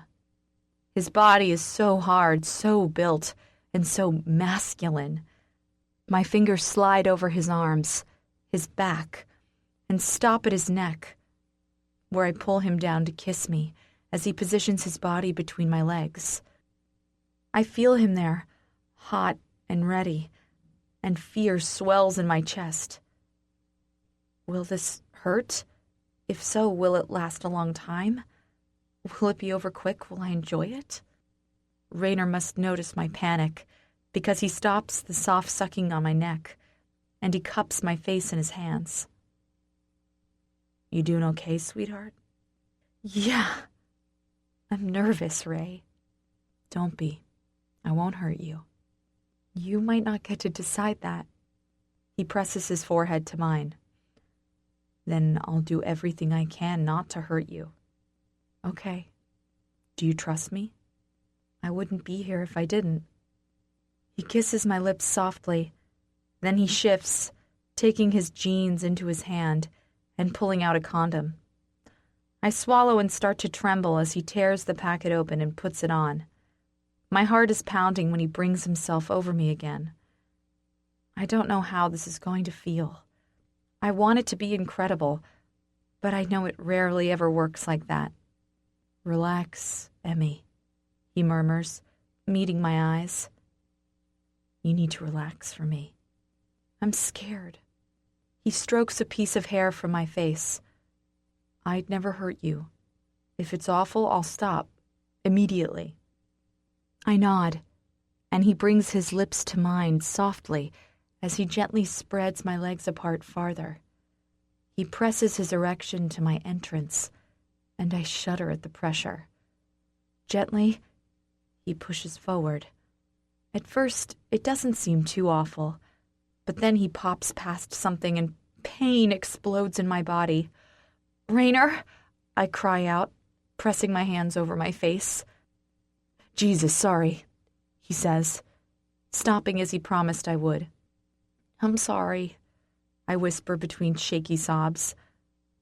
I didn't realize it would hurt so much. I've got an idea. Hang on. He pulls back a little and reaches down between us, placing a finger over that aching nub. He rotates gently, and pleasure shoots through my core. I close my eyes, forgetting the pain and focusing only on the pleasure. He keeps doing that, and at the same time, he pushes himself inside me. It's uncomfortable, but so much less when he's doing that. Rainer, I gasp when he slides into me, right into me. God, Emmy, you feel so fucking amazing. My body arches up as he rubs a little harder. Oh, God. I explode around him, and while I'm doing that, he starts thrusting. I'm wet and ready for him, so his thrusts glide in and out with ease. A gasp escapes my throat at the feeling of fullness I experience, but that quickly subsides into a slight tingle of pleasure. It's not enough to take me over the edge, but it's pleasant, and that's good for my first time. What I focus mostly on is Rainer. His big body moves over mine like a graceful lion. His sleek muscles pull and flex as he shifts. He works his hips slowly, not pushing too hard, not going too fast. I reach up and cup his face, and we kiss during each beautiful thrust. He groans against my mouth, and I shiver, knowing that my body is making him feel good right now. That's amazing. Rainer, I breathe against his mouth. Does it feel good? God, yes, baby, he pants. Amazing. He picks up the pace a little, and his fingers tangle in my hair.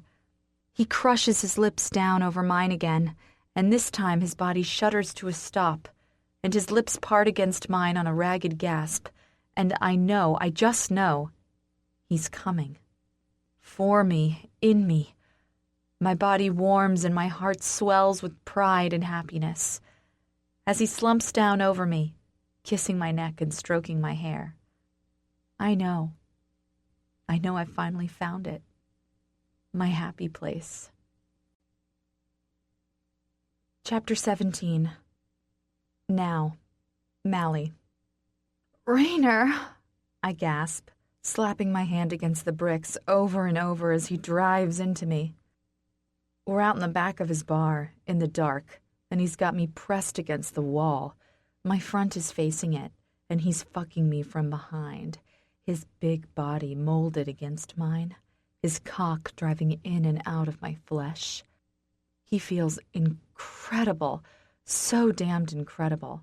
I've come once already, but tonight, he's insatiable. He doesn't want to stop, and I don't want him to. He's holding back, pulling orgasm after orgasm out of me. He's meant to be working, but that stopped as soon as I walked in the bar. Our eyes met, and before I knew what was happening, he was dragging me out the back, hot lips crushed against mine, big hands jerking my dress up. I've never been fucked so thoroughly in my life, and I can't get enough. I want more. I want it all and then some. So fucking sweet. He grunts against me, driving his cock into my body, as if it's the last chance he'll have to do so. Rainer and I have been fucking regularly for more than 2 weeks now, and it's getting better and better with every single passing minute. After he opened up and told me what happened, we've just been getting closer. He spends nights with me, and I come to the bar to hang out with him a lot. We talk easily, effortlessly, and it's amazing. I can't come again, honey, I breathe, slapping the wall once more. Give me one more, babe. He grinds out as he pounds his hips into mine. One more. Please, I mewl. He grabs a handful of my ass in his hands and squeezes hard. I shudder and rasp. Spank it. He stops thrusting a second, as if I've shocked him, but it doesn't last long. Soon he's fucking deep again, only this time he brings his hand down over my ass. I gasp and moan, low and deep, and he does it again and again and again, until I'm screaming his name again, exploding around his cock. He bellows my name, and then he's driving his cock harder and deeper as he finds his own release. Holy shit. Sex with him just gets hotter and hotter.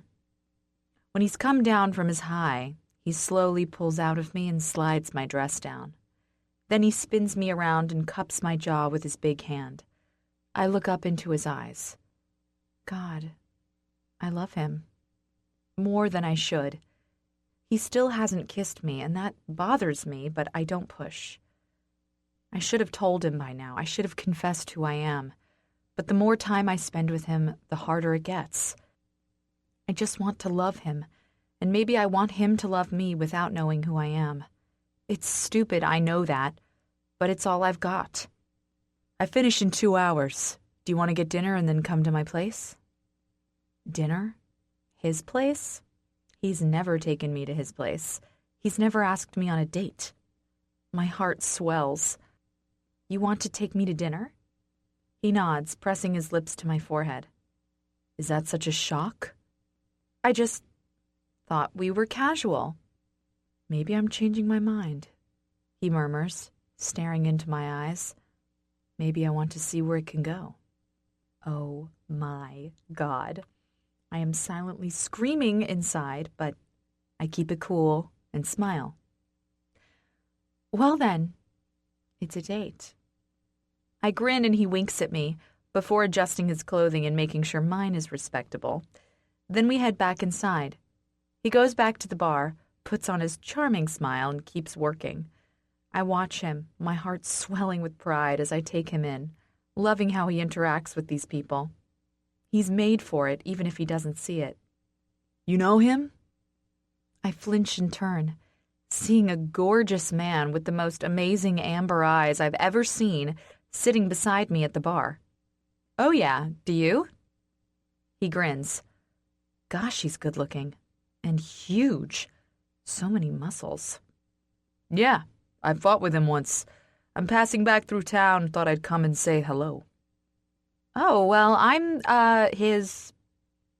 I trail off because I don't know how to answer that. The man grins and extends his hand. It's cool, I get it. I'm Raid. Raid? Cool name. Mally, I smile, reaching out and taking his hand, shaking it. Good to meet you, Mally. Any friend of Rainer's is a friend of mine. So you fight with Max, then? He shrugs. I have. It's a lot of fun. I'm passing through town now, so I won't be staying. Fun?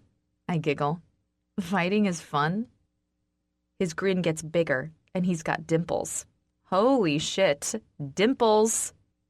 Yeah, I think so. You like being beaten up? He chuckles. No, I like the adrenaline.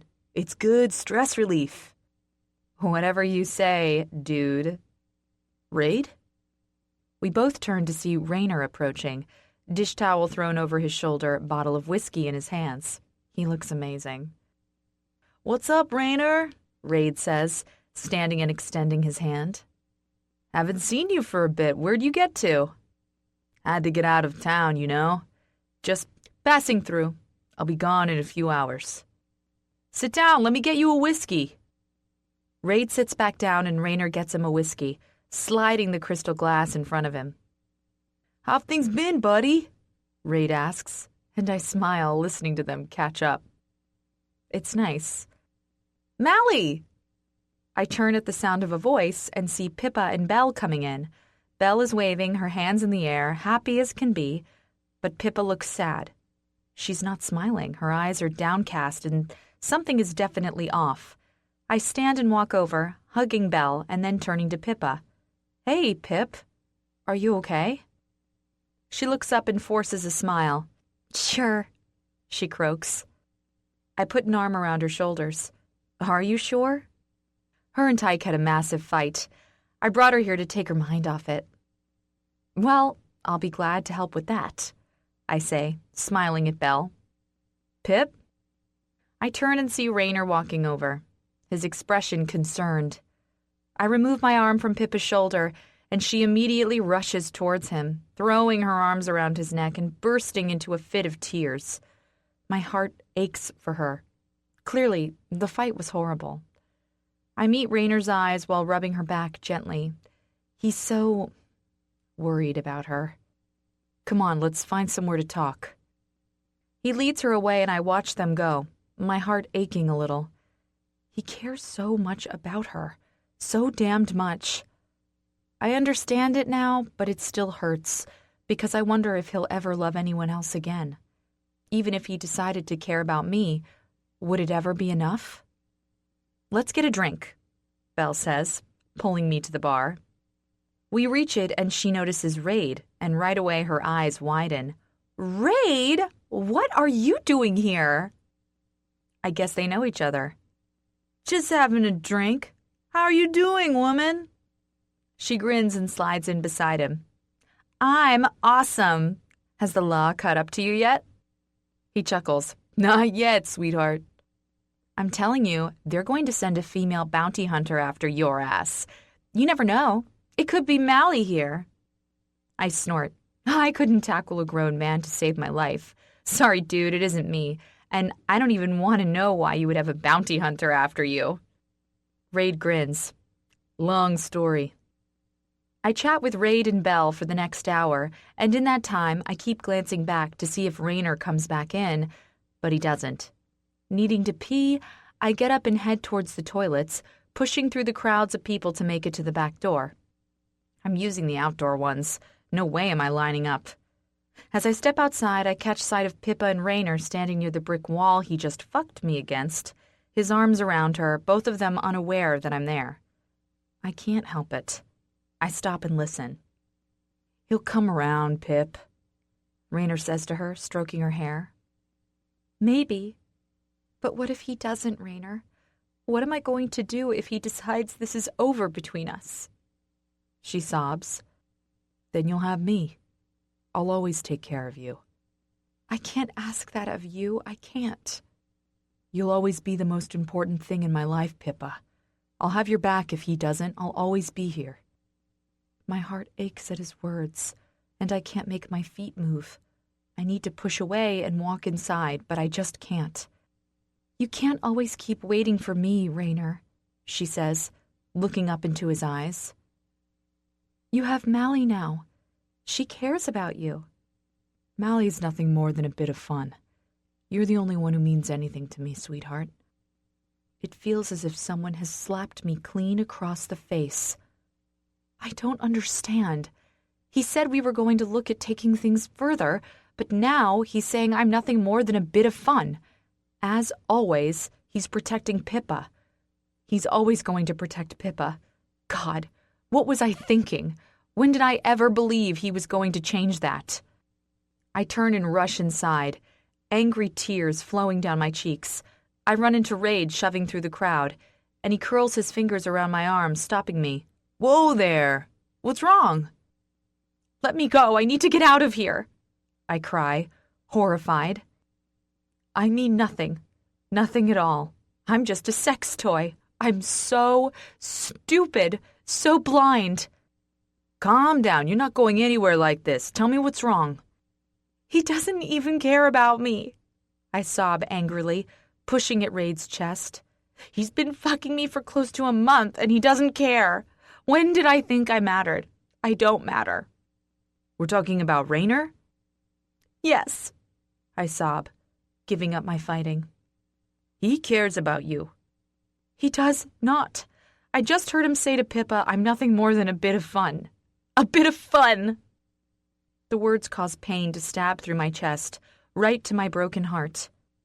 He looks at you like you are a lot more than that. You're blind. Let me go, Raid. I need to leave. I know you don't know me, but do you trust me?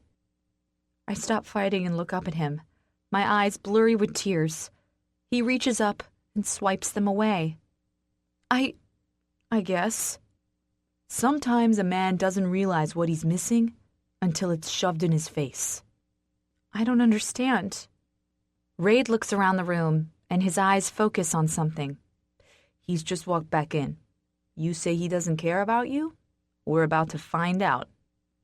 Raid curls his fingers around the back of my head and brings his lips down over mine. I'm so shocked for a moment that I can't think. I just stand there, frozen. Then I realize what he's doing, and I respond, moving my mouth against his. He's one hell of a kisser. His lips are soft, his tongue is skilled, and he's got an amazing, big, hard body to go with it. I actually forget the world for a second. He pulls back and grins down at me. You're welcome. With that, he disappears into the crowd. smart man. "What the fuck are you doing?" Raynor barks, taking my arm and hauling me through the crowd. What the fuck am I doing? Is he serious? He just told the woman he loves I am no more than a plaything, but he wants to get upset at me over a kiss? I don't think so. I'm tired of the lies, of the games, of the pathetic emptiness inside my heart. I deserve more than this. I deserve to be loved, or at the very least, respected. "I was kissing Raid," I say simply, crossing my arms when he pulls me into the back storeroom. "Are you fucking serious? You were just outside fucking me." "Yeah, Raynor, I was. You also told me this is casual." His fists clench. "I was going to take you on a date." I lose it now. How dare he pretend after what I heard? I'm tired of the secrets. It's time Raynor learns the truth. "Yeah?" I scream. "And I just heard you tell Pippa I mean nothing to you, and she's the only one who ever will. So don't you fucking dare stand there and tell me I can't mess around with other men." His face changes with shock, and then he opens his mouth to speak, but I cut him off. "I don't want your excuses, Raynor. You don't care about me. You care about her. That's not her fault. It's not your fault. But you do not get to act jealous over the fact that I was with another man when you honestly don't give a shit about me." "That's not fucking true," he barks. "Oh, bullshit. God, Raynor, I'm so sick of this, so sick of pretending." "I've been honest with you from the start," he yells. "Yeah, you have, but I haven't." He flinches and steps back. "What are you talking about?" "You know, I made so many excuses as to why you didn't remember. I thought it was an accident. I thought maybe you'd lost your memory. Then I found out about what happened to you, and I continued to believe I had a place in your heart still." "What the fuck are you talking about?" "You honestly don't see it, do you, Raynor? You don't see it no matter how hard you look at me." He looks confused, his eyes searching my face as if the answer is going to jump out at him. I can't take it anymore. I take the bracelet that I keep in my purse at all times out, and I throw it at him. It's the bracelet he gave me for my 18th birthday. He catches it, staring down at the inscription, and I can see it starting to make sense. "You said you loved me back then," I whisper as his eyes widen. "But you couldn't have if you forgot my face so easily, right, Ray Ray?" His entire body jerks back, and his eyes widen. Then suddenly he's looking, really looking. His eyes frantically search, moving over my face, locking on my eyes, moving over my body. "Emily?" he rasps. I shake my head and a tear rolls down my cheek. "Yeah, it's good to see you too, buddy." Then I turn and run out before he can stop me. Chapter 18. Then, Mally. Raynor's fingers move over my back, sliding down my skin. I'm resting my head on my crossed arms, staring over at him. He's propped up on an elbow, smiling down at me. He made love to me twice, and the second time was so much more explosive than the first. Something connected between us, something that's been lying dormant for so long. "Are you okay?"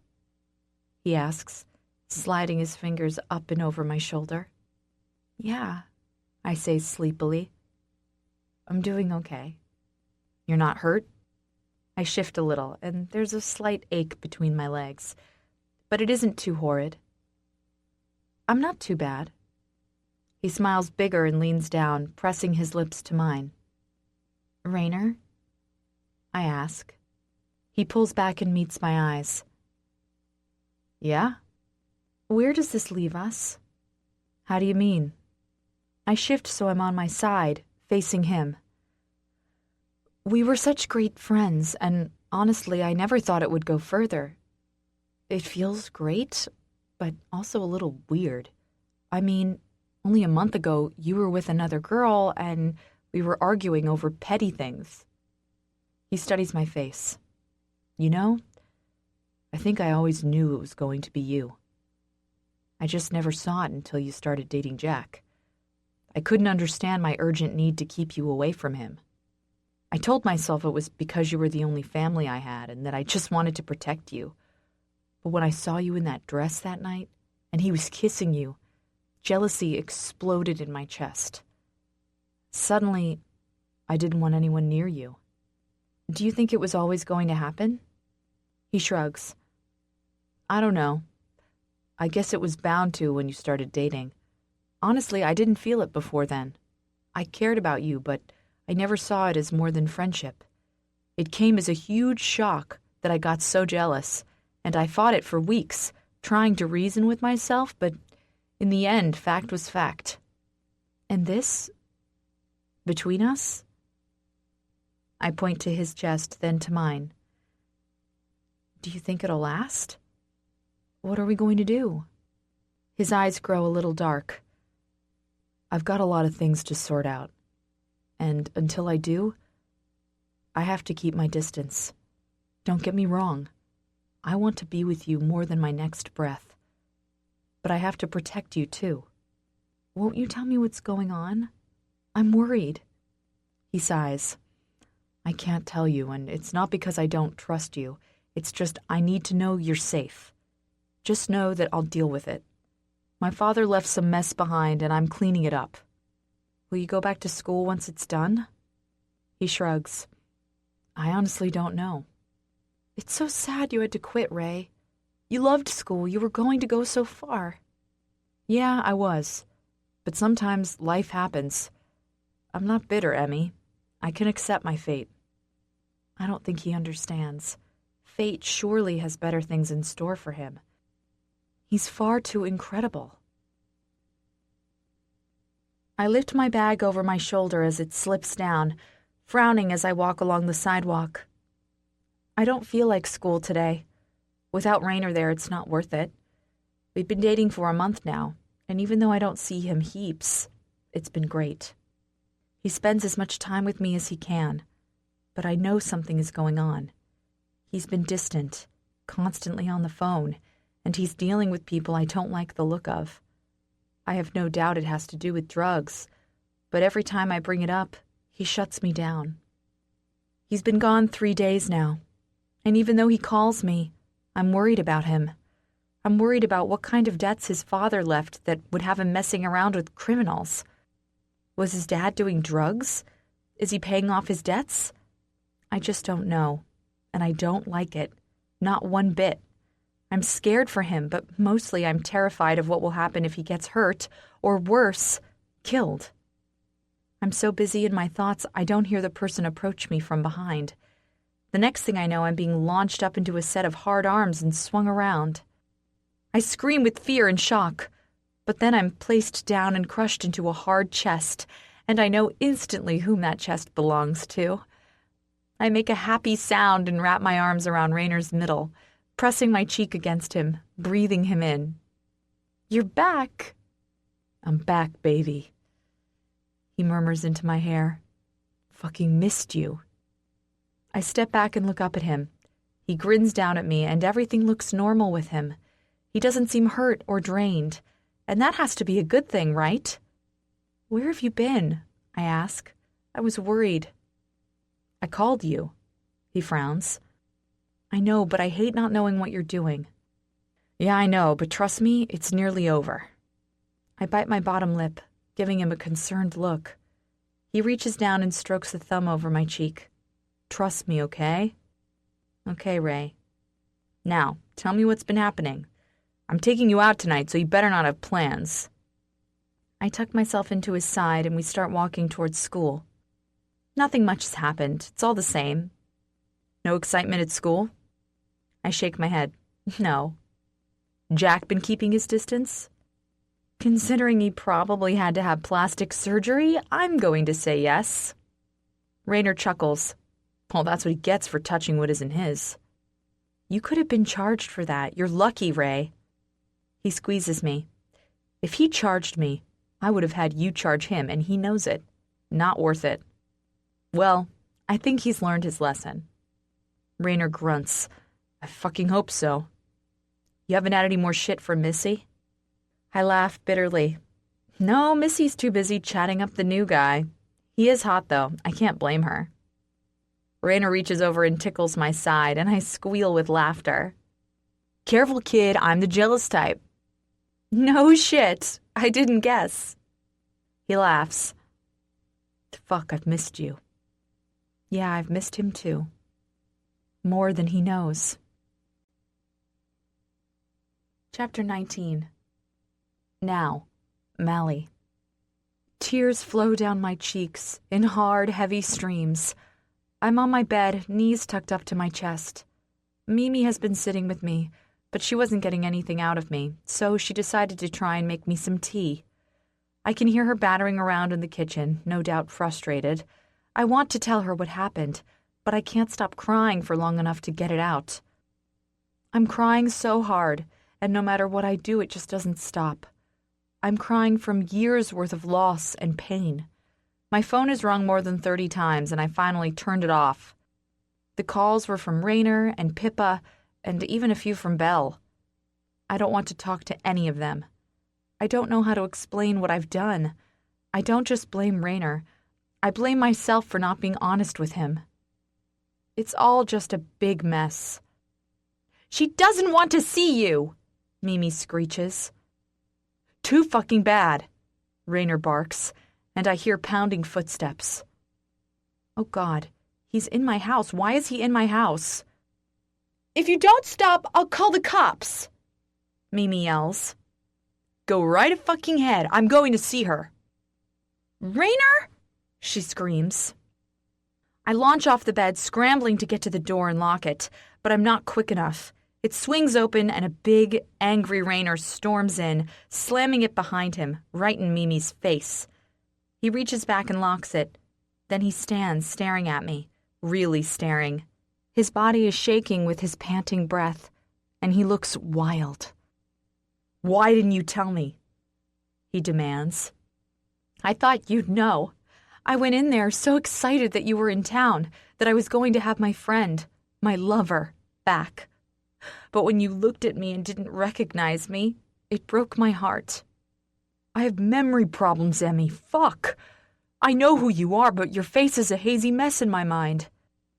He called me Emmy. My heart explodes and I start sobbing again. I get that, but I thought you'd know, Rainer.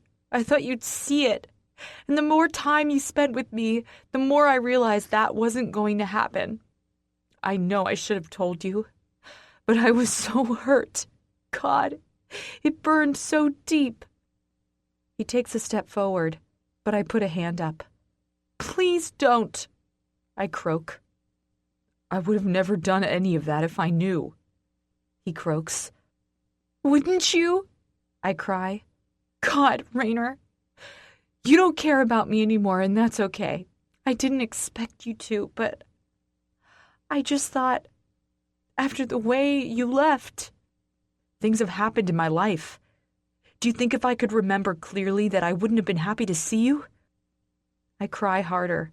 I'm sorry, I croak. He steps closer and I let him. I stare at his boots because I don't know what to say. I never thought I'd see you again, he rasps. Fuck, Emmy, I never... It hurt. I cut him off. It hurt so bad when you looked right through me. I was so sure you'd remember, and it felt like someone had reached in and ripped my heart out. He says nothing, and I don't look up. Then I found out what had happened, and that you were in love with Pippa, and I realized I was in deeper than I first thought. When I heard you say that stuff tonight, it ruined me. I've loved you since the day you made love to me, and every year since, and you ruined me. Emmy. And you didn't even remember me. My voice breaks on a sob. You didn't remember. Oh, God. Kid. And that hurt, Ray. I cry angrily. It fucking hurt. Emily. And now you love another woman and it hurts so badly. It's not your fault, I know that. Look at me. he demands, his voice thick with emotion. I lift my eyes and gasp at what I see. He's got red eyes, and there's a tear running down his cheek. Oh God, he's hurting. He's broken. You have no idea what leaving you did to me. Then why did you do it? I sob brokenly. Because I was protecting you. And then I got into more bad shit and I got sold. After that, my mind was a mess. I hiccup loudly and wrap my arms around myself. Before I met Pippa, all I thought about on that slave farm was you. Every second of every day. I prayed I had done all I could do to protect you. Rainer, I cry, my voice shaky. More tears run down his cheeks. I loved you. You had to know that. I press a hand to my heart. You left me. I saved you. Rainer. He steps closer. I'm sorry, Emily. I'm so fucking sorry. I don't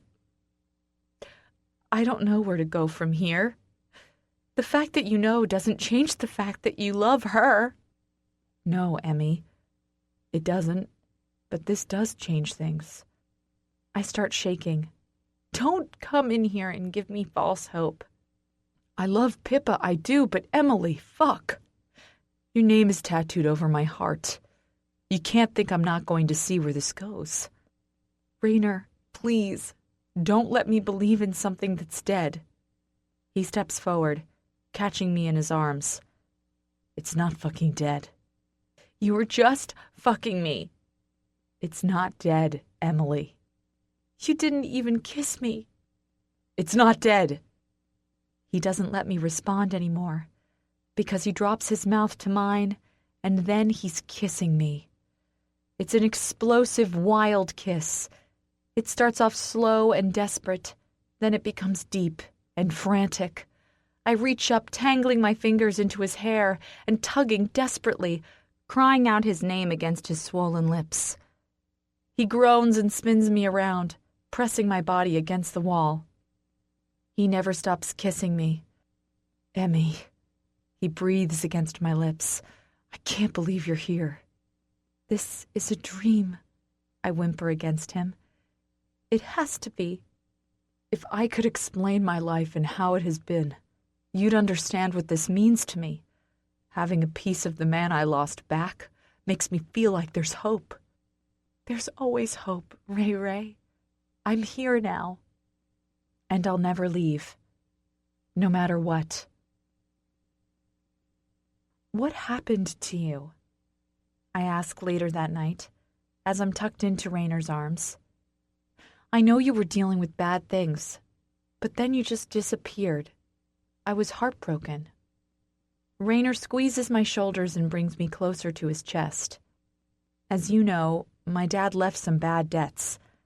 I thought I could clear them easily enough by helping some people out. Drugs? I whisper. He nods. Yeah. I knew a few people and I figured it would be easy enough to do a few jobs and pay back the debts, but it wasn't that easy. It never is. I mumble. I got in deeper and deeper, and one night I made the fatal mistake of selling the drugs to the wrong person because they offered me more money. I took the money and figured I could pay Dad's debt off and leave with you. I was young and fucking naive. I was dealing with a bigger drug lord than I thought, and he caught up with me. He gave me a time frame to pay it back, or he'd come after you. I gasp. I didn't know. Of course you didn't. I wanted it that way. I knew I had to protect you, so I started pulling away. I figured if I wasn't with you anymore, he wouldn't come after you. When the time came and I still didn't have the money, he told me he was going to take you out. I told him you weren't even with me anymore and I'd get his money back. He decided then he had bigger plans. I guess he figured he wasn't going to get his money back. So he sold you? He nods. Yeah, he did. He got all his men to take me down and they drugged me. When I woke, I was in the hands of a monster. That's where you met Pippa. Yeah. As you know, we were paired up. It was hell, Emmy. I can't even explain it. It changed me. When I escaped, I thought my life would be so much better, but it wasn't. Pippa was still there, and I couldn't find her. I sunk into depression and started drinking heavily. I ended up in rehab. Oh, Ray, I'm so sorry. Buying the bar grounded me. It helped me fight my demons. When she came to me that night and I saw she was alive and free, things finally started looking better for me. Not being able to find her was hell. I understand that, I admit, because I can only imagine how hard it would have been knowing she was left behind. I had memory problems after returning, and when I started drinking, I know who you are, Emmy, but even now, I can't remember your face from back then. I had no photos, nothing. My father's house was raided and cleared out when I went missing. I know, I croak. I watched it being auctioned off. I'm sorry, kid. Please know that. When you look at me now, do you see it? He's silent a minute. If I try really hard, I do. But my mind is a fuzzy mess. I know certain features you had, like blonde hair, but you don't now, so it's not sparking anything. When I look into your eyes, now I know. There's a familiarity. Then how do you know I'm not an imposter? He chuckles. Because you're the only person in the world who has ever or would ever call me Ray Ray. I smile and nestle into him. Yeah, that's true. We fall silent. What do we do from here, Raynor? I honestly don't know. You love another woman. I don't think I can just look past that. I know that, and I can't just turn off what's there for her. But I can tell you that I want to keep doing this. For 10 years, my life has been a mess. Up and down, high and low. I've been unable to do anything right. I can't hold relationships. I have few friends. Having you back, it makes something inside me feel like there's hope. There is hope, Ray Ray. We just have to find it.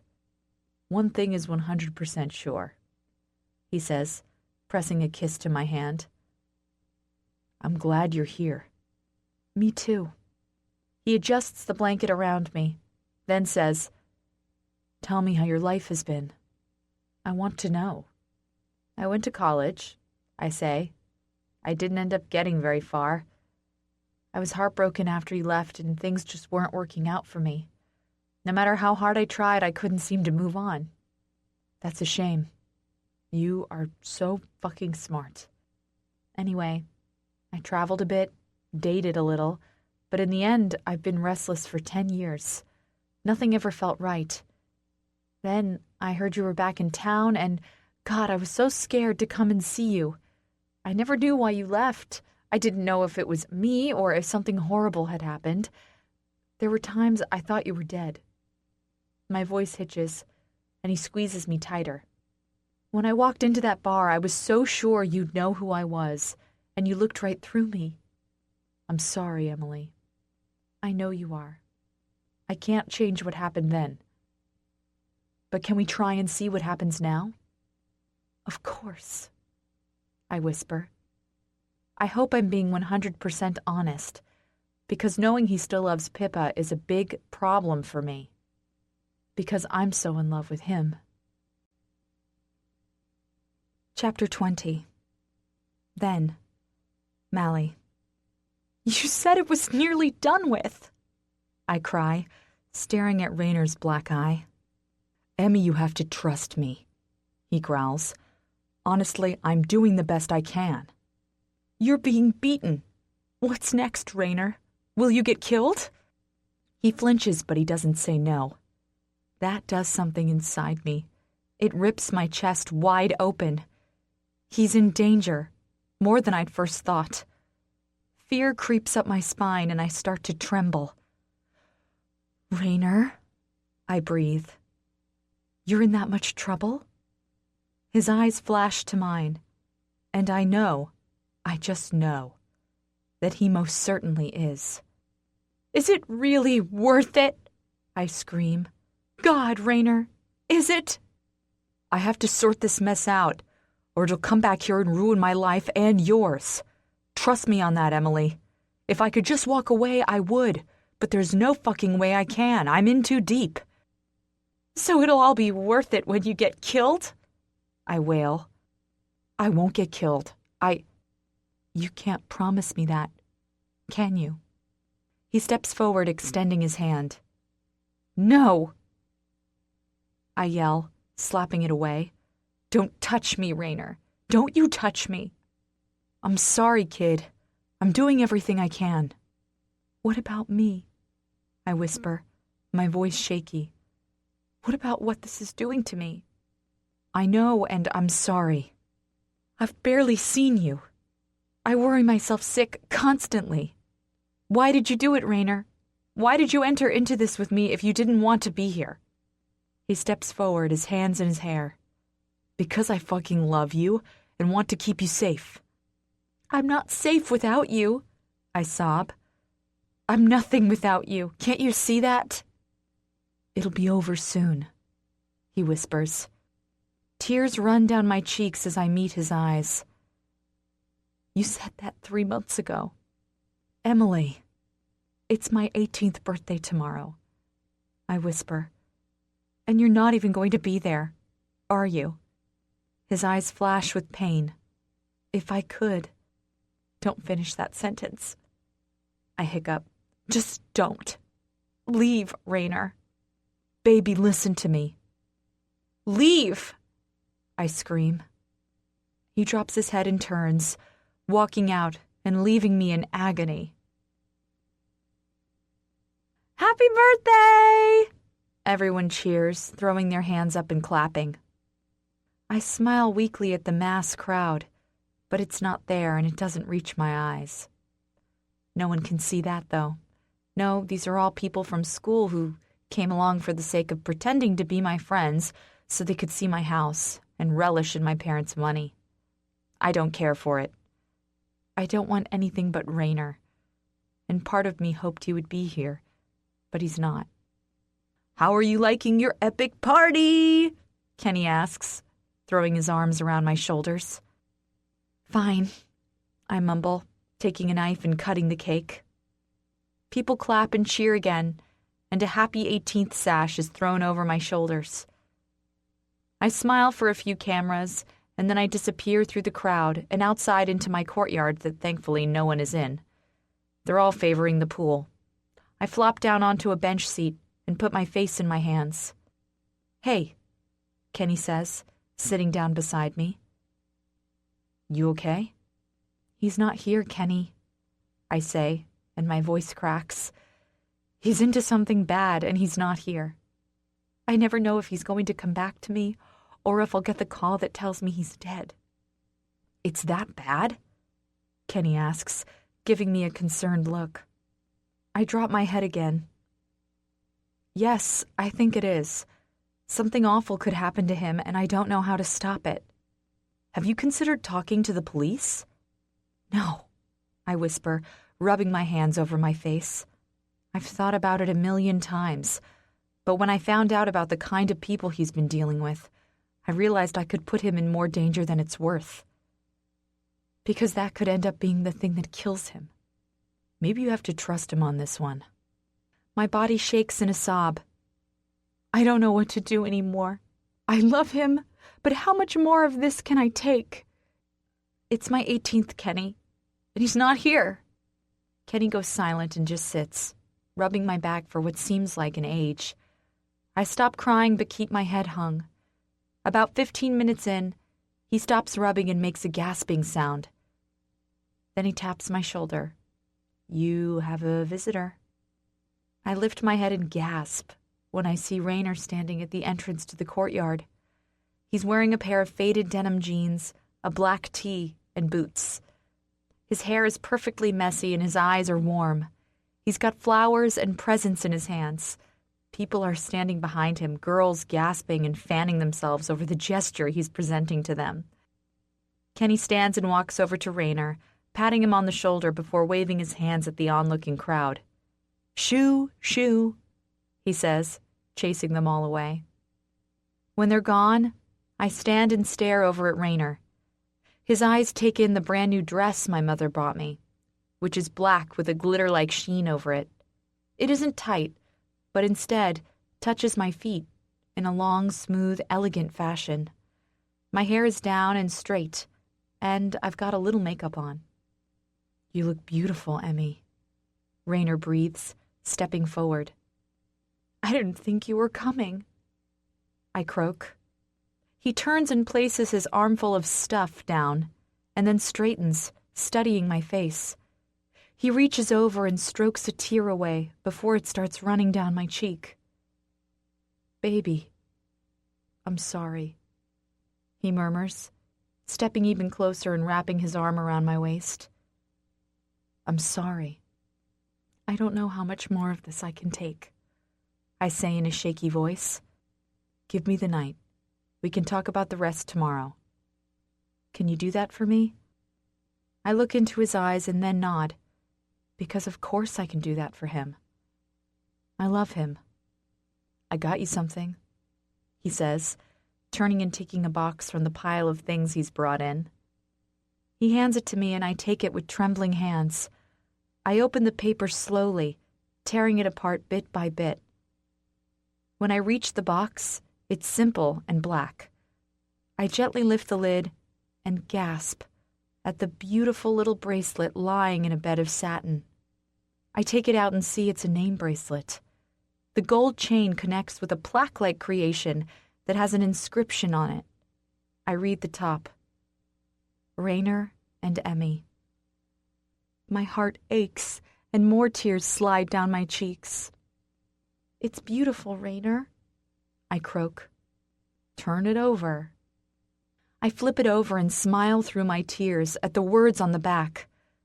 "Highway to the Danger Zone." I can't help but laugh hoarsely. It's our favorite song. He reaches over and takes it from my hand, gently fastening it around my wrist. Those words are us right now. We're on that highway, and soon we're going to reach the danger zone. But there's light on the other side. Can you believe that, Emmy? I look up into his eyes and nod. He smiles. "Good. Now dance with me because I need you in my arms." As if on cue, a soft song starts to play. I look inside to see Kenny giving me the thumbs up, and I laugh. Rainer wraps his arms around my body, and I put mine up around his neck. Then we stand there, swaying to the music, creating a memory that isn't tarnished by the horror of our lives right now. It's a memory I'll hold on to for the rest of my life, because it's the last good one I'll have. Chapter 21. Now, Mally. "Wait, let me get this straight. You're Emmy?" Belle gasps. I place a coffee down in front of her and nod. Then my eyes flick towards Pippa, who is staring at her hands. "I'm sorry, Pippa," I say. "I know I should have said something, but I was afraid." She looks up at me and she looks tired. I heard her and Tyke made up, but she still appears exhausted. I can understand that. It's been a crazy night. "No, I'm sorry. It must have hurt so much seeing us together and hearing what I said." I shrug. It was the truth. It still is. Our eyes meet, and I know she knows it. She knows Rainer is in love with her, and I can see by the sympathetic look she's giving me that she knows it too. "What are you going to do from here?" I glance away. I honestly don't know. Rainer wants to be in my life, but there's a lot to overcome before we can get any further together. "Yeah," Pippa agrees. "It'll be a tough one, but I'm glad he's got you back." "It's kind of romantic," Belle says, smiling at me. "And it totally makes sense now why you looked so hurt the night I met you." "He didn't recognize me," I tell her. "It wasn't pleasant." "I'm sorry," Pippa says again. "That would have hurt." I shrug. "Never mind. What's done is done." "Are you coming to his fight tonight?" Belle asks, sipping her coffee and groaning with delight. "Yeah, I nod. I am. He invited me. You could be good for him, Emily, Pippa says. I hope he realizes that. Rainer deserves someone who loves him so much. And love him I do, I sigh, no matter how hard it's been. Anyway, I better get back to it. I'll see you both tonight. See you, they both call. I turn and get back to work. Pippa and Belle leave about an hour later, and I go on my break. I'm working all day, and then I've got Rainer's fight tonight. I haven't heard from him since last night, but I'm sure that he'll contact me. I don't know where our relationship will go from here, but I know Rainer wants me in his life. I just don't know if I can be in it as only a friend. Blow after blow is delivered to Rainer's opponent's face. He's on fire tonight, looking like a god in the fighting ring. His entire body is wound up, sweating, and he's like a panther stalking his prey. He moves around the ring with an ease so many fighters lack. He's smooth and careful, every move precise. His opponent is smaller than him, but a lot quicker. That doesn't stop Rainer, though. He fights as if he was born to do it. Maybe he was. My entire body is heating quicker and quicker the more I stand here watching him. I want to take him out back and fuck him so hard we both scream. He's only on round 2, and they have a few more left to go. It feels like it's going to take forever, and I want him right now. I squirm in my spot amongst the screaming crowd, and I know my panties are wet. They're soaking for him. For what seems like hours, they fight, and then finally Rainer knocks him out cold. The crowd erupts in a cheer, and I keep my eyes on Rainer as he turns and puts a hand up. Then his eyes scan the crowd. I expect them to move straight past me, as they did last time. But instead, they stop on me, and the lust, burning in their depths, has me moving towards the locker room with speed. I reach it and fling it open just in time to see Rainer charging in. Our eyes meet. His chest is rising and falling with pants, and I don't wait. I run towards him, heels clicking and hair flying. He catches me when I throw myself at him, and our mouths smash together. He grunts and slams my back against the wall. His body is wound up, his muscles big and bulging, a fine sheen of sweat covering them, and I can't get enough. I kiss his sweaty mouth and I don't care. I love how he tastes, so masculine, so manly. He grips my ass and grinds my wet pussy against his belly. God, I'm so ready for him, so ready for his cock inside me. Rainer, I gasp, leaning down and biting his shoulder. He growls, low and deep, and jerks my dress aside so he can reach between us and put his finger inside my panties. You're soaked, he hisses against my lips. Seeing you up there, God, it made me so horny. Fuck, yes. He takes my hips and pulls my panties aside, and then he starts rotating my pussy against his stomach. His muscles bunch and pull, and I can feel his warmth against my bare flesh. He feels incredible. I can see my arousal sliding across his belly, and I watch in sexual fascination as he takes it in. You have the sweetest cunt, he growls. Look how wet you are. I want to taste him so badly, to put my mouth against his skin. I release my legs, letting them fall down beside me, and he lets me go. When I'm on my feet, I take his shorts and jerk them down before lowering myself to my knees. He makes a low, rumbling sound in his chest as I remove his cock, stroking it in one of my hands. God, I want this rougher. I need it rougher. I lean forward and bite the area just under his belly button. He grunts in pain and his hands find my hair, tangling in it and tugging forcefully. I keep biting, loving how his muscles feel bunching beneath my mouth. His grunts turn to growls of pleasure, and instead of pulling back, he reaches my face against his stomach, clenching my hair with desperation. Fuck, he groans as I bite and lick his skin. We're in a frenzy, and when I lean down and capture his cock in my mouth, he bellows loudly. He thrusts his hips, fucking my mouth with force, and I become so wet I can feel my arousal coating my pussy. I need this cock inside me, but first I need more of this pressure. I need more of this rough play. Raynor jerks my hair and fucks my mouth like a madman, and I reach around, cupping his hard ass and driving my nails into his skin. "Fuck!" he roars, jerking me back. "Get on your hands and knees." I do as he asks, turning over and presenting my ass to him. He hikes my dress up further, and then his hand is cupping my ass. He massages the skin there, and before I can think too much further, he's driving his cock into my warm heat. I'm so wet, he slides in with ease. I mewl desperately, clawing the ground as he starts fucking me with the same force he was just using with my mouth. It's frantic, wild fucking. Our skin is slapping together, and we're both panting and crying out. It's intense. "So tight, so fucking wet," he bellows, pinching my skin as he holds onto my hips with his fingers. "Raynor, God, yes!" I squeal, pushing my ass back into him. "I'm going to come all over that sweet ass. Are you ready for it?" "Yes," I pant, feeling my own orgasm. "Yes, yes, yes!" It hits me and I scream. My hands go out from beneath me, and my face hits the floor with a harsh thud.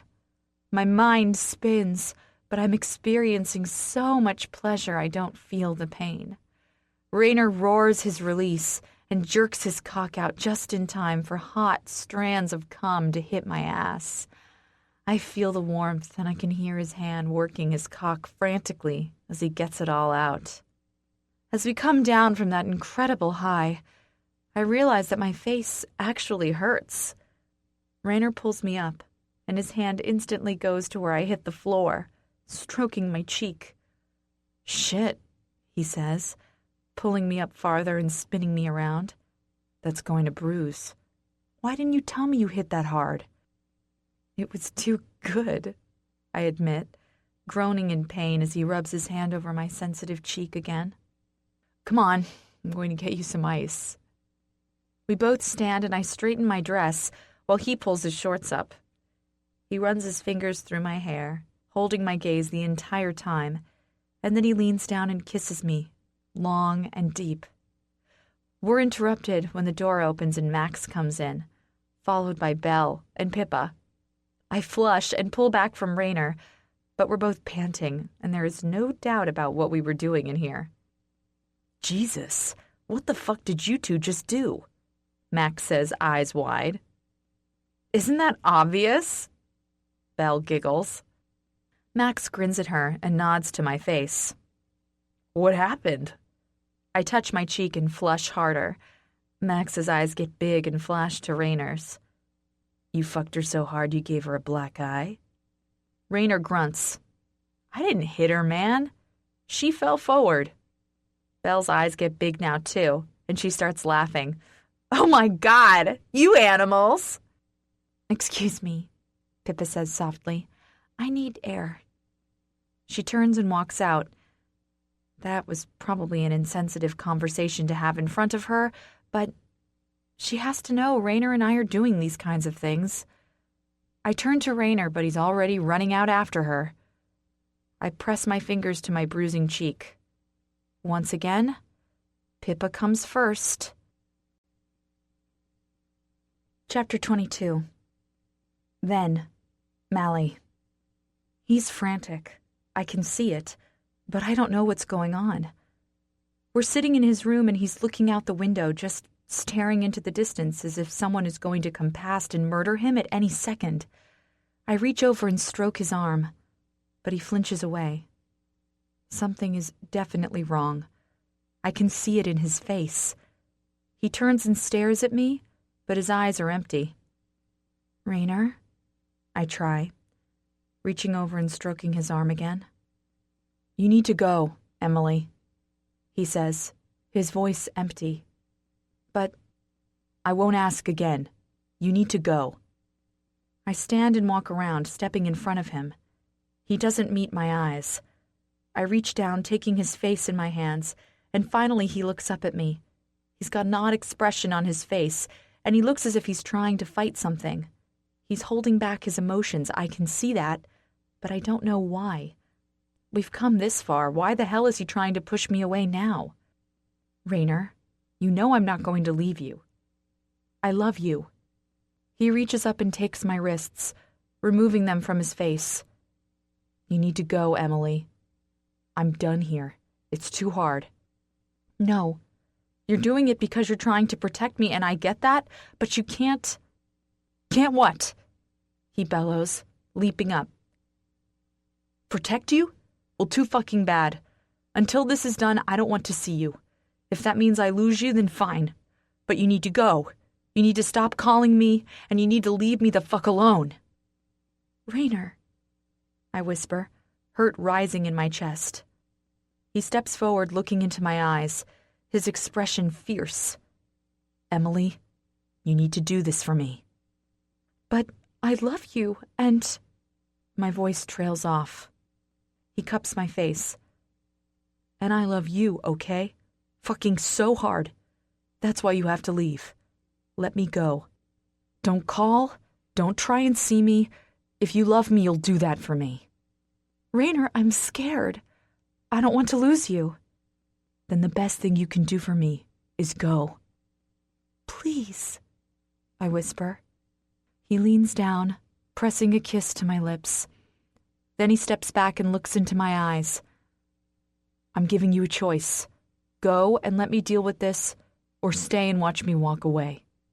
Rainer, I'm not waiting for you to make up your mind.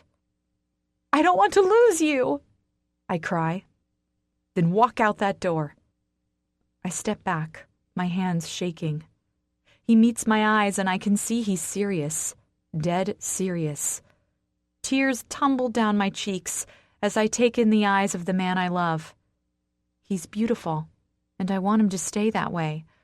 But if me being in his life right now is putting him in danger, then I'll do what he says. I'll walk away. I love you, I whisper. I love you too, kid. Then I step forward, kissing his lips softly before turning and walking out the door. My heart is breaking. It's been 12 days. He's not back. He hasn't been to the house. He hasn't called.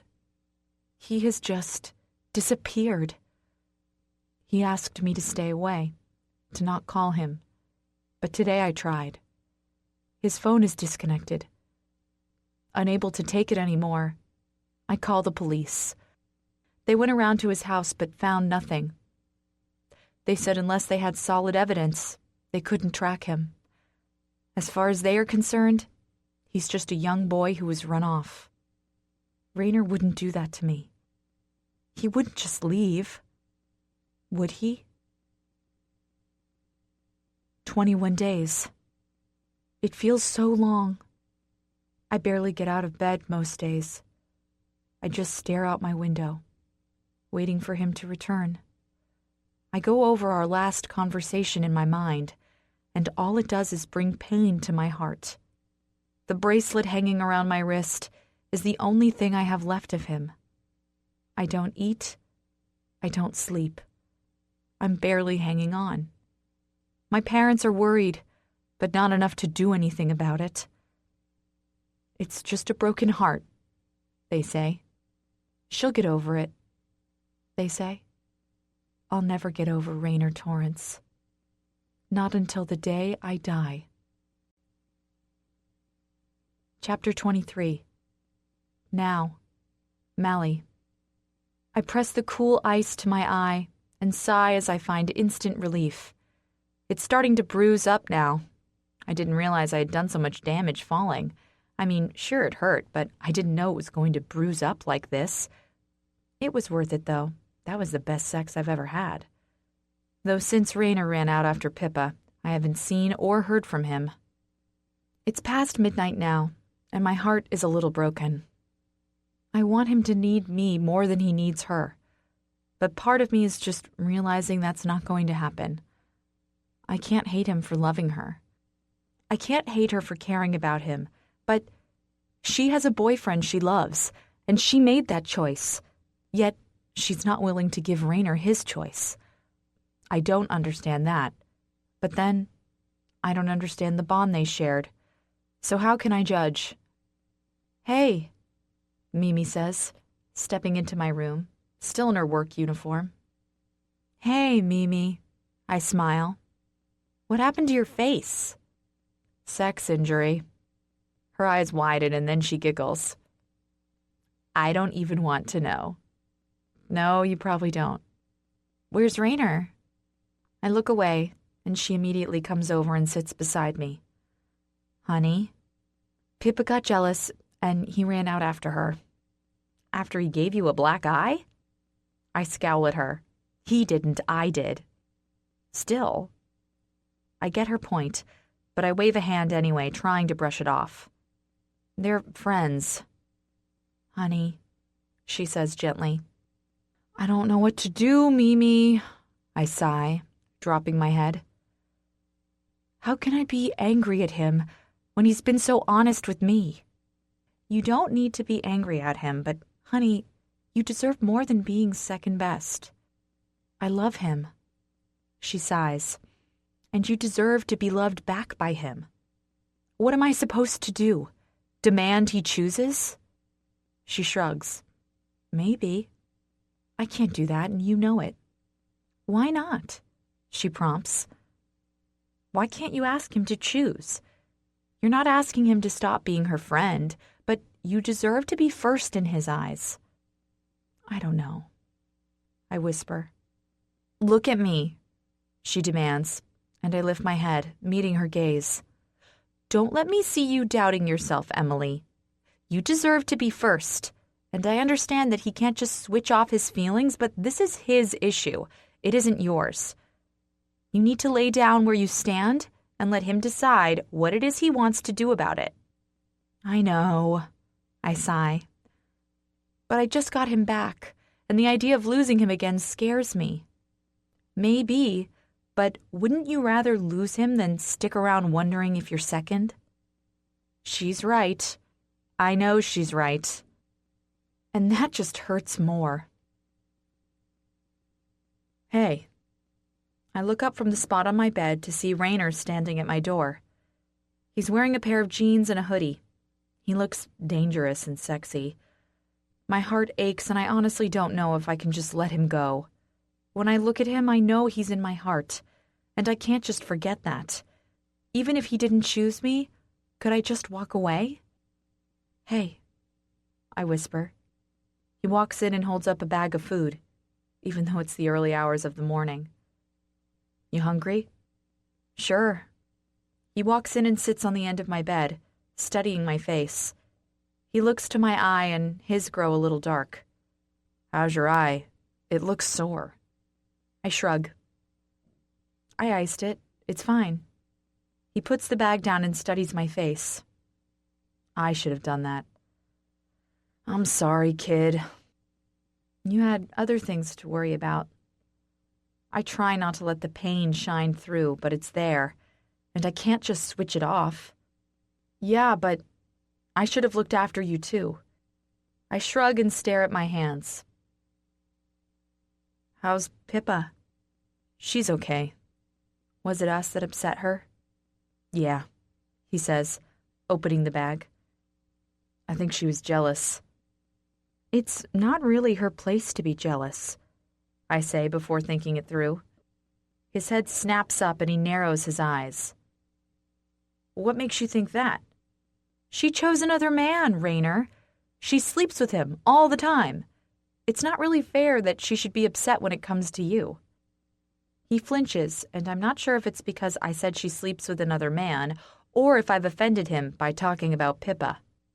Our relationship is complicated. You wouldn't understand how it is. That hurts. So much, I flinch. No, you're right. I wouldn't. Listen, I'm tired. Can we do this another time? He looks up at me, confused. Are my words offending you? Yeah, I say, swinging my feet over the side of my bed. You know what? They are. I don't understand your relationship with Pippa, and I won't try and pretend to, but I do understand my relationship with you. I don't like how you made me feel tonight, and I don't like that she got jealous. Not because I dislike her, because I don't, but because she made her choice, and for whatever reason, you keep hanging on. You say those things because you don't understand. He grinds through his teeth. I know that, I screech. God, Rainer, I know I don't understand, but you refuse to explain it to me, so I'm left making my own assumptions. I don't know how to explain it, he yells, throwing his hands up. All I know is she understands me, she understands my pain, and we have a bond. It's hard to explain the kind of jealousy we feel. I don't think I could ever fuck Pippa, but when it comes to the idea of another man doing it, I hate it. I'm possessive of her because she was the only thing that kept me going. She's the same with me. She loves Tyke. I know she does. But there's something between us that'll always be there. Tears run down my cheeks, and I nod. Okay. I turn and walk towards my bathroom. Jesus, Emily, he says, leaping up. I turn to him. Rainer, I love you. You know I love you, but right now, I just need to process, okay? I'm not angry at you. I'm grateful you told me in black and white terms how it is.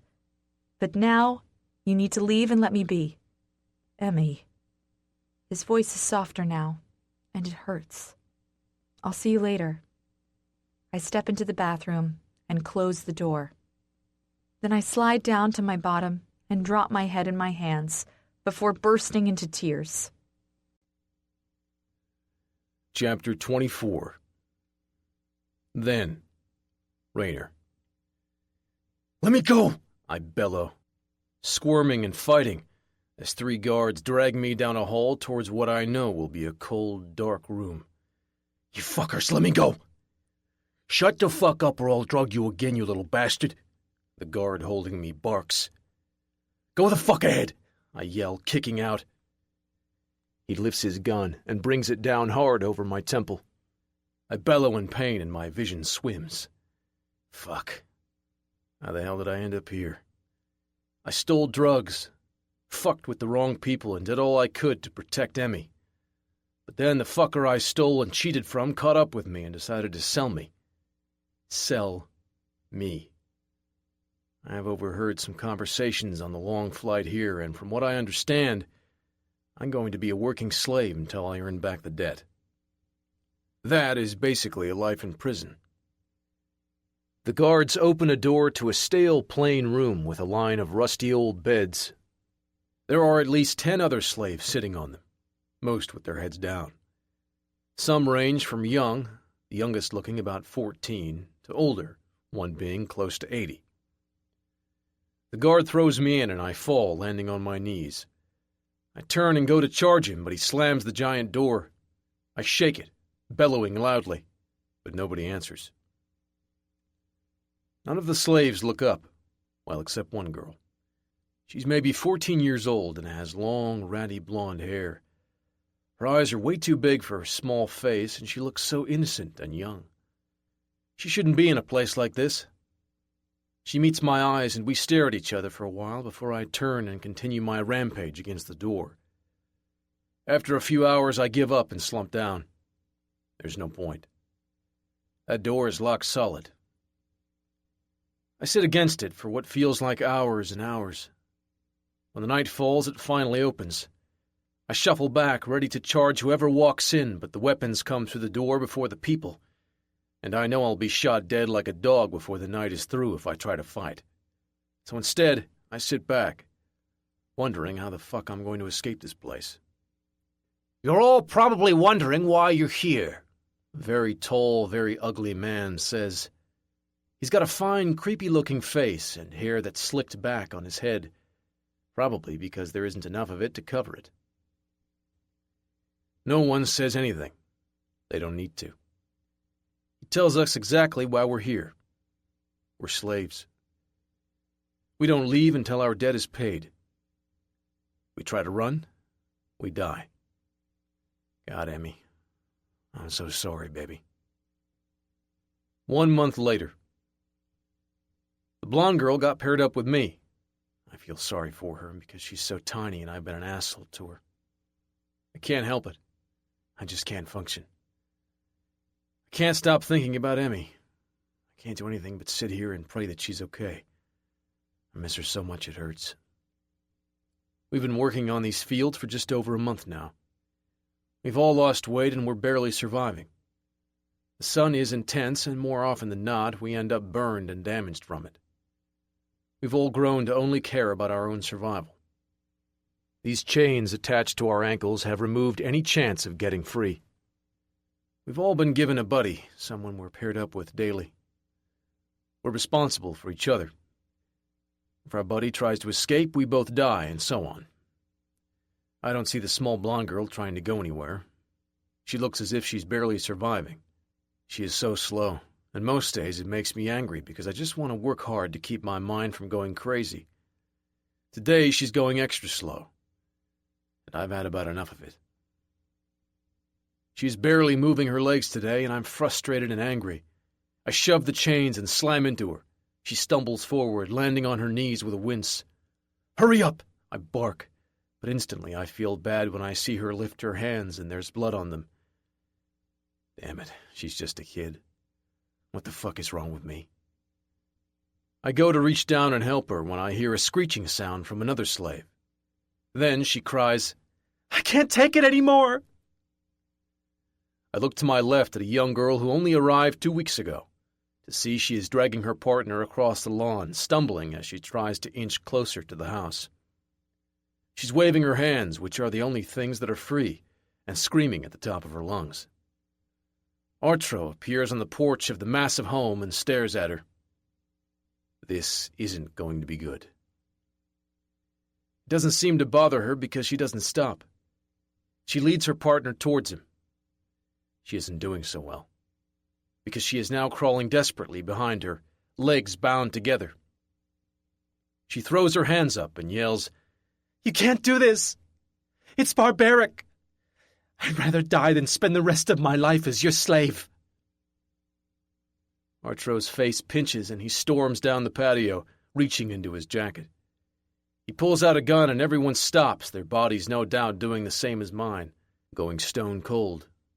He stalks towards her, pointing the gun at her head. She doesn't stop, and I fucking swear she wants him to shoot her. "Get back to work! You won't get another warning!" he roars at her. "I don't want another warning," she yells, "because I'm not going to go back to work. You can't make me do this. I'm starving and thirsty, and I've lost so much weight I can see my damn bones. I won't do it. You can't be allowed to get away with this." Artro smiles, and my stomach twists with anxiety for a second, as he pushes the gun into her forehead. "I can. And I will." Then he pulls the trigger. Holy fucking shit.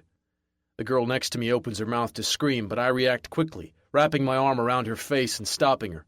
He'll kill her if she screams. Blood and gore splatter, and the poor, struggling girl on the ground behind the first body starts to cry. Artro points the gun at her head now. "Do you all see what happens to those who defy me?" he roars. "I told you once, and I'll only repeat myself this one time. You're here until your debts are paid off.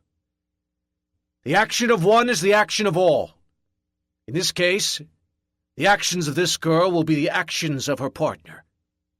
He pulls the trigger and shoots the second girl. The girl in my arms' knees go out from beneath her, but I hold her up with an arm around her waist. Artro tucks his gun away and his eyes scan over all of us. They fall on the girl and me, and I tense, wondering if we're going to be next. "Now you." He points to me and then to the girl, and then he kicks one of the dead bodies in front of him. "Clean this up." The minute he reaches the house, the poor girl in my arms leans over to vomit. I feel my own bile rising in my throat. but I've seen horror in my life. This poor girl shouldn't have to see this. I kneeled down beside her, swiping a piece of damp blonde hair from her face. Hey, sweetheart. It's going to be okay, do you hear me? Tell me what your name is. She looks over to me, her eyes puffy and filled with so much fear I want to wrap her in my arms and never let her go. Pippa, she squeaks. I cup her face. You and I are going to stick together, okay, Pippa? She nods. I want to die inside. Chapter 25. Now, Mally. It's raining out tonight, and my car lights really aren't giving me the kind of brightness they should. I'm driving really slowly, watching the rain pound on my windscreen. Gosh, where the hell did this come from? I wish it would go away. That would make my life a whole lot easier. I squint, leaning forward to try and see through the mist it's creating. My phone rings on the chair beside me. I glance over quickly. Rainer again. He hasn't stopped calling, and that's probably because I haven't seen him or spoken to him for more than 2 days. I know it's not the right thing to do, but I'm hurting. I need to figure my mind out before I can commit to him. Besides, I don't even know if he's going to commit to me, so what's the damned point in trying? God, I'm being bitter. My phone rings again and I sigh, picking it up and pressing it to my ear.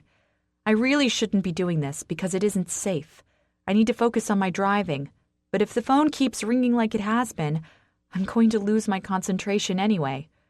I press it to my ear, keeping one hand on the wheel, and my eyes fixed firmly to the road. Please stop calling me, I say with a sigh. Jesus, really? Rainer grunts. You're honestly going to act like this? Yes, I am, I mutter, keeping my eyes on the road. Talk to me at least, for fuck's sake. Won't stop calling until you do. Talk to you about what, Rainer? How you're in love with a woman who you can't let go of, yet you want to keep me around for what exactly? Fun? Don't, he warns. You know I care about you. No, you care for the person I used to be. The memory. You don't care about me now, Rainer, because you don't even know me. And if I'd never told you who I was, are you telling me you would look at me the same way right now? He goes silent. My point exactly. Now I'm driving, so goodbye. Jesus, Emily. This has been a rough few weeks, you hear me? I'm sorry things aren't going your way, but what do you expect? My way? I snap. Are you serious? How has any of this gone my way? If it were going my way, Rainer, you'd be looking at me and only me. Emily? No, I growl. Don't. He starts answering, but I lose focus of what he's saying because there's a pair of headlights coming right at me. It takes me a few moments to realize this, but they're definitely on my side of the road. I scream and swerve, my car launching off the side of the road. I briefly hear Rainer yell my name before my phone flies from my hand and my car soars off the side of the road. I put both hands on the wheel, trying to get control, but I can't seem to stop it. I cry out frantically, tears running down my cheeks. I'm about to die. Oh God, I'm about to die. My car slams into a tree with such force I'm thrown forward. Then my entire world goes black, but not before the airbag combusts and explodes into my face, probably saving my life. I don't know. I blink rapidly, opening my eyes and trying to focus. It feels like I've just woken after running a marathon. My eyes are blurred and I can hear loud, horribly annoying beeping coming from somewhere to my right. I manage to gain some of my vision back and see a bright light on the ceiling above me. It takes a moment to realize where I am, but as my vision gets clearer and clearer, I realize I'm in a hospital. Emily, hi. How are you feeling? I turn my head slowly to the side to see a nurse looking at me over the top of her thin, black-framed glasses. She's got a clipboard pressed to her chest, and she's smiling. What happened? I croak. You were in an accident. Can you see clearly? I nod. It's getting better with each passing second. Good. Can you tell me your name and date of birth? I rattle them off. Do you remember what happened? I close my eyes, and it all comes flooding back. I was talking to Raynor on the phone when a car came onto my side of the road. I was in a car accident. I had a car accident. I choke out, my voice thick with emotion. Yes, you did. You had to have some surgery because there was a little internal damage, so you're going to be sore for a few weeks. Everything's looking good. You're very lucky to be alive. The doctor will be in momentarily. How long have I been in here? I whisper. Only one night. You have friends waiting outside. Should I send them in? Friends? Who? I ask. Jemima and Raynor? My heart clenches. Yes, please. She pats my hand and walks out, and I shift my aching body. I sit up as best I can and see there are tubes coming from my hand and one from my stomach. I flinch and cover it with the blanket, not wanting to see it. The door creaks, distracting me, and I turn to see Mimi and Raynor walking in. Mimi sees me and runs forward, gently throwing her arms around my neck. You scared me. Oh, God. Mally, don't you ever do that again. It wasn't intentional, I promise. I croak into her hair. How are you feeling? Are you going to be okay? I'm sore, and yes, apparently so. Her eyes scan my face. I was so afraid. I reach over and take her hand. I'm okay, I promise. She turns and glances at Raynor. He's desperate to talk to you. I'll get some juice, okay? I nod and she leans down, kissing my cheek before turning and rushing out. Raynor steps forward, and he looks tired and worried. He stops at the edge of my bed and stares down at me, his eyes pained. Are you okay? He asks, his voice raspy. I'm okay, I say, meeting his brown eyes. You scared me. Fuck, Emmy. I'm sorry, I didn't plan on it happening. If I didn't call you so many fucking times. Raynor, don't, I whisper. Please don't. I answered the phone. You didn't make me. I kept calling, probably driving you crazy. It's not a wonder you lost control. Please, I say, reaching over and taking his hand. Don't. I'm so sorry, Emily. For everything. I sigh and smile at him. So am I. I know you think I don't care about you, but I do. Fuck, I do. I didn't realize how much until tonight. I stare at him and I can see he's telling the truth, but it still doesn't solve my problems. I know Mimi is right. I have to ask him to make a choice. I don't want to be that girl, but I need to know where I stand. I need to know if he's going to be able to love me the way I want, or if we're always going to have this argument, because that's not fair on either of us. Raynor, I need to ask something of you. He squeezes my hand. Anything. I need you to make a choice. I don't want you just picking me because of this accident and a temporary fear of losing me. I need you to go, take a few days, a few weeks, whatever it is, and really think about what you need and want. I need you to choose. And until you do, I can't be with you. You're asking me to choose between you and Pippa? My heart clenches and I nod. But I'm not with Pip and never will be. But you love her. And even though I get it, I'll never be able to live with coming second best. I can't, Ray. First it was you telling her I was nothing, and then you ran out when she got jealous, leaving me with a black eye. I don't want to feel like that, and I don't think I have to. I'm not asking you not to be her friend. I like Pippa. What I'm asking is for you to decide which is more important. Having her as a normal friend and putting me first as your girlfriend, or having her the way you have her now and losing me. That isn't making things easy, he murmurs. No, but I deserve an answer, don't you think? He sighs. running his hands through his hair. I'm not trying to make your life hard. You know how I feel about you, and I'm not asking for much, just a choice. If you can't make that choice, I understand too. But this has to be the end for us. I can't keep falling harder in love with you, only to keep feeling like I don't matter and never will. He leans down, cupping my cheek. You'll always matter to me, Emily. You have to know that. I know I matter, but how much? He closes his eyes, keeping his hand curled around my cheek. After a moment, he presses a kiss to my forehead and stands, looking down at me. Okay. If that's what you need, then I'll do it. He turns towards the door, and I call out his name. He stops and looks back at me. I need you to know that I'll love you for the rest of my life, Rainer. Our connection is different, but it's there.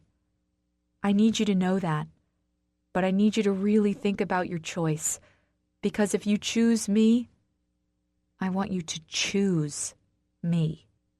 I get you, kid. Okay. He smiles a little. Okay. Then he walks out, and I honestly don't know if it's the last time I'll have a chance to be in his life. Because I really have no idea who he'll choose. Chapter 26. Now, Mally. I haven't seen or heard from Rainer for 2 weeks. I know he went away for a bit to clear his head, and I understand that. I came out of hospital 2 days after my accident, and then spent a few days at my parents', out with them and my sister. It was nice, because they took good care of me, but I'm glad to be home now. I don't go back to work until next week, so it's been a good chance for me to get my head together. Tonight I'm in a moping mood, and have decided to watch movies and eat an abundance of chocolate. Not hearing from Rainer scares me. Call it injuries from the past. I wonder what he's doing. Hell, I wonder if he'll even come back. What if he decided it's just not worth it? What if he picks neither of us? There's a solid chance that'll happen. It kind of feels like déjà vu, and the fear that he won't return is killing me. I flop down onto the couch and stare blankly at the movie playing. I'm halfway through when I hear someone calling my name. It takes me a few moments to realize it's Rainer's voice, and I leap up from the couch, heart racing, and run to the front door. I fling it open, and what I see has tears instantly pouring down my cheeks. I press a hand to my mouth, and joy floods my chest. Rainer is standing on my front lawn, boombox held in the air. Highway to the Danger Zone, playing loudly from the speakers. He's got a big grin on his face, and I can't help the sob that's ripped from my throat. He walks towards me, boombox still held high, and when he reaches me, he carefully lowers it to the ground, flicking the sound off. What are you doing with that? I choke through sobs. I thought of so many ways I could tell you what you meant to me, and nothing seemed right. Then, I remember the night you did this for me. And I fucking knew it was how I could do it. Rainer, I choke, pressing a hand to my heart. Emily, I know I've been off and on. I know I've made things hard for you, but something hit me hard when I was away. I love Pippa, I do, but it's not in the way I love you. She saved me during a hard time, and I thought it was the real deal, but the truth is, when I thought about the love I had for you back then, I knew it was different. I make a hiccuping sound, and more tears flow. I've had so much shit in my life, but the moment you stepped into it again, even before I knew it was you, something eased inside me. You made me smile and laugh and fuck. You are so gorgeous. It hurt. The more time I spent with you, the more I realized that you could change me. When you told me who you were, you did change me. Don't you know that? I shake my head, pressing a hand to my mouth. Pippa saved me. I'll love her for that until the day I die. I'll always be her friend, and I know you're okay with that. But I should have put you first. I should have chased you. I should have given you what you deserved. Truth is, I was afraid to let Pippa go because I was terrified of taking a step out of myself and changing my life. More tears flow, and he steps forward, wrapping an arm around my waist. Here's the funny thing about it all. You owned my heart first, Emily. She came in, she held on to it, but in the end, she gave it back to you because it was always yours to begin with. She was just taking care of it until you could come back. Rainer, I rasp, cupping his jaw in my hands. I love you, and I fucking love you. He brings his lips down over mine, and he kisses me, long and sweet. It feels amazing, so fucking perfect, and this time, so damned real. He picked me. Oh God, he picked me. Epilogue. I throw a towel over my shoulder and smile at the customers as they approach the bar. Rainer is working down the other end, giving me a sexy grin every now and then. It's my first week working with him, and so far it's been amazing. We've been dating for 6 months now, and each day just gets better and better. Last week, he asked me to work with him, and I jumped at the chance. What can I get you? I grin at the handsome, tall man sitting at the bar. Whiskey, neat. He smiles. I prepare it and slide it across to him. He takes it and hands me some cash, and I run it through the till before continuing on. Rainer and I work perfectly together. Smoothly, perfectly. We move around each other with little grins and gentle caresses, and we don't clash. Well, at least we don't right now. Hey there, you two. We look up to see Pippa, Tyke, Belle, and Max coming in. They all take a seat at the bar, and I grin at them. Hey, you guys, what's happening? Just coming in to give you some pressure. Belle smiles. Oh, yeah? I wink. Bring it on. She laughs. What can I get you? I ask as Rainer approaches. Vodka for me, Belle says, and Max gives her a sexy grin. And whiskey for him. I chuckle and look to Pippa and Tyke. Pippa smiles at Rainer, and he leans over the bar, hugging her. Their relationship has continued on strong, but now he lets Tyke take care of her instead of running every time there's a problem. They're both stronger for it, and I've grown close to Pippa. I like her a lot. What about you two? I ask. Orange juice for me, Pippa says, and we all raise our brows. Since when do you only drink orange juice? Rainer asks.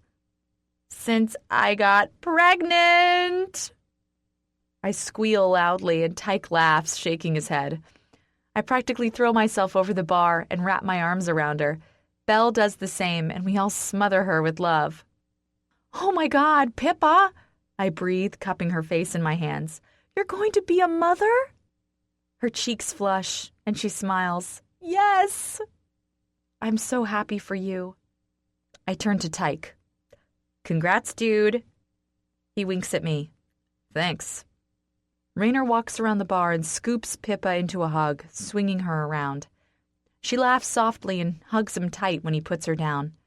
So fucking happy for you, sweetheart. Thank you. We're pretty happy about it. When are you due? Belle asks. I work and listen to them talk. I'm happy for Pippa. She deserves a baby more than anyone.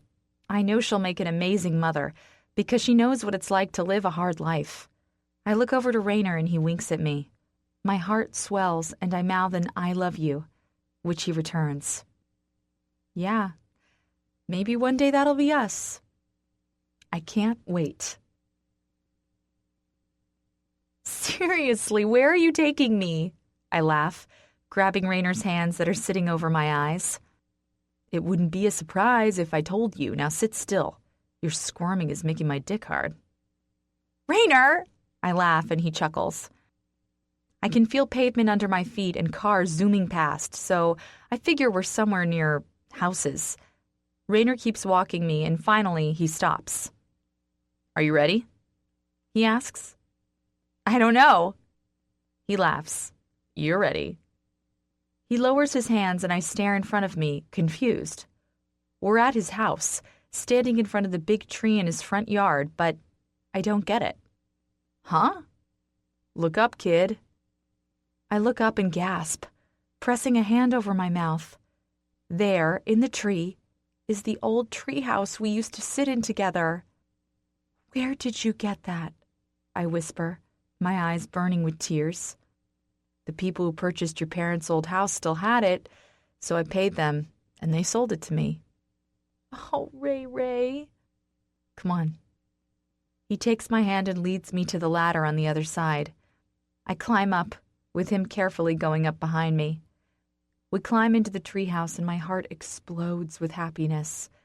I crawl over to the piece of old wood we scratched our names in, and there they are, still there as if it only been done yesterday.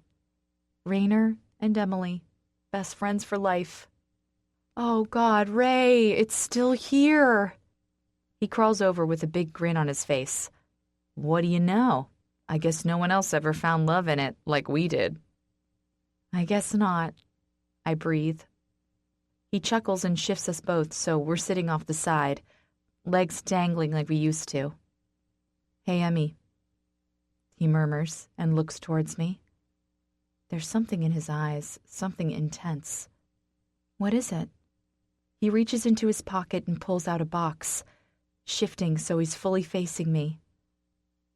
There's something I want to ask, and I know this isn't so traditional, considering we're in a treehouse, but I can't think of a better place for it to happen. Oh, God, I've loved you for a fucking long time. But you know the moment when I fell the most in love with you? I shake my head, feeling tears burn under my eyelids. It was this moment. I'm confused, but it all makes sense as he opens the box and reveals the bracelet he gave to me on my 18th birthday. He lifts it out, and I choke on a sob as he wraps it around my wrist. I stare down at the words, and my heart swells. Then, Rainer takes my hand and pulls out another box. Emily, I want to spend the rest of my life making trouble with you because you're the only person I could ever want to do it with. He flips the box open and pulls out a ring that has the inscription, Highway to the Danger Zone, Together, Forever. I burst into tears as he slides it on my wedding finger. Will you marry me, kid? I press my hands over my mouth and nod, frantically, before throwing myself into his arms. Yes! Oh, God, yes! He laughs and pulls me into his arms, kissing me long and deep. I pull back and let my legs dangle back over the side, staring at the perfect ring. It's the only thing that'll ever explain us, I whisper. Rainer takes my hand, and it will for the rest of our lives. I stare ahead, so happy my heart is swelling. Then I get an idea, and a big smile stretches across my face. Do you think we could still be as rebellious as we used to? I ask, and he grins. Oh, fuck yeah. You want to try? I turn to him, capturing his face in my hands. I love you, Rainer Torrence. He leans down, kissing my lips. I love you too, Emmy. Forever this time? He smiles, big and beautiful. Forever this time. I kiss him back hard, and after a moment he pulls back. Now, let's go and cause some trouble. You in? He jumps down from the treehouse and extends a hand to me. With a massive smile, I follow. Hell yes. He takes my hand and we start running. As we do, I start singing to him. R is for Rainer, handsome as can be. A is for asshole, one he can be. I is for idiot, yeah, you know it's true. N is for nerdy, you're a little of that too. E is for energetic, there's no holding you back. R is for rebel, one day I'll fight back. He chuckles loudly. and it's the best sound in the world. A sound I get to keep forever. Finally. This concludes Flawed Love by Bella Jewell. Narrated by Lydia Dornay with Roger Wayne. Copyright 2015 by Bella Jewell. This unabridged audiobook is published by arrangement with Bella Jewell, care of the Rebecca Friedman Literary Agency, and was produced in the year 2015 by Tantor Media, Incorporated, a division of Recorded Books, which holds the copyright thereto. Please visit tantor.com for more information on our growing library of unabridged audiobooks and to take advantage of special offers.